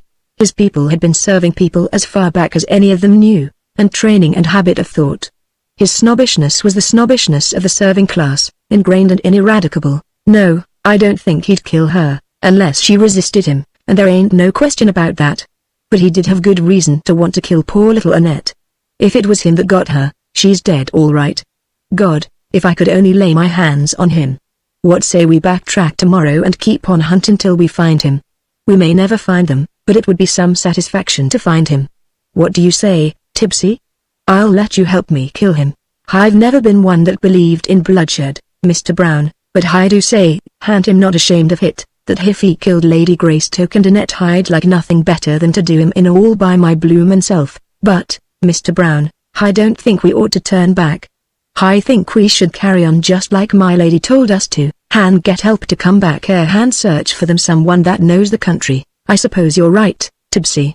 We couldn't find the Empire State Building if it was wandering around in this man's jungle, let alone a couple of girls." A lion roared again, nearer this time. "I reckon we'd better climb a tree, Tibbsy, and wait for daylight. It don't look like sleeping on the ground was going to be very healthy. My father always said it was most unhealthy. He got rheumatism something terrible sleeping on the ground in the Crimea." "Then let's climb," said Brown. "I don't want to get rheumatism." Chapter 22. Stalked by Numa, Nkima spent a night of terror. Sheeta, the leopard, prowled on the ground, climbed through the trees. Nkima clung to the loftiest branch that would support his weight and shivered from cold and terror throughout the long night. But at last day dawned, and with the first lessening of the terrifying darkness he swung off through the trees in search of Tarzan and the Waziri. And still he clung to the little cleft stick with a bit of paper fluttering from its tip. He had not gone far when he heard the voices of men. His little heart beat wildly as he sped in the direction of the sound. So anxious was he to find Tarzan that he had no place in his mind for any doubt that the voices he heard might be those of others than his friends. Nor were they. Chattering and screaming, Nkima dropped plummet-like from height branches to alight upon the shoulder of his friend. One arm encircled Tarzan's neck, and from the little clenched paw the cleft stick brought the fluttering bit of paper directly in front of the ape-man's eyes. He saw writing upon it, handwriting that even in a brief glance he recognized. Yet he could not believe. It was incredible, preposterous to even imagine that little Nkima bore a message penned by Jane. The remarkable similarity between this handwriting and hers could be nothing more than a fantastic coincidence. Before Nkima could again escape him, Tarzan slipped the message from the stick, and, while the monkey chattered and scolded, scanned it hurriedly. There was Iri, watching him, saw sudden concern mirrored in his expression. "Where did you get this, Nkima? demanded the ape-man. "Who gave it to you?" Nkima stopped scolding and scratched his head. Where did he get it? He could not recall. Many things had happened since then. His memory was a long, dim corridor, and this event a tiny thing at the far end. "Something is wrong, Bwana?" asked Mufiro. "Nkima has brought you bad news?" "It is a message from Lady Greystoke. She and a party of friends were forced down in an aeroplane. They are lost somewhere without provisions or weapons." He turned his attention again to Nkima. "Who gave you this?" he demanded. "Was it a she?" "A Tarmangani?" Slowly Nkima was recollecting. "It was not a Tarmangani," he said. "A Gamangani?" "It was not a Gamangani. Who did give it to you, then?" Now Nkima recalled. "No one gave it to Nkima. Nkima found it in a walla." "What does he say, Bwana?" asked Mufiro, for Nkima had spoken in the language of his people, which only Tarzan, among men, understands. "He says he found it in a nest," explained the Lord of the Jungle. "That might mean a house, or a hut, or a shelter, the lair of a wild beast, or the nest of a bird. I will find out." "Nkima, what built the nest in which you found this, Tarmangani?" "The Gamangani do not build a walla like it." "Where is it?" "Try to recall." "You must take me to it." "Where was it?" Nkima waved a paw loosely in the general direction of the west. "You will take Tarzan to this nest," said the ape-man. Instantly Nkima was all excitement. He felt quite important. He hopped to the ground and pulled on Tarzan's leg. "Come Nkima," he begged. "Lead your warriors toward the north until you find the village of the Kavaru," Tarzan directed Mufiro.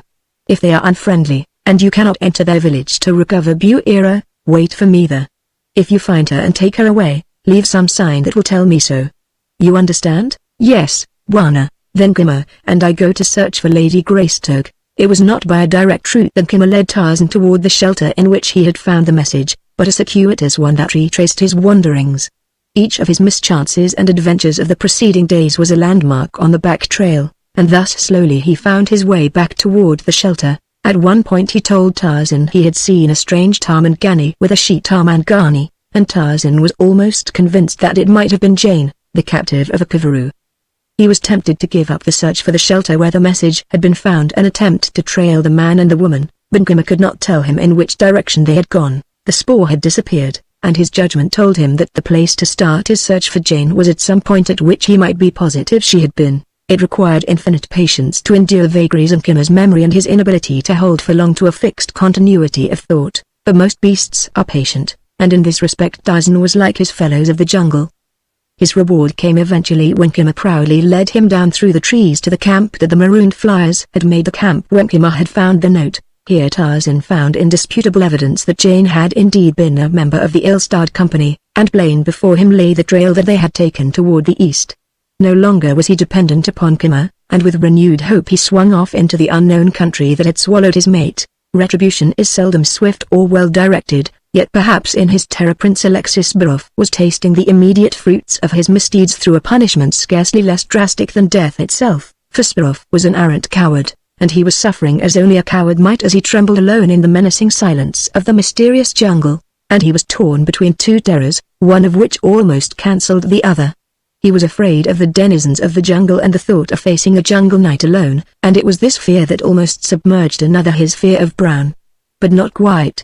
As much as he longed to return to the companionship of those he had persistently sought to offend or injure, the knowledge that Brown would kill him if he did, exiled him to the torture of his terror-stricken loneliness. When he had finally been forced to definitely abandon any thought of returning to the others, he determined to follow the plan that he had originally suggested to them, the plan that had been voted down in favor of Jane's suggestion that they search toward the east for friendly tribes, and so he set his face toward the west in the hope that he might stumble upon a white settlement in the Belgian Congo. One ordeal that he dreaded lay ahead of him on this route, for in retracing his steps he must pass the grave of his murdered wife.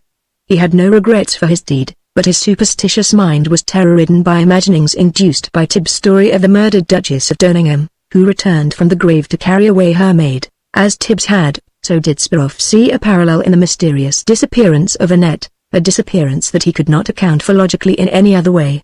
But there was no alternative. He must pass close to the grave and the scene of the murder.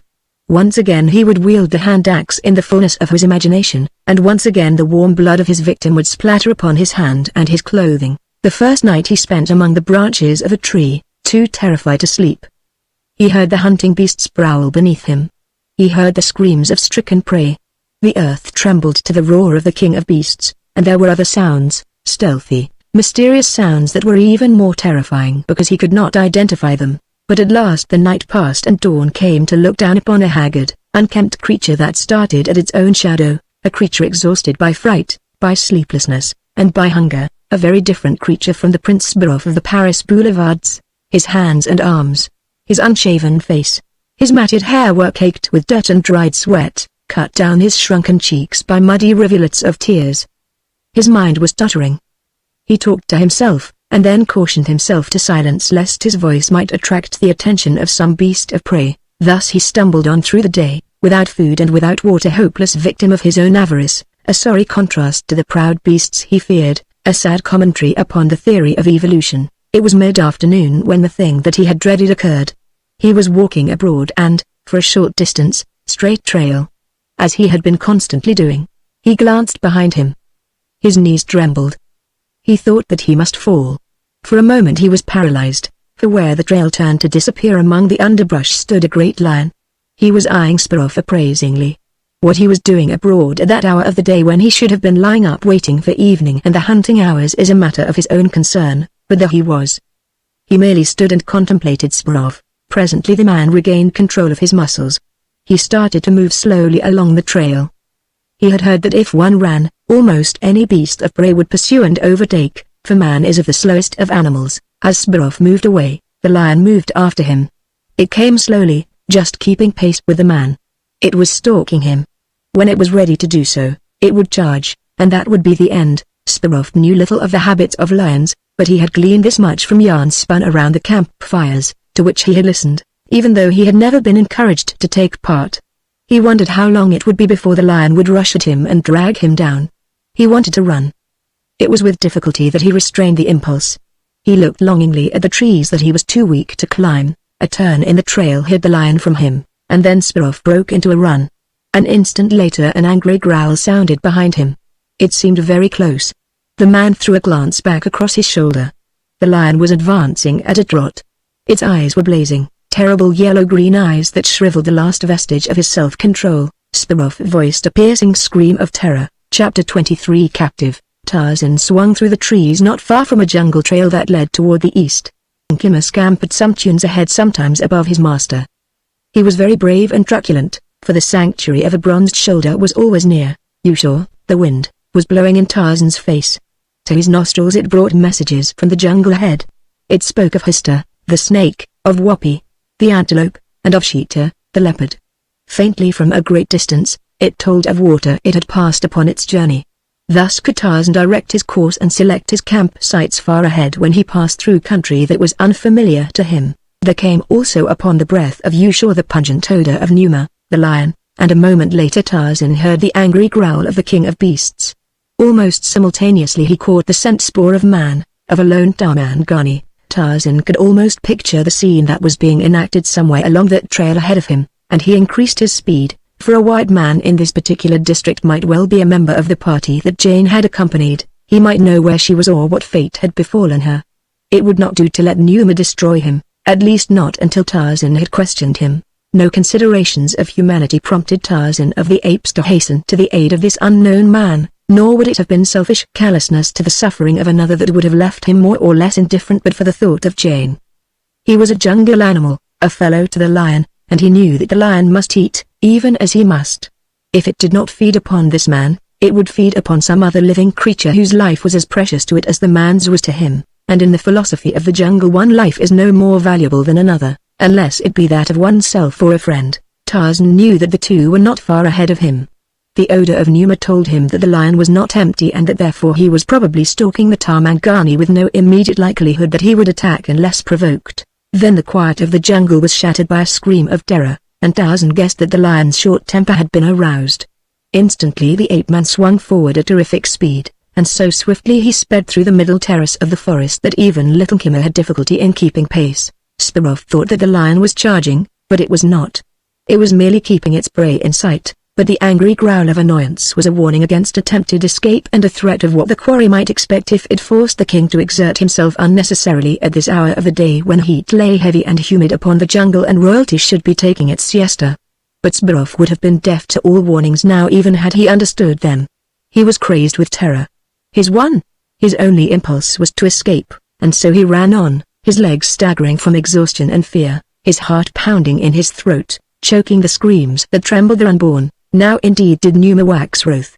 This pitiful thing was trying to escape him, and it was making him trot when he wished only to loaf along the trail at his ease until he was again ready to kill and feed. He would put an end to it, and that, quickly. He voiced another warning roar as he prepared to charge, a roar that half paralyzed the man. Thinking the end had come, Sparrow fell to his knees, turning so that he faced the lion, and as he did so a strange thing happened, a thing so remarkable that it surprised the lion quite as much as it did Sparrow. A white man dropped from above into the trail between them. Sparrow had never seen a man such as this, a bronzed giant, almost naked, a handsome giant with grim, stern features, a giant who faced the lion with as little apparent concern as one might reveal in shooing away an alley cat. He just stood there facing the lion and waiting, and the lion stopped in its tracks, eyeing the intruder but with evidently growing displeasure. As Sparrow looked at the man he realized that he was really not of gigantic proportions, yet he conveyed the impression of great size. Perhaps it was the suggestion of power and majesty in his mien that gave him the appearance of towering over other creatures. He stood, perhaps, a couple of inches over 6 feet, rounded muscles flowed smoothly beneath clear, bronzed skin. His proportions were as perfect for his kind as were those of the great lion he faced. It occurred to Sparrow that these two were very much alike, and he began to be as afraid of the man as of the other beast. They stood thus facing each other for but a moment, then the lion growled, lashing its tail, and took a step forward. The man growled, and Sparrow shuddered. Now, indeed, was he terrified.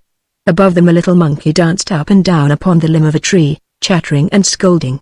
He loosed upon the lion a vocabulary of rich invective, but to Sparrow it was only the silly chattering of a monkey. The bronzed giant moved slowly forward to meet the lion. From the mighty cavity of his deep chest rolled savage growls.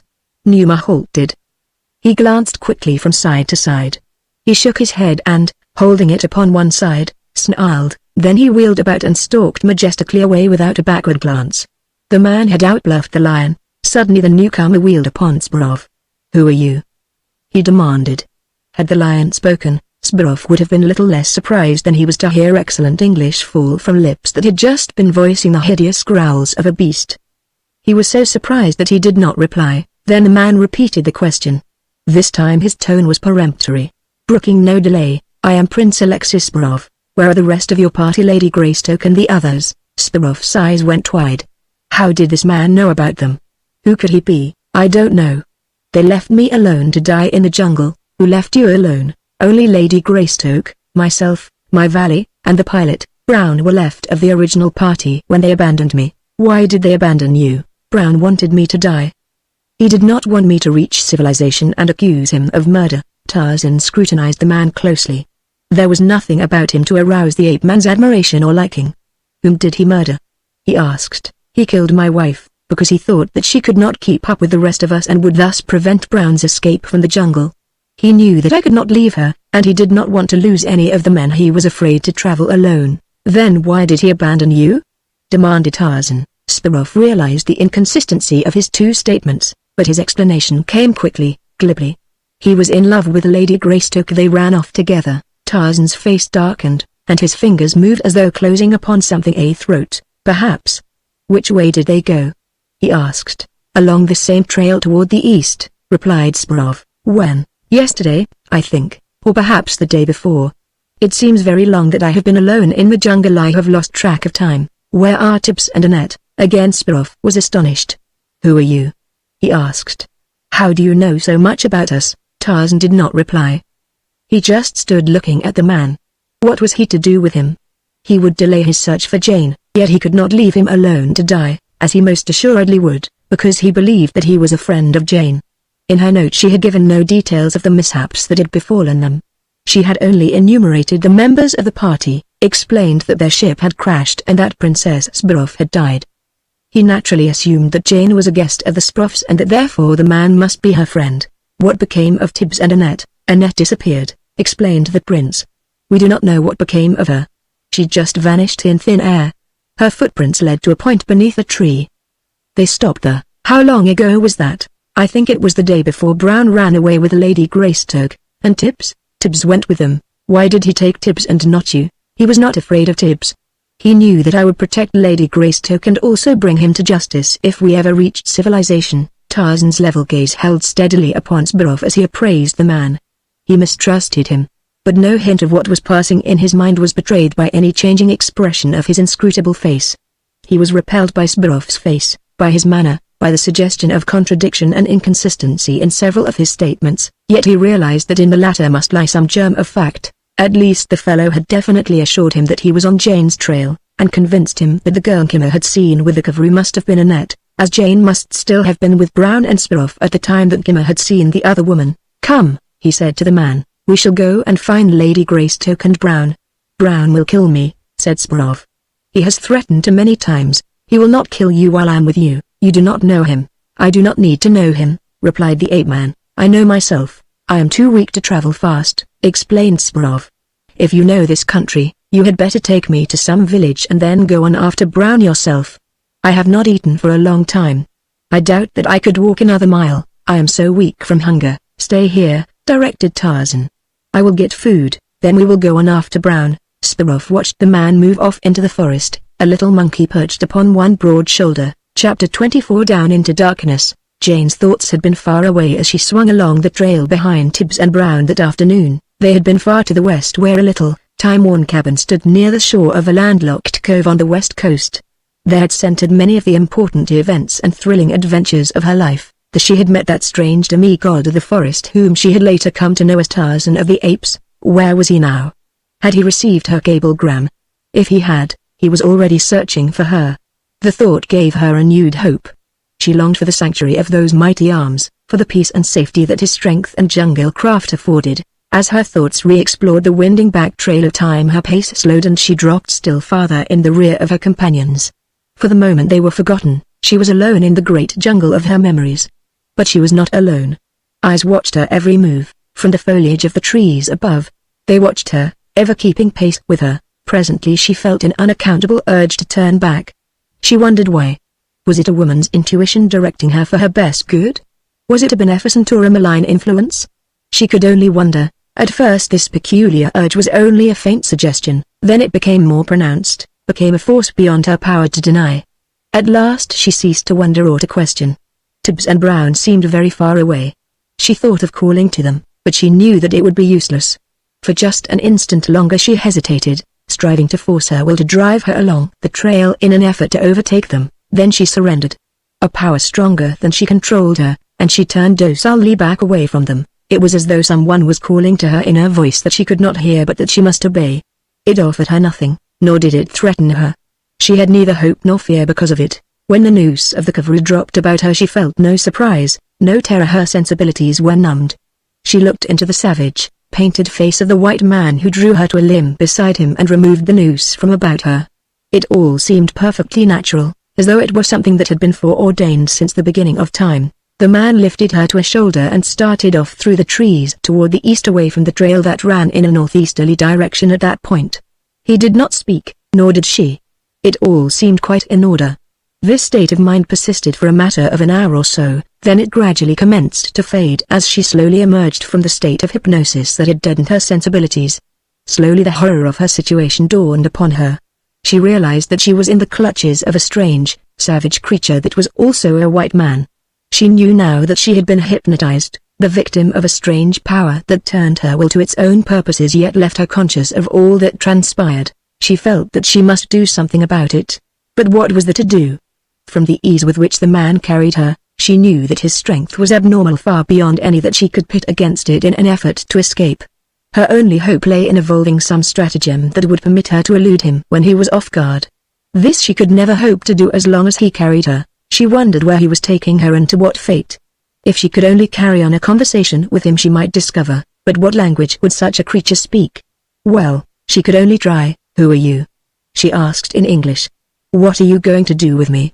The man grunted and then mumbled in a Bantu dialect with which she was familiar. "I do not understand." Jane experienced a moment of elation that was great by contrast with the hopelessness of her situation when she realized that he spoke a language she was familiar with. "I understand you," she said in the same dialect that he had used. "Now tell me who you are and why you have taken me."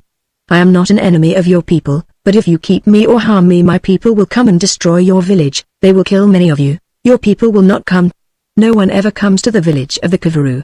If any did, they would be killed. You call yourselves Kavaru?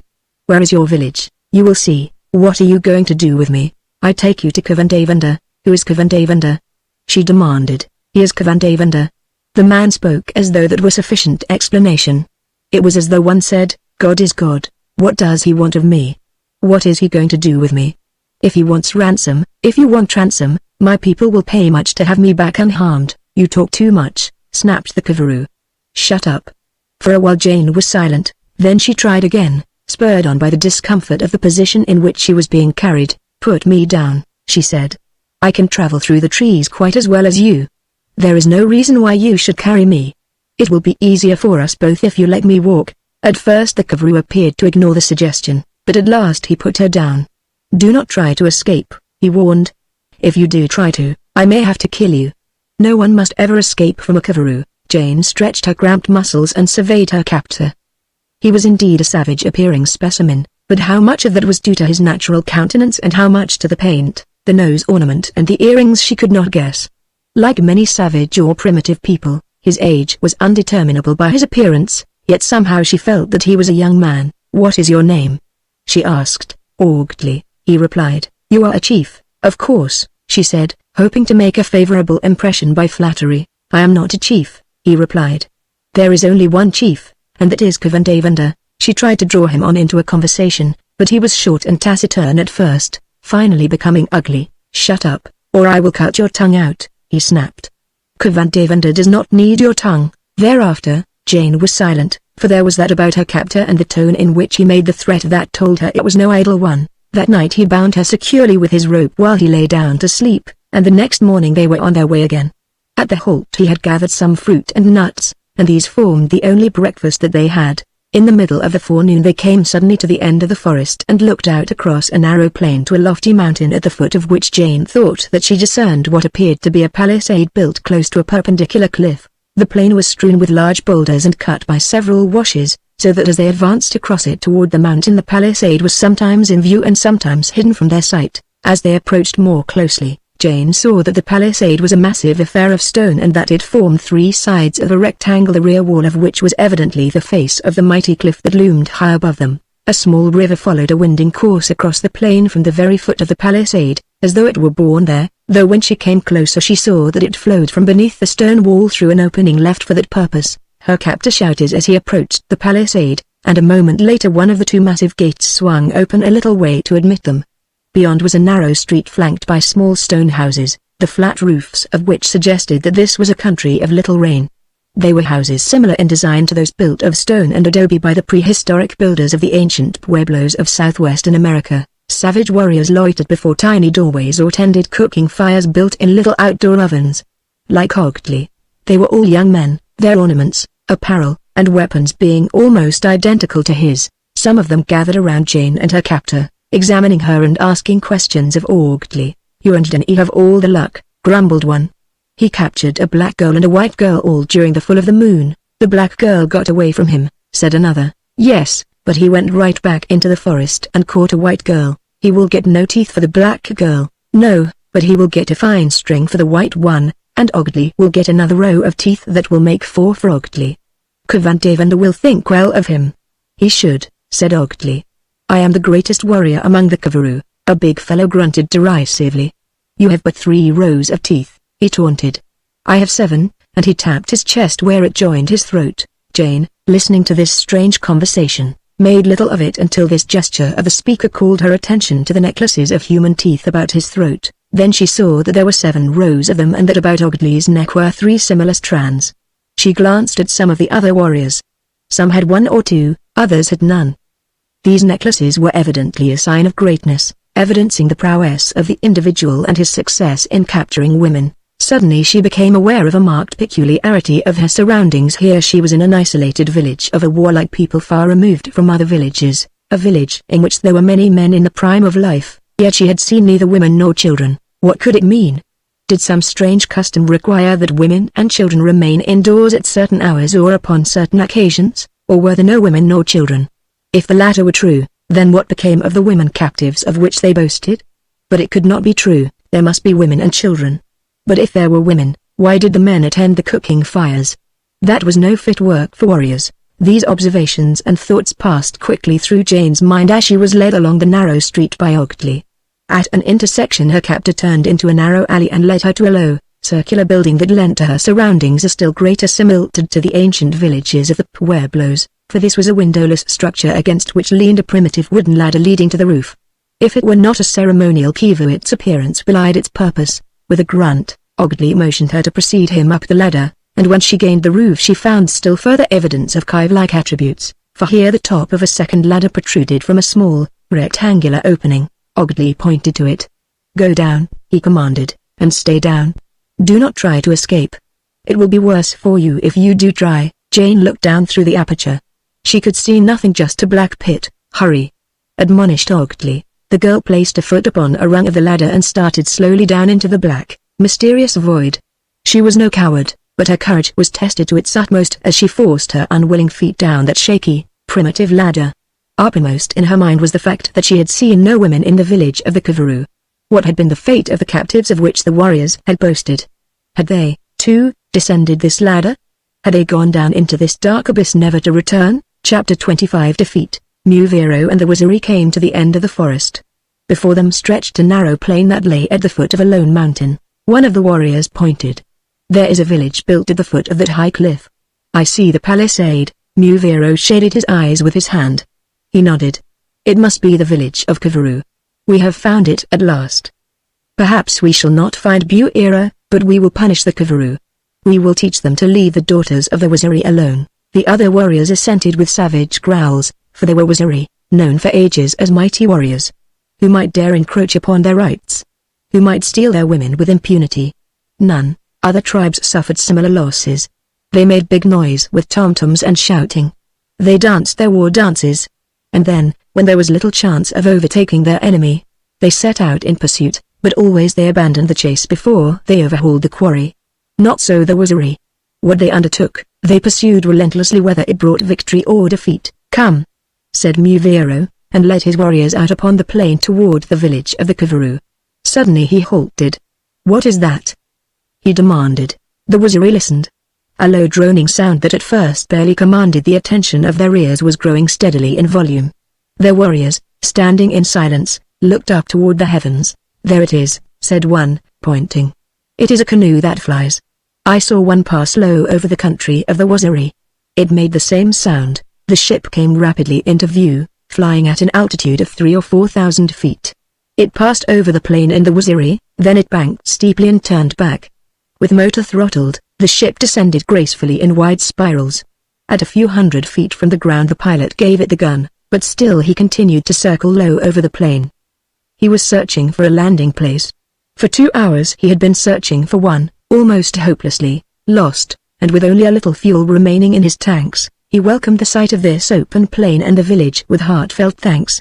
He knew that he couldn't get fuel here, but he could get his position, and at least he was saved from making a forced landing over the forest. Flying low, he saw there was white-plumed savages evidently coming from the forest, and he saw natives emerging from the village, too. He saw that these were different in a most surprising way, and he dropped lower and circled twice more to make sure. His companion, in the front cockpit, scribbled a note and handed it back to him. "What do you make of them?" "They look white to me." "They are white," wrote the pilot. Owing to the washes and boulders there were not many safe landing places available on the plain. One of the best, or perhaps it would be true to say least impossible, was directly in front of the village. Another, and perhaps a better one, lay across the plain, near the forest. Muvero and his Waziri stood near the edge of it, a band of primitive savages, and the sight of these and the implications their presence suggested determined the pilot to set his ship down nearer the village and its white inhabitants. Tragic error. Once again the ship circled the plain, rising to an altitude of 1,000 feet. Then the pilot cut his motor and glided toward a landing. Muvero resumed his advance upon the village, and as the way led him and his men down into a deep wash they did not see the actual landing of the ship, but when they again reached higher ground they saw 2 men climbing from the cockpits of the plane. While advancing from the open gates of the Kavura village was a swarm of savage, white warriors, whose hostile intent was all too apparent to Muvero. They were white. No longer was there any doubt in the mind of the Waziri chieftain. Now he knew that these were indeed the Kivaru. They were shouting and brandishing their spears as they ran toward the two aviators. Apparently they had not as yet discovered the presence of the Waziri, or, if they had, they ignored them. Muvero spoke to his men in low tones, and they spread out in a thin line and moved silently forward at a trot.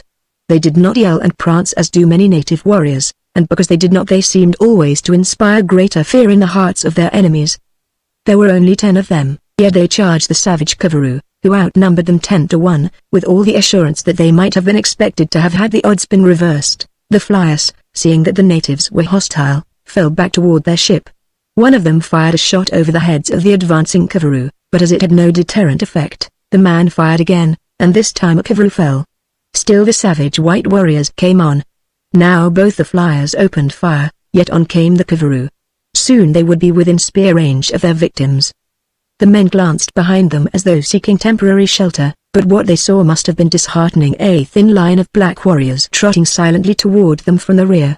They did not know that these would have been friends and allies, so one of them raised his pistol and fired at Muvero.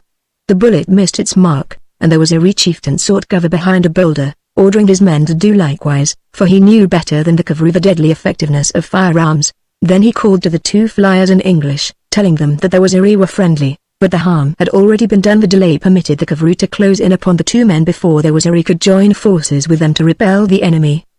Perhaps it would have done no good, so greatly did the Kavaru outnumber them all. With savage yells they bore down upon the flyers, though several of their number dropped before the fire that the two poured into their ranks.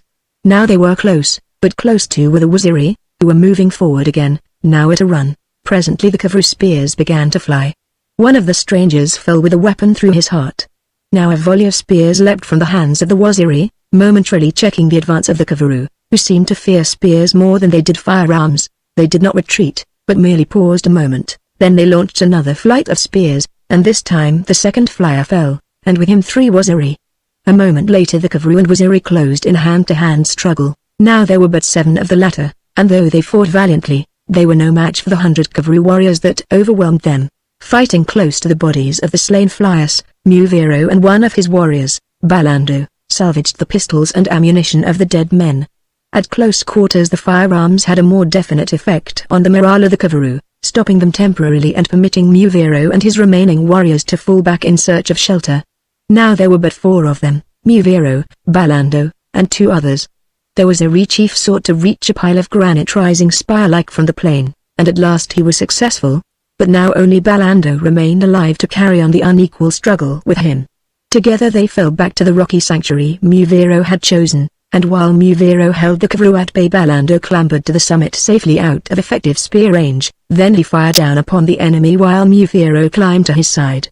Again and again the Kavaru hurled their spears aloft, but the height was too great for any but the most powerful muscles, and even the weapons of these had lost so much speed and momentum by the time they reached the level at which their targets stood that they ceased to constitute a menace.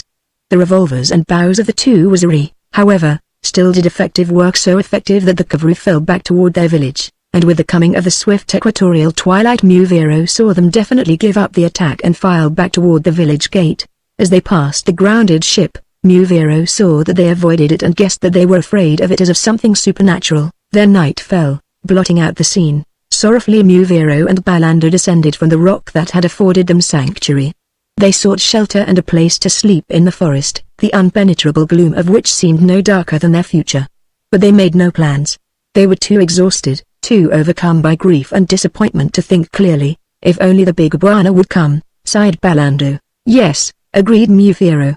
If he had been here, this would not have happened. Chapter 26 Tarzan stalks Brown. The morning mist floated lazily in the still air, the soul of the dead night clinging reluctantly to earth. A strange hush lay on the jungle, a silence as poignant as a leopard's scream. It awakened Brown. He moved gingerly in the crotch of the tree into which he had wedged himself the evening before. He was stiff and lame and sore. Every muscle ached. He looked up at Tibbs, a couple of feet above him, and grinned. The Englishman was spread-eagled across 2 parallel branches to which he was clinging tightly in restless slumber. He looks like he was going to be grilled, mused the pilot. Poor old Tibbsy. He spoke the last words half aloud. Tibbs opened his eyes and looked around. For a moment his expression was surprised and troubled, then he discovered Brown below him, and full consciousness returned. My word! He exclaimed with a shake of his head. I was just drawing his Grace's both. You even wait on M in your sleep, don't you, Tipsy? Well, you see, sir, it's been my life, always, and I wouldn't ask for a better one, peace and orderliness. Have everything clean and straight, keep everything always in its place. And not hard work, sir. And you're always treated well, that is, by gentlemen. It's been my good fortune to be in the service mostly of gentlemen, like this Burroughs guy?" inquired Brown. "He was not a gentleman, but he was a prince, wasn't he? Don't that make him a gentleman?" Tibbs scratched his head. "It should, but it doesn't, not always. I sometimes think when I see a bounder with a title that possibly at some time his mother may have been indiscreet." Brown laughed. "I guess there must have been a lot of indiscretion in high places," he remarked, "and then, how about pulling our freight, Tipsy?" "We got a long ways to go on a pair of empty stomachs." Wearily the two men plodded on through the jungle. All the forces of nature and the laws of chance seemed to have combined against them from the first.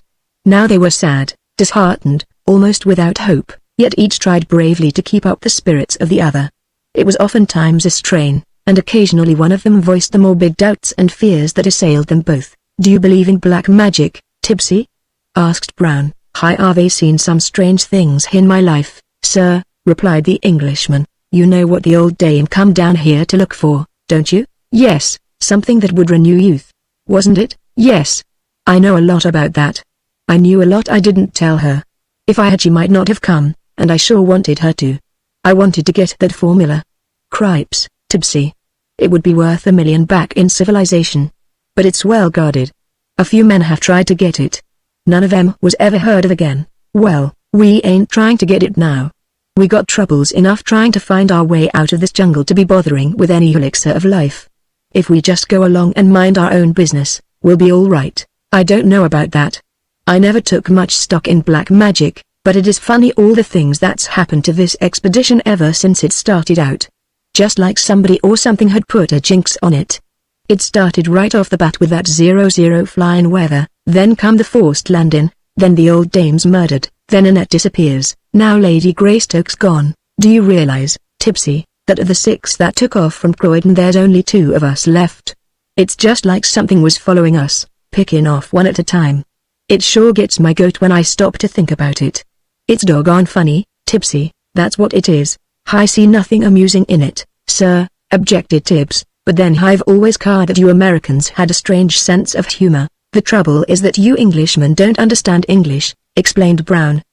"But let's ship it. The question is, which one of us will be next?" "Don't," begged Tibbs.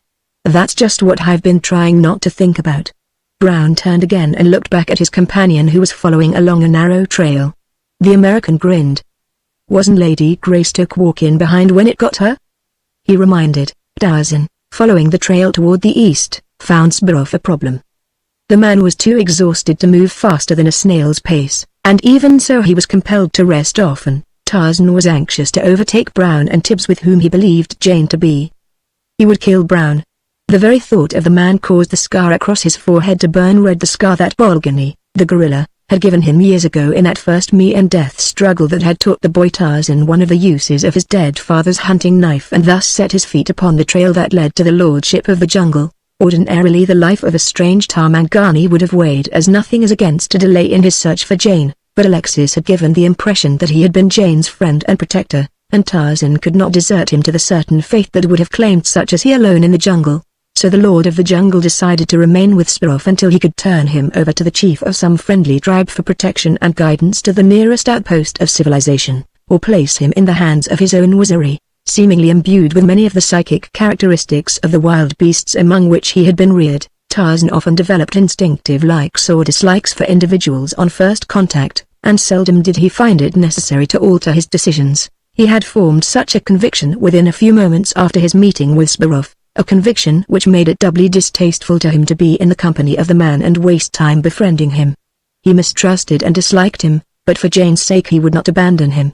Little Kimmer seemed to share his mistrust, for he seldom came near the stranger, and when he did he bared his teeth in a menacing snarl, chafing under the delay forced upon him by Burroughs' physical condition, which bordered on complete exhaustion. The ape-man at last swung the surprised Burroughs to his shoulder and took to the trees with the agility and speed of a small monkey. Alexis voiced a cry of remonstrance that carried also a note of fear, but he was helpless to escape the situation into which he had been snatched as though by the hand of fate. Should he succeed in wriggling from that vice-like grasp, it would only lead to injury in the resultant fall to the ground below. So Alexis shut his eyes tight and hoped for the best. He knew that they were moving rapidly through the trees. The swift passage of foliage and twigs across his body told him that. He remonstrated with the bronzed savage that was carrying him, but he might as well have sought conversation with the Sphinx. At last he gained sufficient courage to open his eyes. Then, indeed, did he gasp in horror, for at that very moment Tarzan leapt out into space to catch a trailing liana and swing to another tree upon his arboreal trail. 50 feet below the eyes of the thoroughly terrified Sparrow lay the hard ground. He screamed aloud, and then he found articulate voice. "Take me down," he cried. "Let me walk. You'll kill us both." Overcome by terror, he struggled to free himself. "It will be you who will kill us if you don't lie still," warned the ape-man. "Then take me down." "You are too slow," replied Tarzan. "I cannot be held to the pace of Kota, the tortoise, if I am ever to overtake the man you call Brown. If I take you down I shall have to leave you alone here in the jungle. Would you prefer that?" Sparrow was silent. He was trying to weigh the terrors of one plan against those of the other. All that he could think of was that he wished he were back in Paris, which really didn't help at all in this emergency. Suddenly Tarzan came to an abrupt halt on a broad limb. He was listening intently. Sparrow saw him sniffing the air. It reminded him of a hound on a scent trail. "What do those two men look like?" demanded Tarzan. "Describe them to me, so that I may know Brown when I see him." Tibbs is a small man with thin hair and a pinched face. He is an Englishman with a slight Cockney accent. Brown is a big fellow, an American. "I suppose he would be called good-looking," added Sparrow, grudgingly. Tarzan dropped to a trail that they had crossed many times as it wound through the jungle, and set Sparrow on the ground. "Follow this trail," he directed. "I am going on ahead. You are going to leave me alone here in the jungle?" demanded Alexis, fearfully. "I will come back for you," replied the ape-man. "You will be safe enough for the short time I shall be gone." "But suppose a lion," commenced Sparrow. "There are no lions about," interrupted Tarzan. "There is nothing near that will harm you." "How do you know?" "I know. Do as I tell you and follow the trail." But Sparrow started to expostulate, then he gasped and sighed resignedly, for he was alone. Tarzan had swung into the trees and disappeared. The ape-man moved swiftly along the scent spoor that had attracted his attention. His sensitive nostrils told him it was the scent of two white men. He sought in vain to detect the spoor of a woman, but there was none. If the two men were Brown and Tibbs, then Jane was no longer with them. What had become of her? The man's jaw set grimly. That information he would get from Brown before he killed him. A human life meant no more to Tarzan of the apes than that of any other creature. He never took life wantonly, but he could kill a bad man with less compunction than he might feel in taking the life of a bad lion. Any living thing that harmed his mate or threatened her with harm he could even find a species of grim pleasure in killing, and Sparrow had convinced him that Brown meant harm to Jane if he had not already harmed her. The man's statement that Jane and Brown had run away together had not carried the conviction that the implication might have provoked, so sure was the lord of the jungle of the loyalty of his mate. Her intentions and her voluntary acts he never doubted nor questioned. What were his thoughts as he swung along the trail of the two unsuspecting men? That inscrutable face gave no suggestion of what passed in the savage mind, but they must have been grim and terrible thoughts of revenge. Rapidly the scent of his quarry grew stronger as the distance that separated them grew shorter. Now he went more slowly, and, if possible, even more silently. He moved as soundlessly as his own shadow as he came at last in sight of two men trudging wearily along the trail beneath him. It was they. He could not mistake them. The small Englishman, the big American. He paid little attention to Tibbs, but his eyes never left the figure of the aviator. Stealthily he stalked, as the lion stalks his prey. He was quite close above them. Easily now at any moment he could launch himself down upon his victim. Tibbs mopped the streaming perspiration from his forehead and out of his eyes.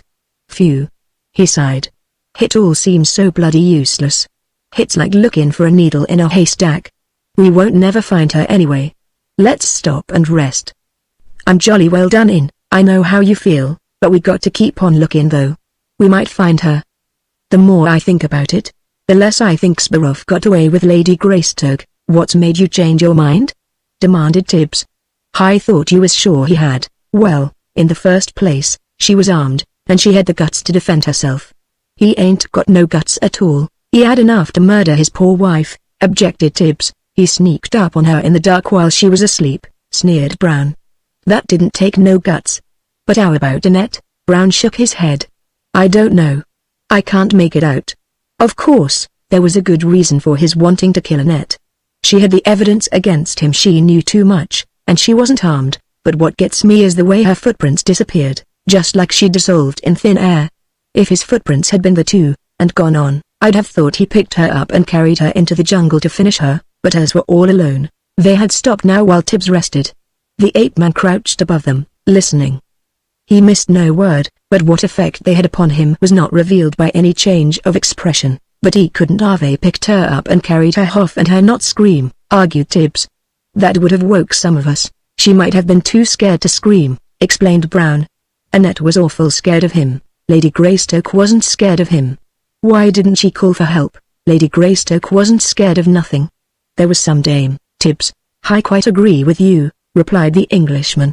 Lady Greystoke was a most extraordinary person. High hopes as how we find her, yes, and I hope we find Annette. I can't believe she is dead, somehow. The note of yearning in the aviator's voice was not lost on the silent listener above. You was rather soft on Annette, wasn't you? Said Tibbs, sympathetically. Plenty, admitted Brown, and that louse, Burroughs, told her I was trying to make Lady Greystoke. Hell. Can you picture a English noblewoman falling for me? If you'll pardon my saying so, I can't, admitted Tibbs, candidly. No more can I. She was a swell dame, but Annette was the only girl I ever seen that had me gaga. I'd give well, all I ain't got to know for sure what became of her. Softly the ape-man dropped to the trail behind the two men. I think I know, he said. At the sound of his voice they wheeled suddenly and faced him, surprise written large upon the face of each. Who the devil are you and where did you come from? Demanded Brown, while Tibbs stood with his lower lip dropped, staring wide-eyed at the strange figure of the ape-man. And what do you think you know? Concluded the American. I think I know how your two women disappeared. Say, exclaimed Brown, what are you, anyway? This country's got me nuts, people disappearing and you jumping out of thin air like a spook. Are you a friend or what? Friend, replied Tarzan. What you running around undressed for? Demanded Brown. Ain't you got no clothes, or ain't you got no sense? I am Tarzan of the Apes, yeah? Well, I'm glad to meet you, Tarzan. I'm Napoleon. But spill what you know about Annette, about both the dames. What got Was it Burroughs? But of course you don't know nothing about Burroughs. I know about Burroughs, replied Tarzan. I know about the accident that wrecked your plane. I know the Princess Burroughs was murdered. I think I know what happened to Lady Greystoke and Annette. Brown looked puzzled. I don't know how you got hep to all this, but you know plenty. Now tell me what happened to the two dames. The Kavaroo got them. You are in Kavaroo country. What are Kavaroo? Demanded Brown. A tribe of savage white men. They make a practice of stealing women, presumably for use in some religious rite. Where do they hang out? I don't know. I was looking for their village when I heard about the accident to your ship. I believe I can find it soon. It lies in a very wild country. The Kavaroo have secrets they wish to guard, so no one is allowed to approach their village. What secrets? Inquired Brown. They are believed to have discovered some sort of an elixir of life, something that will make old people young again. Brown whistled. So that's it? They were the people we were looking for. You were looking for the Kavaroo? Asked Tarzan, incredulously. The old dame was looking for the formula for that elixir stuff, explained Brown, and so am I. Now that she is dead someone has to carry on, you know, he added rather lamely. But say, how did you hear of the accident to the ship? How could you hear about it? We ain't seen or talked to no one. Suddenly Brown ceased speaking. His face darkened in anger. Burroughs, he exclaimed. The prince, rounding a bend in the trail, halted when he saw Brown. The American started toward him, menacingly, an oath on his lips. Burroughs turned to run. Stop him! He screamed to Tarzan. You promised you wouldn't let him harm me. The ape-man sprang after Brown and seized him by the arm. Stop! He commanded. I promised the man. Brown attempted to wrench himself free. Let me go, you fool, he growled. Mind your own business. Then he aimed a heavy blow at Tarzan's jaw with his free hand. The ape-man ducked, and the clenched fist only grazed his cheek. The shadow of a grim smile touched his lips as he lifted the American above his head and shook him. Then he tossed him into the thick underbrush that bordered the trail. You forgot Waterloo, Napoleon, he said. Upon the branch of a tree above, little Kimmer danced and chattered, and as Brown was extricating himself with difficulty from the thorny embrace of the bushes, Kimmer gathered a ripe and odorous fruit and hurled it at him. Tibbs looked on in consternation, believing that Brown had made a dangerous enemy in this giant white savage, and when he saw Tarzan step toward the struggling American he anticipated nothing less than death for both of them. But there was no anger in the breast of the ape-man as he again seized the aviator and lifted him out of the entangling bushes and set him upon his feet in the trail. "Do not again forget," he said, quietly, "that I am Tarzan of the Apes, so that when I give an order it is to be obeyed." Brown looked the ape-man squarely in the eyes for a moment before he spoke.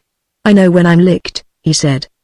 "But I still don't savvy why you wouldn't let me kill that louse. He sure has it coming to him." "Your quarrels are of no importance," said the ape-man, "but it is important to locate Lady Greystoke, and Annette," added Brown. "Yes," agreed Tarzan.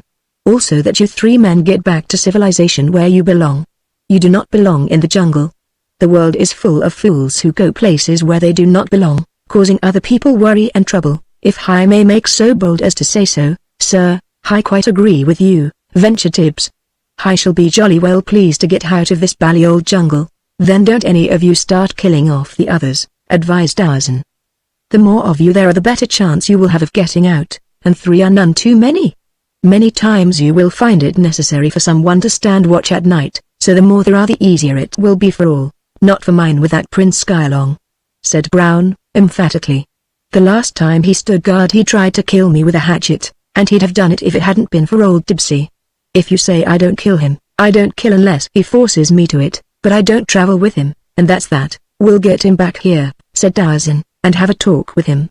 I think I can promise you he'll be good.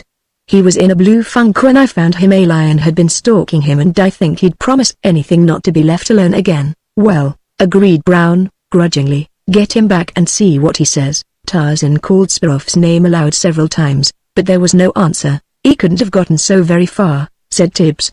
"He must hear you, sir," Tarzan shrugged. "He'll come back when he gets more afraid of the jungle than he is of Brown." "Are we going to sit here waiting for him?" asked the American. "No," replied Tarzan. "I am going on to find the cavalry village. My own people are somewhere to the east. I'll take you to them. Sparrow will most certainly follow and catch up with us after we stop for the night. Come." Chapter 27 Madmen and Leopards. As Jane reached the foot of the ladder leading down into the dark interior of the cave-like structure in the village of the cavalry, her ears caught a faint sound as of someone or something moving at no great distance from her. Instantly she froze to silent immobility, listening. She thought that she heard the sound of breathing. Dim light from the opening above relieved the darkness immediately about her, and she knew that she must be revealed to whatever was in the room with her. Then a voice spoke in English with a familiar accent. "Oh, madame. It is you? They got you, too, Enette? You are here? Then it was not the prince who took you away?" "No, madame. It was a terrible white man who held me powerless by some black magic. I could not cry out for help. I could not resist. I simply went to him, and he took me up into the trees and carried me away. One of them took me in the same way, Enette. They possess a hypnotic power beyond anything that I had ever dreamed might be possible."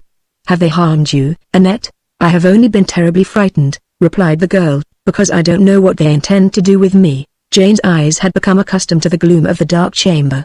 Now she could discern more of the details of the interior. She saw a circular room with a litter of dry grasses and leaves on the hard dirt floor. Against one wall Annette was sitting on a little pallet of these same leaves and grasses that she had evidently scraped together. There was no one else, nothing else, in the room. "What do you suppose they are going to do with us?" asked Jane. "Haven't they given you any clue at all?" "None, madame, absolutely none." "Nor you?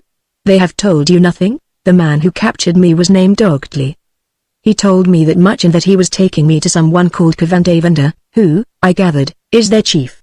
When I asked more questions he threatened to cut my tongue out, saying that Kavandavanda did not need my tongue. They are most unpleasant people." "Ah, madame, that does not describe them. They are terrifying. If only Monsieur Brown was here." "You have seen him lately, madam?" "He is well, quite well, Annette, in body, but his heart was sick. He was worrying about you. I think he loves me very much." "Madame, I am sure of it, Enette, and I love him. It is terrible to have this happen now when we might have been so happy. Now we never shall be.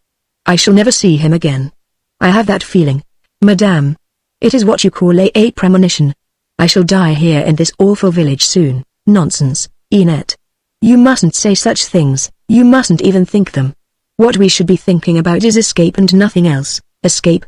What chance have we, madam? I saw no guard at the entrance to this hole when they brought me in, explained Jane, and if there is none posted at night we can certainly get to the roof. From there on will depend upon what obstacles we find in our way, but it will be worth trying, whatever you say. Madame, tonight then, Enette. SSH. Madame. Someone is coming. Footsteps sounded plainly on the roof above them now, and then the opening through which they had entered was darkened by the form of a man. Come up, he commanded. Both of you. Jane sighed. Our poor little plan, she bemoaned. What difference does it make? Asked Enette. It would not have succeeded anyway. We shall have to try something else later, insisted the other, as she started to ascend the ladder. It will fail, too, prophesied Enette gloomily. We shall die here, both of us, tonight, perhaps. As they stepped out onto the roof, Jane recognized the warrior as the one who had captured her. Now what, Audley? She asked. Are you going to set us free? Be still, growled the Kavaroo. You talk too much. Kavandavanda has sent for you. Do not talk too much to Kavandavanda. He took hold of her arm to urge her along a soft, smooth, sun-tanned arm. Suddenly he stopped and wheeled her about until she faced him. A new fire burned in his eyes. I never saw you before, he said, in a low voice. I never saw you before. It was an almost inaudible whisper. Jane bared her teeth in a flashing smile. Look at my teeth, she said. You will soon be wearing them, then you will have 4 rows. I do not want your teeth, woman, growled Audley huskily. You have cast a spell on me. I, who have forsworn women, am bewitched by a woman, Jane thought quickly. The change in the man had come so suddenly, and his infatuation was so apparent that for an instant it only frightened her. Then she saw in it possibilities that might be turned to the advantage of herself and Enette. Audley, she whispered softly, you can help me, and no one need ever know. Hide us until tonight. Tell Kavandavanda that you could not find us, that we must have escaped, then come back after dark and let us out of the village. Tomorrow you can come out to look for us, and perhaps, Audley, you will find me waiting for you in the forest. Her words, her tones, were provocative. The man shook his head as though to rid his brain of an unwelcome thought. He passed a palm across his eyes as one who would push aside a veil. No. He almost shouted, then he seized her roughly and dragged her along. I will take you to Kavandavanda. After that you will bewitch me no more. Why are you afraid of me, Audley? She asked. I am only a woman, that is why I am afraid of you. You see no women here. There are none, other than those who are brought for Kavandavanda, and they are here but briefly. I am a priest. We are all priests. Women would contaminate us. We are not allowed to have them. If we were to weaken and succumb to their wiles, we should live in torment forever after death, and if Kavandavanda found it out, we should die quickly and horribly. What is he saying, madam? Asked Enette. What are you talking about? It is preposterous, Annette, replied Jane, but Audley has developed a sudden infatuation for me. I tried to play upon it in order to tempt him to let us escape and meet me in the forest tomorrow. It offered hope. Oh, madame. You would not, of course not, but all is fair in love and war, and this is both. If we ever get into the forest, Annette, it will just be too bad for Audley if he can't find us, and what does he say to it? Thumbs down. He is dragging me off to Kavandavanda as fast as he can, so that temptation may be removed from his path. All our hopes are dashed. Madame, said Enette, woefully. Not entirely, if I know men, replied Jane. Audley will not so easily escape his infatuation. When he thinks he has lost me, it will tear at his vitals, then anything may happen. The Kavaroo was leading the 2 girls along the main street toward the rear of the village. Confronting them was a heavy gate across the bottom of a narrow cleft in the cliff that towered ominously above the village. Audley opened the gate and herded them through into the narrow, rocky cleft, beyond which they could see what appeared to be an open valley, but when they reached the far end of the cleft they found themselves in a box canyon entirely surrounded by lofty cliffs. A small stream of clear water wound down through the canyon and out through the cleft and the village where it was entirely bridged over at the outer gate as well as in the cleft leading into the canyon. The floor of the canyon appeared extremely fertile, supporting numerous large trees and growing crops. In the small fields Jane saw men laboring beneath the watchful eyes of Kavaroo warriors. At first she paid little heed to the workers in the fields, as Audley led her and Enette toward a massive pile of buildings standing in the center of the canyon, but presently her attention was attracted to one of the laborers who was irrigating a small patch of kaffir corn. Suddenly he threw down the crude wooden hoe he was using and stood upon his head in the mud. "I am a tree," he screamed in the Bucana dialect, "and they have planted me upside down. Turn me over, put my roots in the ground, irrigate me, and I will grow to the moon." The cavalry warrior who was guarding the workers in the vicinity stepped up to the man and struck him a sharp blow across the shins with the haft of his spear. "Get down and go to work," he growled. The worker cried out in pain, but he immediately came to his feet, picked up his hoe, and continued to work as though there had been no interruption. A little farther on, another worker, looking up and catching sight of the two white girls, rushed toward them. Before the guard could interfere, he was close to Jane. "I am the king of the world," he whispered, "but don't tell them. They would kill me if they knew, but they can't know because I'd tell everyone not to tell them." Ogdy leapt at the fellow and struck him over the head with his spear just as the guard arrived to drag him back to his work. "They are all bewitched," explained Ogdy. "Demons have entered their heads and taken possession of their brains, but it is well to have them around, as they frighten away other evil spirits. We keep them and take care of them. If they die a natural death, the demons die with them. If we were to kill them, the demons would escape from their heads and might enter ours. As it is, they can't get out in any other way." "And these workers are all madmen?" asked Jane. "Each has a demon in his head, but that doesn't keep them from working for us.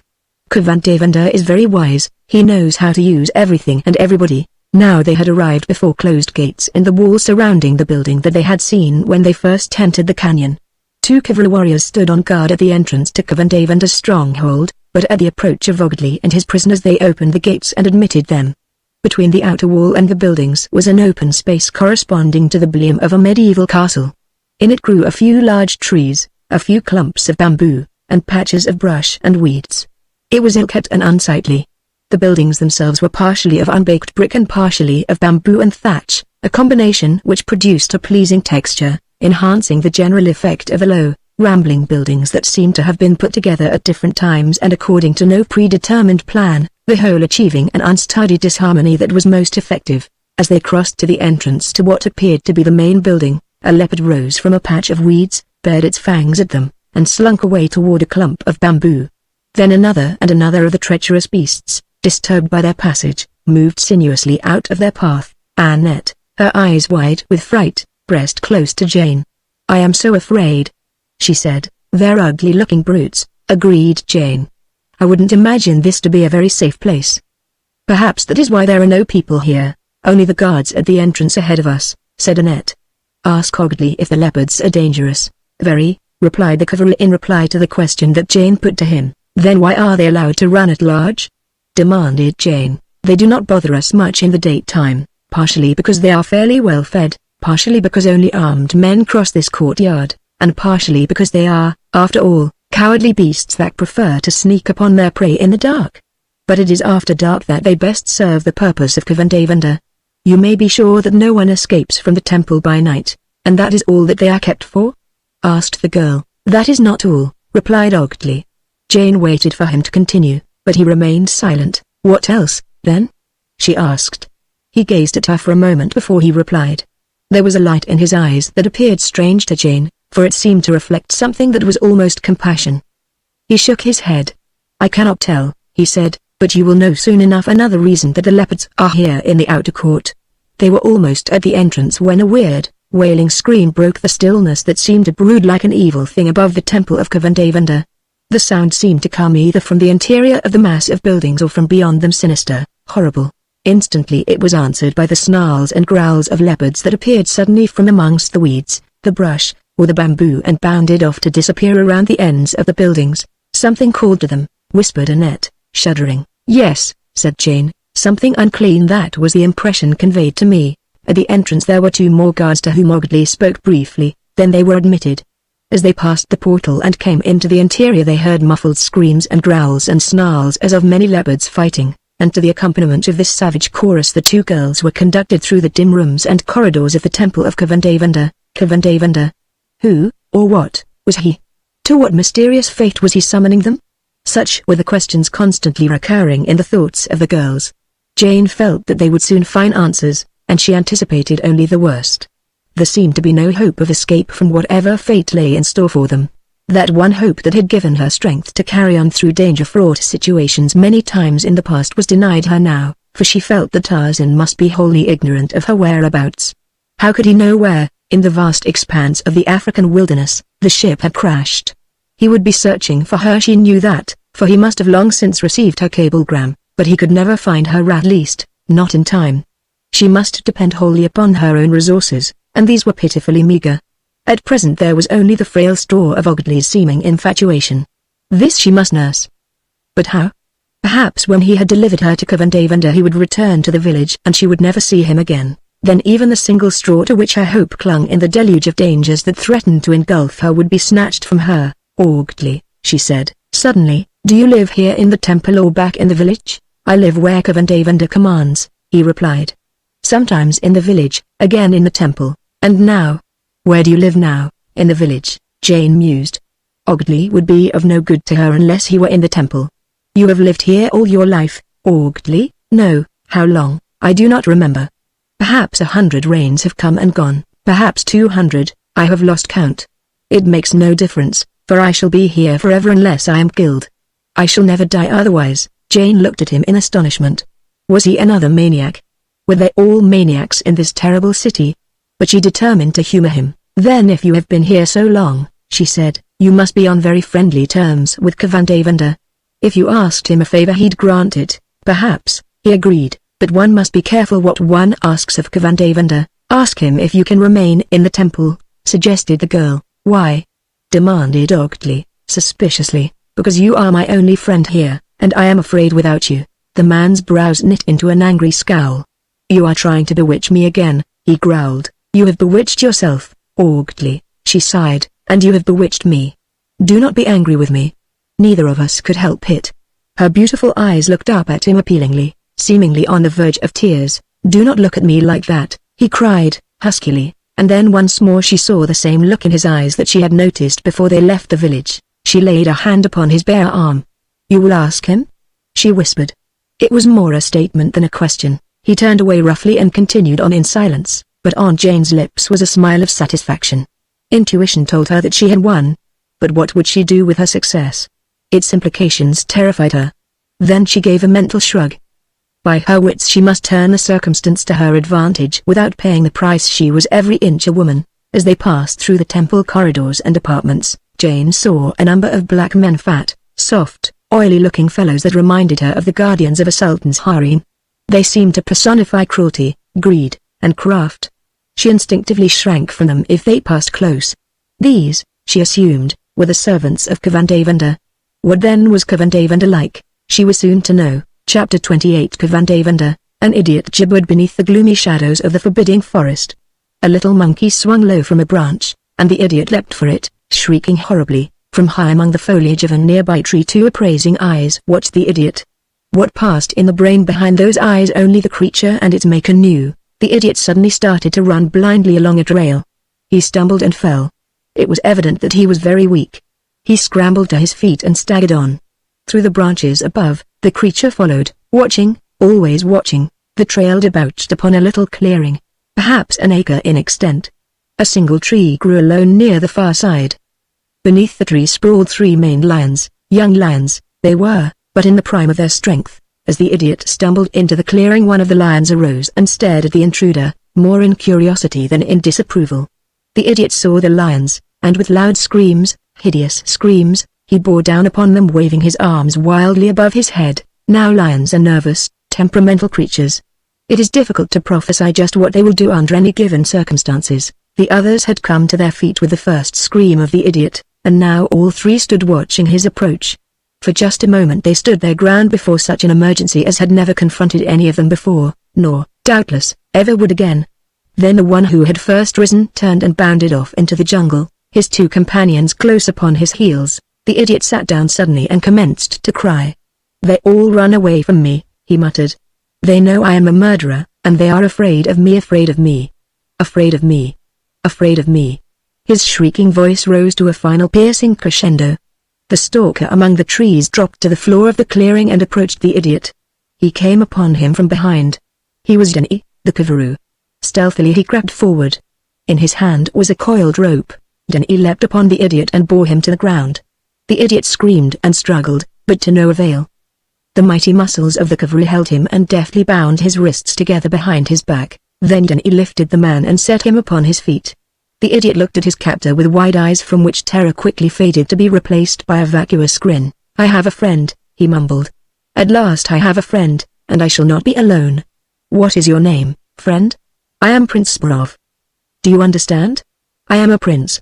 Danny did not understand, and if he had he would not have cared. He had been scouting for more girls and he had found an idiot.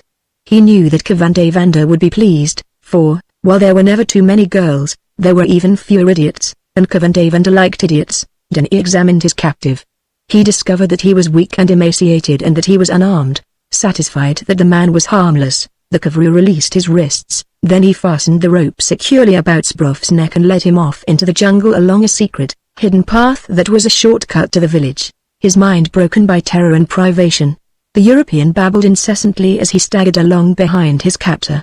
Often he stumbled and fell, and always Danny had to lift him to his feet, for he was too weak to rise without assistance. At last the cavalry found food and halted whilst Burroughs ate, and when they started on again Danny assisted him, carrying him much of the way until at last they came to the village of the cavalry beside a lone mountain in the wilderness, and in the meantime, Tarzan led Brown and Tibbs along the main trail, a much longer route to the same village, for none of them knew where it was located, and at best could only harbor the hope that this trail led to it. Sometimes Kimmer rode upon Tarzan's shoulder, or, again, swung through the trees above the three men. He, at least, was carefree and happy. Tarzan was concerned over the fate of his mate, Brown was worried about Annette, and Tibbs was always sad on general principles when he was away from London. Being hungry and footsore and weary and terrified by the jungle and its savage life in no way lessened the pall of gloom that enveloped him. They were not a happy company, but none could tell from Tarzan's manner or expression or any word that fell from his lips the bitterness of the sorrow that he held within his breast. He did not know what fate was reserved for the girl captives of the Kaviru, but his knowledge of the more savage tribes of these remote fastnesses offered but faint hope that he might be in time to rescue her. To avenge her was the best that he could anticipate, and while his thoughts dwelt upon her, recalling each least detail of their companionship, Jane was being led into a large, central room in the temple of Kavandavanda, king, witch doctor, and god of the Kaviru. It was a large, low room, its ceiling supported by columns consisting of the trunks of trees, the surfaces of which, stripped of bark and darkened by antiquity, bore a high polish. Toothless skulls hung in clusters from the capitals of the columns, white against the darkened surfaces of the ceiling and the columns, grinning, leering upon the scene below, watching the silly antics of mortal men through the wisdom of eternity out of sightless eyes. The gloom of the remoter purlieus of the large chamber was only partially relieved by the sunlight shining through a single opening in the ceiling and flooding a figure seated upon a great throne on a dais carpeted with the skins of leopards. As her eyes rested for the first time upon the enthroned man, Jane was plainly aware of a mental gasp of astonishment. The picture was striking, barbaric. The man was beautiful. If this were Kavandavanda, how utterly different was he from any of the various pictures of him her imagination had conceived, and it was Kavandavanda, she knew, it would be none other. Every indolent, contemptuous line of his pose bespoke the autocrat. Here indeed was a king, nay, something more, even, than a king. Jane could not rid herself of the thought that she was looking upon a god. He sat alone upon the dais except for two leopards, one chained on either side of his great throne chair. Below him, surrounding the dais, were cavalry warriors, and close at hand the soft, fat slaves such as Jane had seen elsewhere in the temple. Upon the floor, on each side of the dais, a dozen girls reclined upon leopard skins. They were mostly black girls, but there were a number with the lighter skins and the features of the Bedouins. One of the Bedouin girls and a couple of the blacks were reasonably comely of face and figure, but on the whole they did not appear to have been selected with an eye to pulchritude. Ogli led his two charges to within a few yards of the dais, then, as he knelt himself, gruffly ordered them to kneel. Annette did as she was bid, but Jane remained erect, her eyes fearlessly appraising the man upon the throne. He was a young man, almost naked but for an elaborate loincloth and ornaments.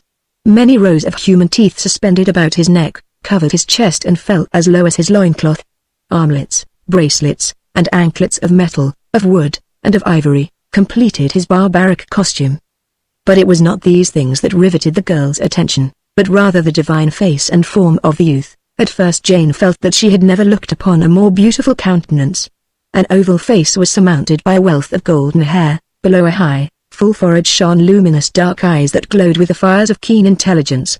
A perfect nose and a short upper lip completed the picture of divine beauty that was marred and warped and ruined by a weak, cruel mouth, until she noticed that mouth. Hope had leapt high in Jane's breast that here she and Annette might find a benevolent protector rather than the cruel savage they had expected Kavandavanda to be. The man's eyes were fixed upon her in a steady stare. He, too, was appraising, but what his reaction? His expression did not reveal. Kneel. He commanded suddenly, in imperious tones. Why should I kneel? Demanded Jane. Why should I kneel to you? I am Kavandavanda. That is no reason why an English woman should kneel to you. Two of the fat, black slaves started toward her, looking questioningly at Kavandavanda. You refuse to kneel? Asked the youth. Most certainly. The slaves were still advancing toward her, but they kept one eye on Kavandavanda. He waved them back. A strange expression twisted his lips.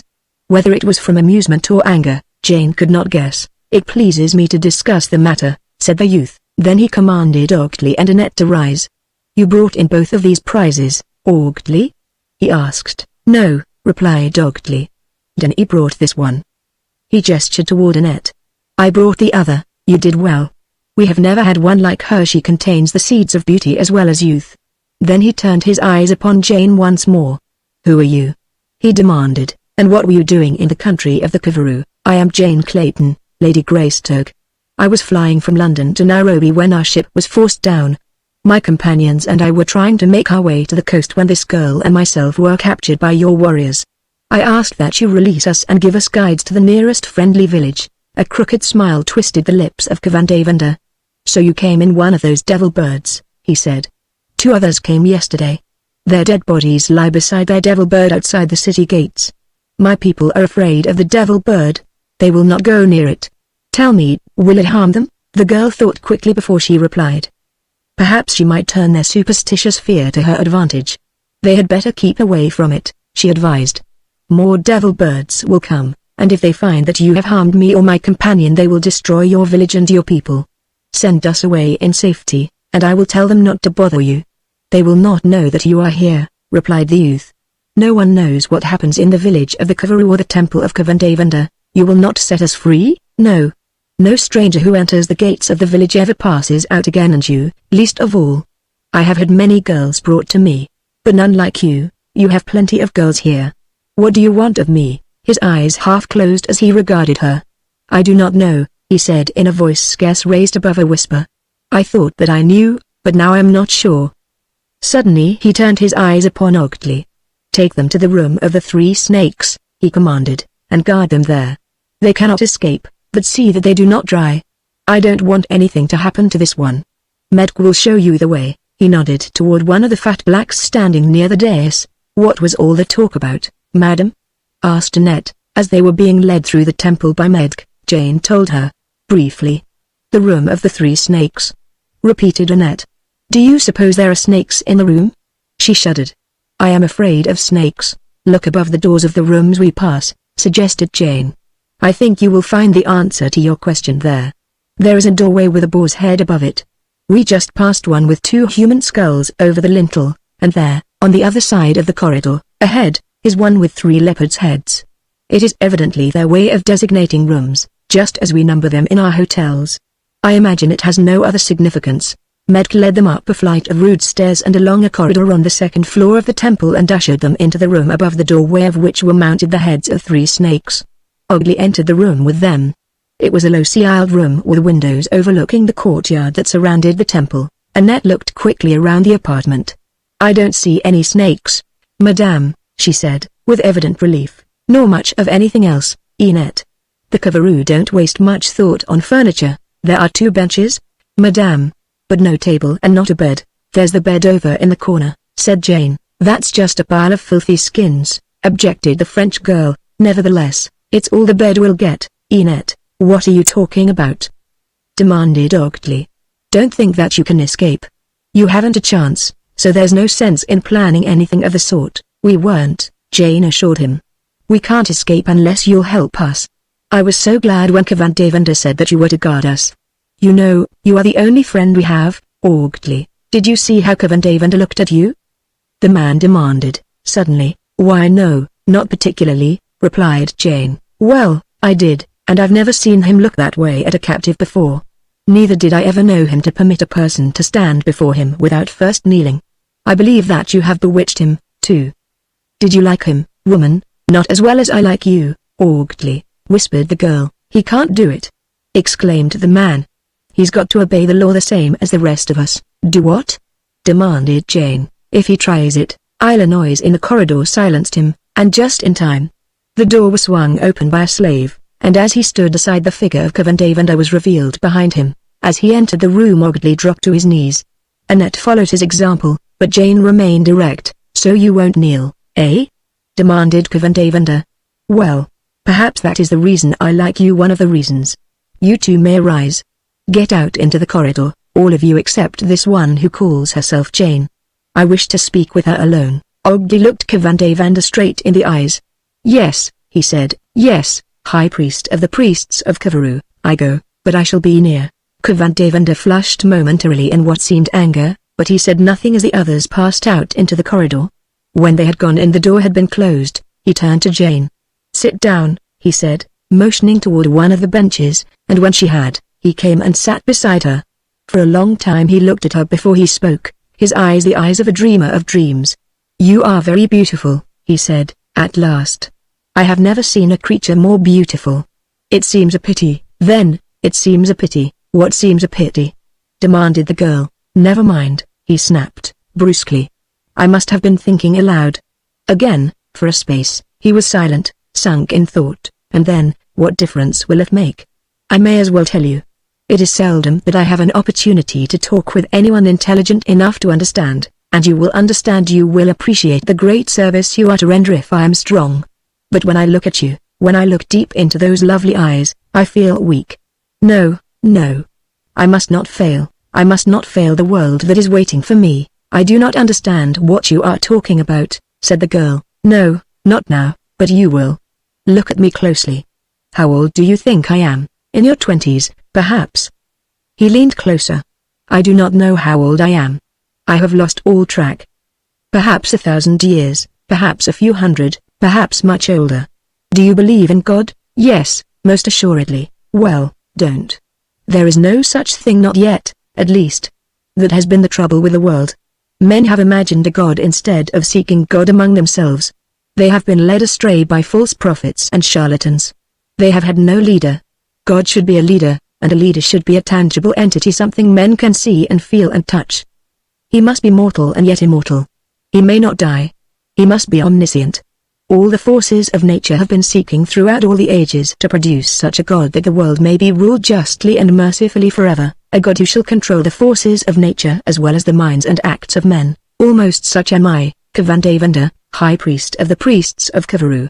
Already am I deathless, already am I omniscient, already, to some extent, can I direct the minds and acts of men. It is the forces of nature that yet defy me. When I have conquered these, I shall indeed be God. Yes, agreed Jane, bent upon humoring this madman. Yes, you shall indeed be God, but remember that mercy is one of the characteristics of godliness. Therefore, be merciful, and set my companion and me free, and have the ignorant barbarians of the outer world swoop down upon us and rob mankind of its sole hope of salvation by destroying me? No. But what purpose can I serve? If you free us, I promise to lead no one here. You can serve the only purpose for which women are fit. Man may only attain godliness alone. Woman weakens and destroys him. Look at me. Look at my priests.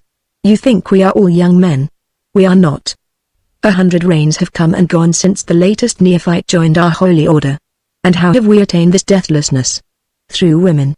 We are all celibates.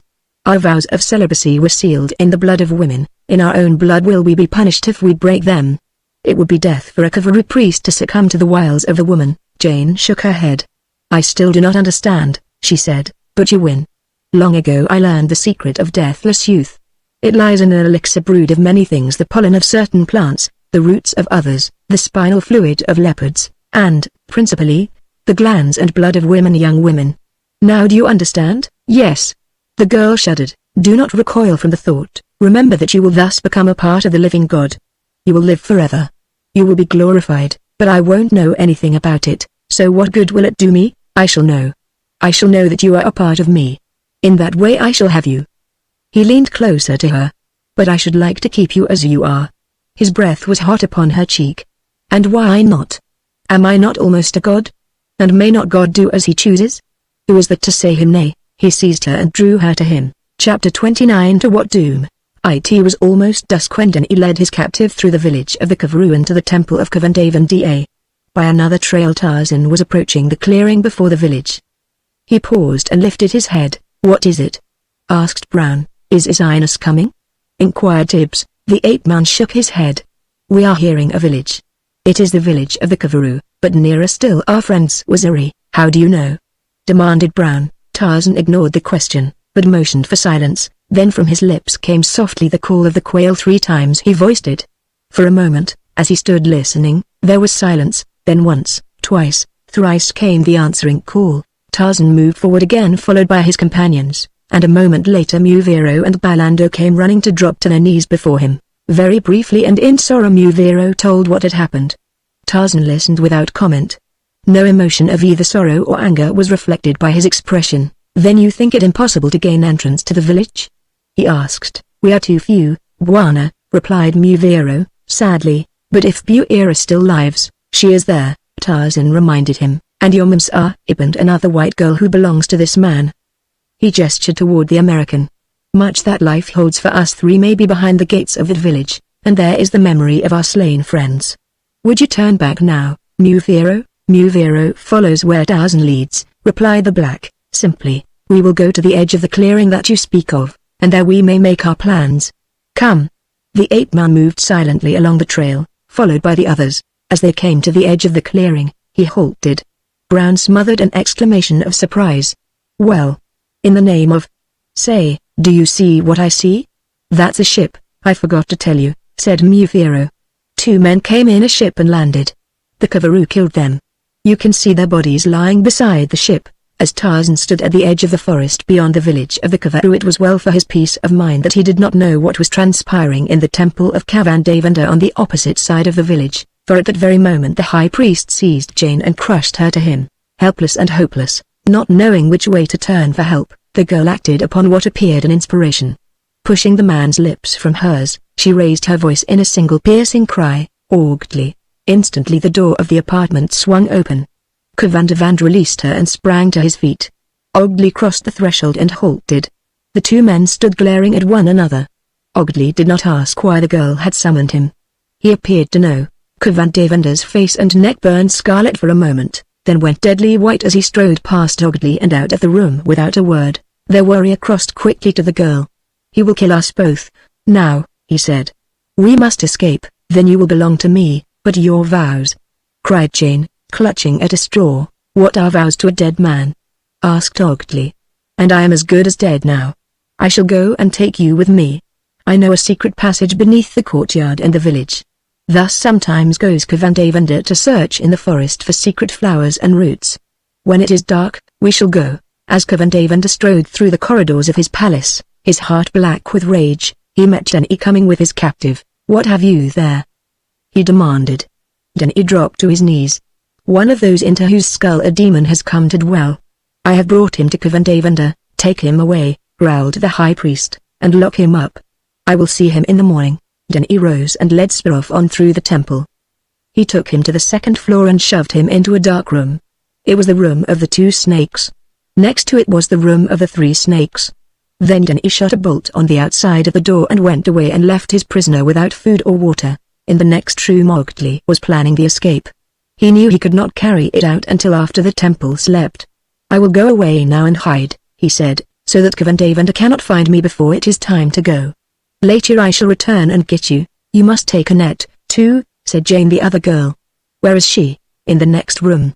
I put her there when Kavandavanda sent us out of this one. You will take her with us? Perhaps, he replied, but Jane guessed that he had no intention of doing so. She very much wished to have a net along, not alone to give her a chance to escape the clutches of the high priest, but because she felt that 2 of them together would have a better chance of thwarting the designs of Ogdli once they were in the jungle. Do not try to escape while I am gone, cautioned Ogdli. There is only one way besides the secret passage, and that is across the courtyard. To enter the courtyard would mean certain death. He opened the door and stepped out into the corridor. Jane watched him close the door, and then she heard a bolt moved into place. In the room of the two snakes, Sparrow groped around in the darkness. A lesser darkness came from the night outside through the single window overlooking the courtyard. He went to the window and looked out. Then he heard what seemed to be muffled voices coming from an adjoining chamber. He prowled along the wall until he found a door. He tried it, but it was locked. He continued to fumble with the latch. In the next room Jane heard him and approached the door after Ugly left her. Their warrior had said that Annette was in the next room. That must be Annette, she thought, trying to return to her. Jane found that the door was secured by a heavy bolt on her side. She was about to call to Annette when she realized that the girl evidently realized some necessity for silence, else she had called to Jane. Very cautiously she slipped the bolt a fraction of an inch at a time. Annette was still fumbling with the latch on the opposite side. Jane could hear her. At last the bolt drew clear and the door swung slowly open. "Annette," whispered Jane as a figure, dimly visible in the gloom, came slowly into the room. "Annette is dead," said a man's voice. "Brown killed her. He killed Jane, too." "Who are you, Alexis?" cried Jane. "Who are you?" demanded Sparrow. "I am Jane, Lady Greystoke. Don't you recognize my voice?" "Yes, but you are dead." "Is Kitty with you?" "My God!" he cried. "You have brought her back to haunt me. Take her away. Take her away." His voice rose to a shrill scream. From the door on the opposite side of the apartment came the sound of running, and then Annette's voice. "Madame. Madame. What is it? What has happened?" "Who's that?" demanded Sparrow. "I know it's Annette. You have all come back to haunt me." "Calm yourself, Alexis," said Jane, soothingly. "Kitty is not here, and Annette and I are both alive." As she spoke she crossed the room to the door of the chamber in which the French girl was confined, and, feeling for the bolt, drew it. "Don't let her in!" screamed Sparrow. "Don't let her in. I'll tear you to pieces if you do, ghost or no ghost." He started across the room on a run just as the door swung open and Annette rushed in. At the same moment the door leading into the corridor was pushed open, and the black slave, Medc, entered. "What's going on here?" he demanded. "Who let that man in here?" At sight of Annette, Sparrow recoiled, screaming. Then he saw Medc in the dim light of the interior. "Kitty!" he shrieked. "I won't go with you. Go away." Medc started toward him. Sparrow turned and fled toward the far end of the room, toward the window looking out upon the courtyard. He paused a moment at the sill and turned wild eyes back toward the shadowy figure pursuing him. Then, with a final maniacal scream of terror, he leapt out into the night. Medc followed him to the window and leaned out. Then from his lips broke the same horrid scream that Jane had heard earlier in the day as she was being led from the throne room of Cavandavender. From below came the moans of Sparrow, who must have been badly injured by the fall from the second-story window, but presently these were drowned by the snarls and growls of leopards. The two girls could hear them converging from all parts of the grounds upon the moaning creature lying out there in the night. Presently the sounds of the leopards rose to a hideous din as they fought over the flesh of their prey. For a few moments the screams of their victim mingled with the savage mouthings of the beasts, but soon they ceased. Medc turned away from the window. "It is not well to seek escape in that direction," he said, as he returned to the outer corridor, closing the door behind him. "How awful!" "Madame," whimpered Annette. "Yes," replied Jane, but his sufferings were mercifully brief. "Perhaps, after all, it is just as well. His mind is gone." Prince Sparrow had become a maniac. What a terrible price he paid. But is it not, perhaps, that he deserved it, madam? Who shall say? But we, too, are paying a terrible price for his greed and his wife's vanity. The thing she sought is here, Annette. What thing, madam? Not the restorer of youth? Yes. Cavandavender holds the secret, but neither the princess nor any other could have gotten it from him. We should all have met a terrible fate just the same had the entire party succeeded in reaching the village of the Cavalry. The fate that is reserved for you and me. What fate, madam? You frighten me. I do not mean to, but you may as well know the truth. If we do not succeed in escaping we shall be butchered to furnish ingredients for Cavandavender's devilish potion that keeps the priests of Cavaru always youthful. SSSH. Madame, cautioned Annette, fearfully. What was that? I don't know. It sounded as though someone in the corridor had tried to scream. Then there was a thud, as though someone had fallen. Did you hear that? Yes, and now someone is trying the door. They are slipping the bolt. Oh, madame. Some new horror. The door swung open and a figure stepped into the room. A voice spoke. Woman. Are you there? It was the voice of Audley. I am here, said Jane. Then come quickly. There is no time to be lost. But how about the slave in the corridor? He will see us go out. The slave is there, but he will not see us. Come, Enette. It is our only chance. The other woman is here? Demanded Ogly. Yes, replied Jane. And if I go, she must go. Very well, snapped the Kavaroo, but hurry. The two girls followed the man into the corridor. Across the doorway lay the body of Medg. The dead eyes were staring up at them. Ogly kicked the black face and gave a short laugh. He looks, but he does not see. The girls shuddered and pressed on behind the warrior. He led them cautiously along dark corridors. At the slightest sound he dragged them into pitch-black rooms along the way until he was sure there was no danger of discovery. Thus, much time was consumed in nerve-wracking suspense. Ogly advanced with evident trepidation. It was apparent that now that he had embarked upon this venture he was terrified. The shadow of Kavandavander's wrath lay heavy upon him. The night dragged on, spent mostly in hiding, as the trio made their slow way toward the secret entrance to the tunnel that led out into the jungle. Once more they crept on after a long period of tense waiting and listening in a dark chamber. Then Ogly spoke in a relieved whisper. Here we are, he said. Through this doorway. The entrance to the tunnel is this room. Make no noise. He pushed the door open cautiously and entered the chamber. The two girls following closely behind him. Instantly hands reached out of the dark and seized them. Jane heard a scuffling and the sound of running feet, then she was dragged out into the corridor. A light was brought from another apartment, a bit of reed burning in a shallow vessel. Enette was there, close to her, trembling. They were surrounded by 5 sturdy warriors. In the light of the sputtering cresset the men looked quickly from one to another. Where is Ogly? Demanded a warrior. Then Jane realized that her would-be abductor had vanished. I thought you had him, replied another. I seized one of the girls. I thought I had him, spoke up a third. And so did I, said a fourth, but it was you I had. He must have run for the tunnel. Come, we'll go after him. No, objected the first warrior. It is too late. He has a good start. We could not catch him before he reached the forest. We could not find him there at night, agreed another. It will soon be daylight, then we can go after him. We'll see what Kavandavander says when we take the women to him, said the first warrior. Bring them along. Once again the girls were led through the corridors of the temple, this time to an apartment adjoining the throne room. 2 warriors stood before the door. When they saw the girls and were told what had happened, one of them knocked on the door. Presently it was opened by a black slave, sleepily rubbing his eyes. Who disturbs Kavandavander at this hour of the night? He demanded. Tell him we have come with the 2 white girls. He will understand. The black turned back into the apartment, but in a few moments he returned. Bring your prisoners in, he said. Kavandavander will see you. They were led through a small antechamber lighted by a crude cresset to a larger apartment similarly illuminated. Here Kavandavander received them, lying on a bed covered with leopard skins. His large eyes fixed themselves upon Jane.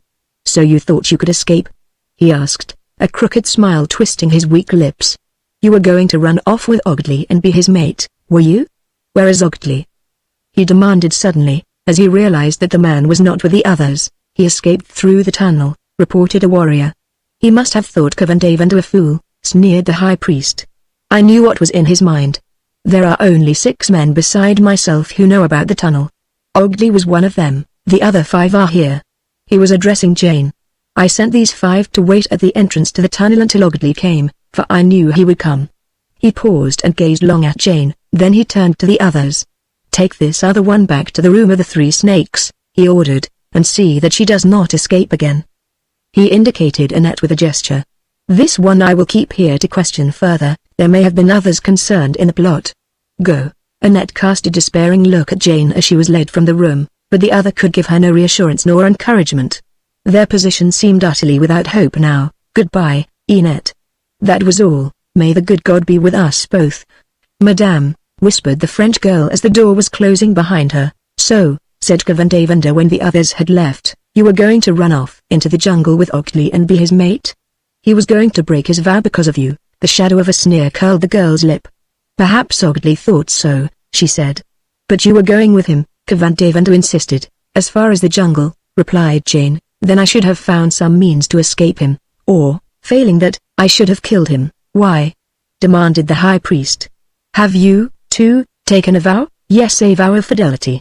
He leaned toward her eagerly. But you could break it for love, or, if not for love, for a price. She shook her head. Not for anything, I could break mine. I had thought that I never could. But since I have seen you, he paused, and then, peremptorily, if I, Kavandavanda, am willing to break mine, you can break yours. The price you will receive is one for which any woman might be willing to sell her soul: eternal youth, eternal beauty. Again he paused as though to permit the magnitude of his offer to impress itself upon her, but again she shook her head.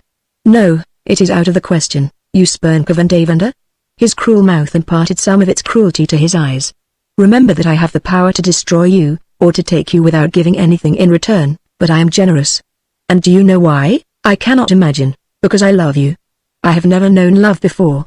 No living creature has ever affected me as do you. I will keep you here forever. I will make you high priestess. I will keep you young through the ages. I will keep you beautiful. You and I will live forever. We will reach out. With my power to rejuvenate mankind, we shall have the world at our feet. We shall be deities, I, a god, you, a goddess. Look. He turned to a cabinet built into the wall of the apartment. It was grotesquely carved and painted human figures, mostly of women, grinning skulls, leopards, snakes, and weird symbolic designs composed the decorations. From his loincloth he took a great key, hand-wrought, and unlocked the cabinet. Look, he said again. Come here and look. Jane crossed the room and stood beside him at the cabinet. Within it were a number of boxes and jars. One large box, carved and painted similarly to the outside of the cabinet, Kavandavanda took in his hands. You see this? He asked. Look inside. He raised the lid, revealing a quantity of black pellets about the size of peas. Do you know what these are? He demanded. I have no idea. These will give eternal youth and beauty to 1,000 people. You are free to use them if you say the word. One taken each time that the moon comes full will give you what all mankind has craved since man first trod this earth. He seized her arm and tried to draw her to him. With an exclamation of repugnance she sought to pull away, but he held her firmly, then she struck him heavily across the face. Surprised, he relaxed his grasp, and the girl tore herself away and ran from the room. Into the antechamber she ran, seeking to gain the corridor. With a cry of rage, Kavandavanda pursued her, and just at the doorway leading into the corridor he overtook her.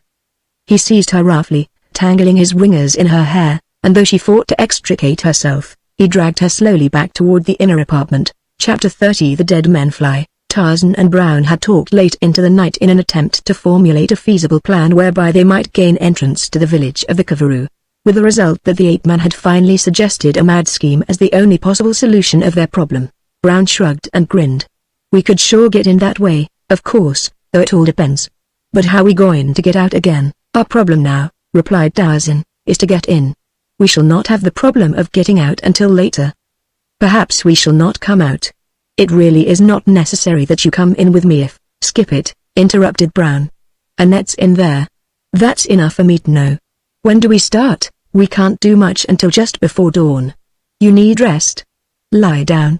I'll wake you in time. Tarzan slept, a little way from the others on the edge of the clearing where he had a view of the village.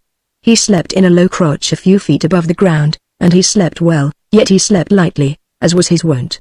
The habitual noises of the jungle did not disturb him, but as the time approached when he must awaken Brown, he himself came suddenly awake, conscious of something unusual that disturbed the monotonous harmony of the forest. Alert and watchful, he rose silently to his feet, listening. Every faculty, crystal sharp, was attuned to the faint note of discord that had aroused him. What was it? Swiftly he moved through the trees, for now his sensitive nose had identified the author of the stealthy sound that his ears had detected. A Kavaroo. Presently the ape-man saw the dim figure of a man walking through the forest. He was walking rapidly, almost at a trot, and he was breathing heavily, as one who had been running. Tarzan paused above him for an instant and then dropped upon his shoulders, bearing him to the ground. The man was powerful, and he fought viciously to escape, but he was wax in the hands of the Lord of the Jungle. The ape-man could have killed him, but the instant that he had realized that a Kavaroo might fall into his hands, he had planned upon taking him alive, feeling that he might turn him to some good account. Presently he succeeded in binding the fellow's wrists behind him, then he stood him upon his feet. For the first time, his captive looked him in the face. It was still dark, but not so dark that the Kavaroo could not recognize the fact that his captor was not one of his own kind. He breathed a sigh of relief. Who are you? He demanded. Why did you capture me? You are not going to take me back to Kavandavanda? No, of course not. You are not a Kavaroo. Tarzan did not know why the man should object to being taken to Kavandavanda. He did not even know who Kavandavanda was, nor where, but he saw an opening, and he took advantage of it. "If you answer my questions," he said, "I will not take you back to Kavandavanda, nor will I harm you." "Who are you?" "I am Ogdley." "And you just came from the village?" "Yes." "You do not want to go back there?" "No. Kavandavanda would kill me." "Is Kavandavanda such a mighty warrior that you are afraid of him?" "It is not that, but he is very powerful. He is high priest of the priests of Kavaru." By simple questions Tarzan had learned from the answers Ogdley made enough to give him the lead that he desired to glean further information from his prisoner. What did Kavandavanda want of the 2 white girls that were taken to him? He demanded. "At first he would have killed them," replied Ogdley, "willingly, for now he thought that he saw an opportunity to win mercy from this strange giant who was evidently interested in the 2 girls. But," he continued, "he suddenly came to desire one of them for a mate. I tried to befriend them. I was leading them out of the village by a secret passage when we were set upon by several warriors. They recaptured the girls, and I barely escaped with my life." "So the girls are still alive?" "Yes. They were a few minutes ago." "Are they in any immediate danger?" "No one can say what Kavandavanda will do. I think they are in no immediate danger, for I am sure that Kavandavanda will take one of them for a mate. Perhaps he already has." "Where is this secret passage?" "Lead me to it."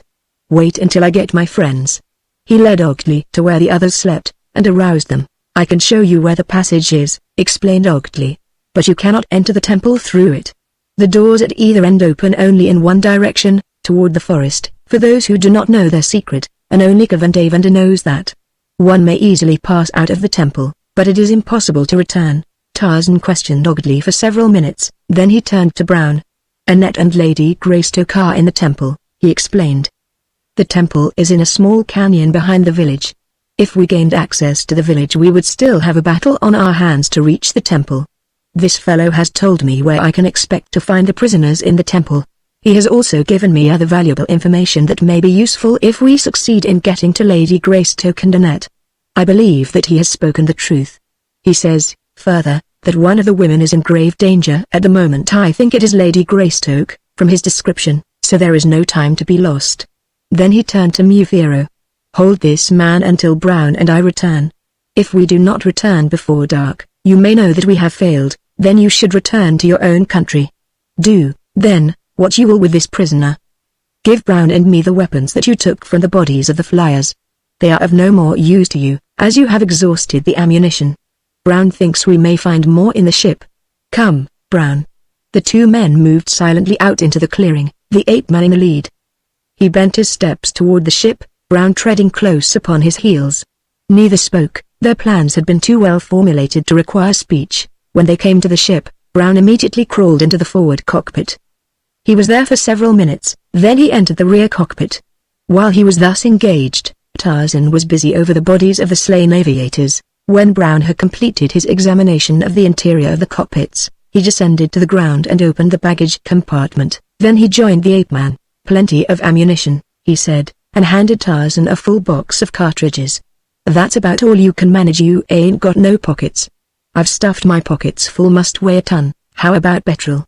asked Tarzan. "Not much more'n a hatful," replied the American. "Will it do?" "Yep, if it don't take too long to get warmed up." "Got the chutes?" Tarzan handed Brown a parachute that he had taken from the body of one of the flyers, the other he adjusted to his own body. They spoke no more. Tarzan climbed into the forward cockpit, Brown into the other. "Here's hoping," prayed Brown under his breath as he opened the valve of the air starter.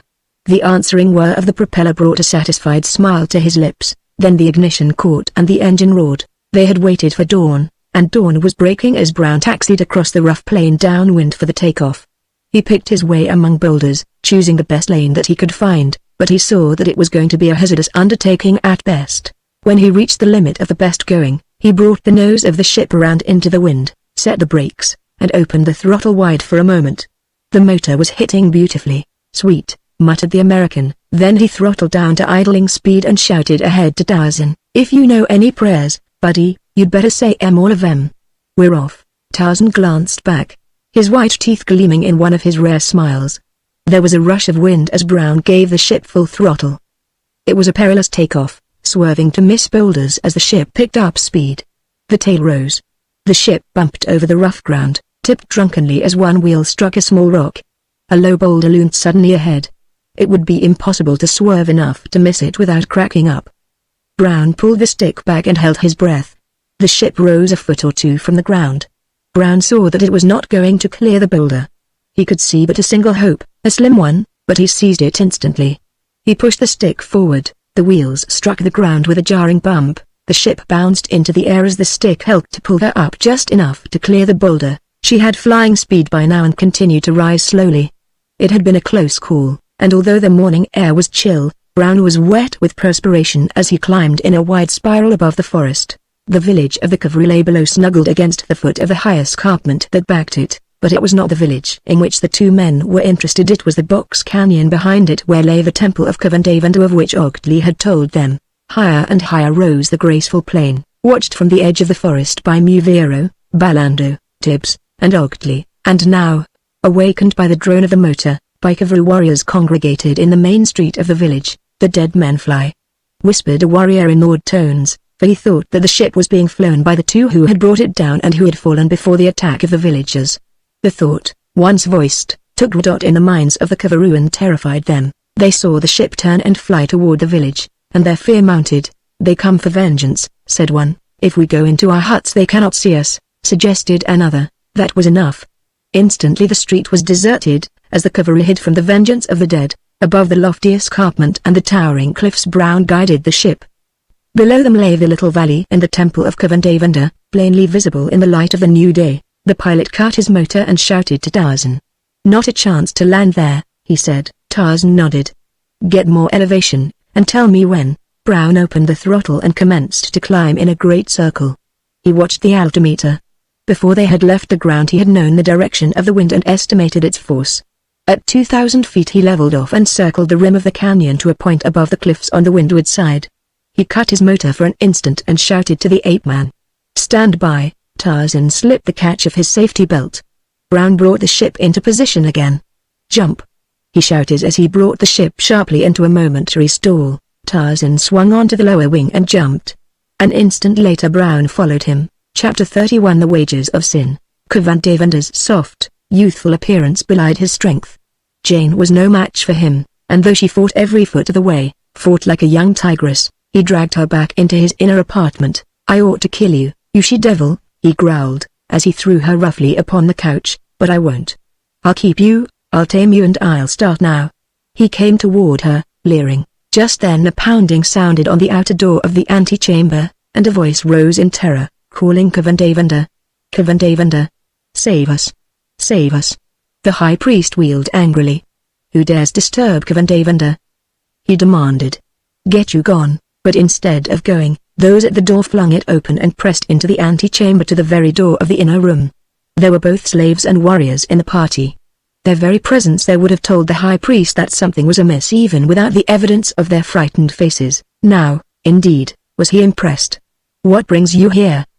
he demanded. "The dead men fly, they fly above the village and the temple. They have come seeking vengeance." "You talk like fools and cowards," grumbled Cavendavanda. "Dead men do not fly, but they do fly," insisted a warrior. "The two that we killed yesterday are flying again this instant above the village and the temple. Come out, Cavendavanda, and cast a spell upon them, sending them away." "I will go and look," said the high priest. "Jenny, bring this girl along.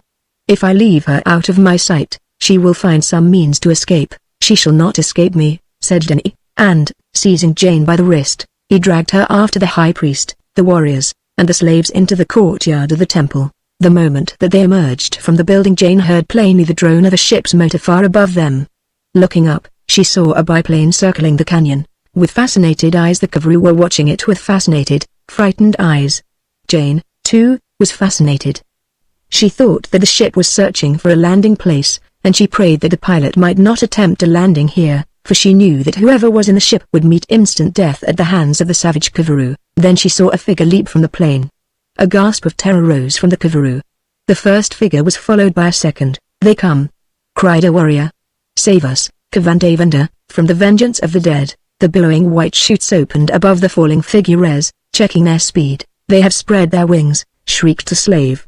"Like the vulture, they will swoop down upon us." Jane's eyes followed the ship. As the second man jumped, it nosed down, then leveled off by itself, shot across the little canyon, came around in a steep bank, and went into a tailspin almost directly above them. Brown had opened the throttle wide at the instant that he jumped, for he and Tarzan had planned this very thing, hoping that the ship would crash near enough to the temple to cause a diversion that would enable them to reach the ground before warriors could gather below to receive them on the tips of sharp spears. But they had not anticipated the reality, the fear that gripped the Kavru at sight of them and the ship. As they floated gently toward Earth, a light wind carried them in the direction of the temple. They saw the crowd gathered in the courtyard looking up at them. They saw the ship diving with wide-open throttle at terrific speed. They saw the crowd melt and vanish into the interior of the temple an instant before the plane crashed in the courtyard and burst into flame. Tarzan touched the ground first and had thrown off the parachute harness by the time Brown was down. A moment later the two men started for the temple at a run. There was no one to block their way. Even the guards at the outer gate had fled in terror. As they entered the courtyard, a few frightened leopards raced past them. The plane was burning fiercely against the temple wall 100 feet away. Tarzan, followed closely by Brown, ran for the main entrance to the building. Even here there was none to dispute their right to enter the sacred precincts. At a distance they heard the sound of a babel of voices, and, guided by his keen ears, the ape-man hastened along corridors in the direction of these sounds. In the great throne room of Kavandavanda all the warriors and slaves of the temple were gathered. The high priest, trembling on his throne, was a picture of terror.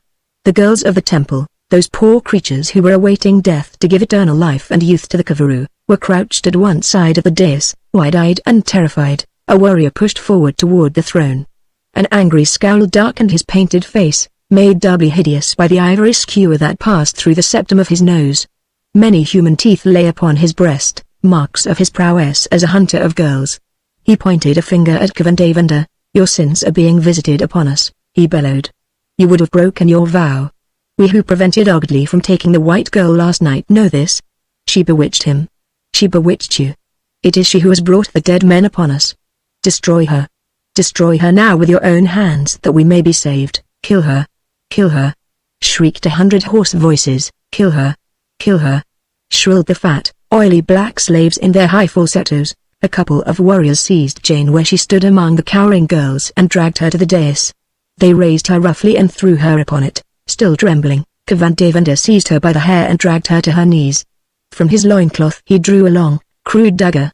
As he raised it above the heart of the girl a pistol barked from the doorway of the throne room, and Kavandavanda, high priest of the Kavura, seized his chest and, with a piercing scream, collapsed beside the girl he would have killed. Jane's eyes shot toward the doorway. "Tarzan!" she cried. "Tarzan of the apes!" 100 pairs of other eyes saw him, two saw him and Brown advancing fearlessly into the room. A warrior raised his spear against them, and this time Brown's gun spoke, and the fellow dropped in his tracks. Then Tarzan spoke to them in their own tongue. "We have come for our women," he said. "Let them come away with us in peace, or many will die. You saw how we came. You know we are not as other men. Do not make us angry." As he spoke, he continued to advance. The Kavuru, hesitating to attack, fearful of these strange creatures that flew down from the sky, that had been dead and were alive again, fell back. Suddenly Brown saw Annette among the other girls beside the dais. He leapt forward, and the warriors fell aside and let him pass. A great emotion choked the words from his throat as he took the girl in his arms. The ape-man leapt to the side of his mate. "Come," he said. "We must get out of here before they have time to gather their wits." Then he turned to the girls huddled below. "Is Buera, the daughter of Muvero, here?" he asked. A young black girl ran forward. "The big Bwana!" she cried. "At last I am saved. Come quickly," commanded the ape-man, "and bring any of the other girls with you who wish to escape." There was not one who did not wish to leave, and Tarzan and Brown herded them from the throne room and toward the temple entrance, but they had not gone far when they were met by rolling clouds of smoke and heard the crackling of flames ahead. "The temple is afire!" cried Annette. "I guess we're in for it," growled Brown. "It caught from the ship. Looks like we're trapped." "Does anyone else know a way out?" "Yes," said Jane. "There is a secret passage leading from the temple to the forest. I know where the entrance is. Come this way." She turned back and they retraced their steps toward the throne room. Soon they commenced to meet warriors and slaves. These slunk away into side corridors and apartments. Presently they reached the apartments of Kavandavanda. Jane was struck by a sudden thought. She turned to Brown. "We all risked our lives," she said, and 2 of us died in a mad search for the secret of eternal youth. It is in this room. Do you care to take the few seconds it will require to get it? Do I? Exclaimed Brown. And how? Lead me to it. In the inner room of the High Priest's apartments, Jane pointed out the cabinet. There is a box in there that contains what you wish, but the key is on the body of Kavandavanda, she explained. I got a key right here, said Brown, and, drawing his pistol, B fired a shot into the lock that shattered it. Then he opened the cabinet. There, said Jane, pointing out the box that contained the pellets. Brown seized it, and they continued on in search of the tunnel's entrance. But presently Jane paused, hesitant. I am afraid we have come too far, she said. I thought I knew just where the tunnel was. But now I am all confused. We must find some way out of the temple, said Tarzan. The fire is spreading rapidly, following closely behind us. Smoke was already rolling down upon them in stifling volume.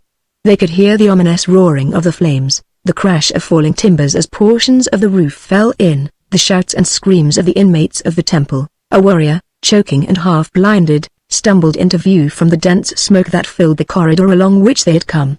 Before the man could gather his faculties, Tarzan seized him. Lead us out of here, he commanded. That is the price of your life. When the fellow was able to open his eyes he looked at his captor. Tarzan of the Apes? He exclaimed. Jenny, said the ape-man. I did not recognize you at first. And you wish me to lead you out of the temple? You who have slain Kavandavanda, our high priest? Yes, replied Tarzan. If I show you the way through the village you will all be killed. Their warriors of Kavaru are recovering from their first fright. They will never let you pass. I could lead you that way and let you be killed, but once you saved my life. Now, I shall give you yours.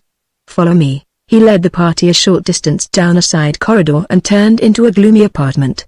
Crossing it, he pushed open a door beyond which was utter darkness. This tunnel leads out into the forest, he said. Go your way, Tarzan of the Apes, nor return again to the village of the Kavaru. 3 weeks later a party of 6 was gathered before a roaring fire in the living room of Tarzan's bungalow far from the savage village of the Kavaru. The Lord of the Jungle was there, and his mate, Brown and Annette sat upon a lion's skin before the hearth, holding hands. Tibbs sat decorously on the edge of a chair in the background. He had not yet become accustomed to sitting on terms of equality with titled personages. Little Kimmer, with far greater poise, perched upon the shoulder of a viscount. What are we going to do with this box of pills? Demanded Brown. Whatever you wish, said Jane. You were willing to risk your life to get them.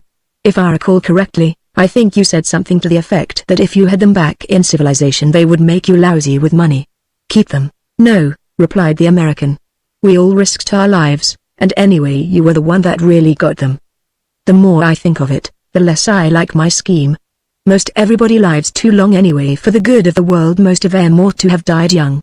Suppose Congress got hold of them? Just think of that. Not on your life. I'll tell you what we'll do. We'll divide them. There will be 5 of us that will live forever, and be beautiful always, added Annette. If you will pardon my saying so, miss, observed Tibbs with an apologetic cough, I should draw the dislike thinking of pressing trousers for so many years, and as for being beautiful, my word, I'd never get a job. Whoever heard of a beautiful valley? Well, we'll divide them anyway, insisted Brown. You don't have to take them, but be sure you don't sell none of them to no cab driver princes. Here, I'll divide them into 5 equal parts. Aren't you forgetting Kimmer? Asked Jane, smiling. That's right, said Brown. We'll make it 6 parts. He's sure a lot more use in the world than most people.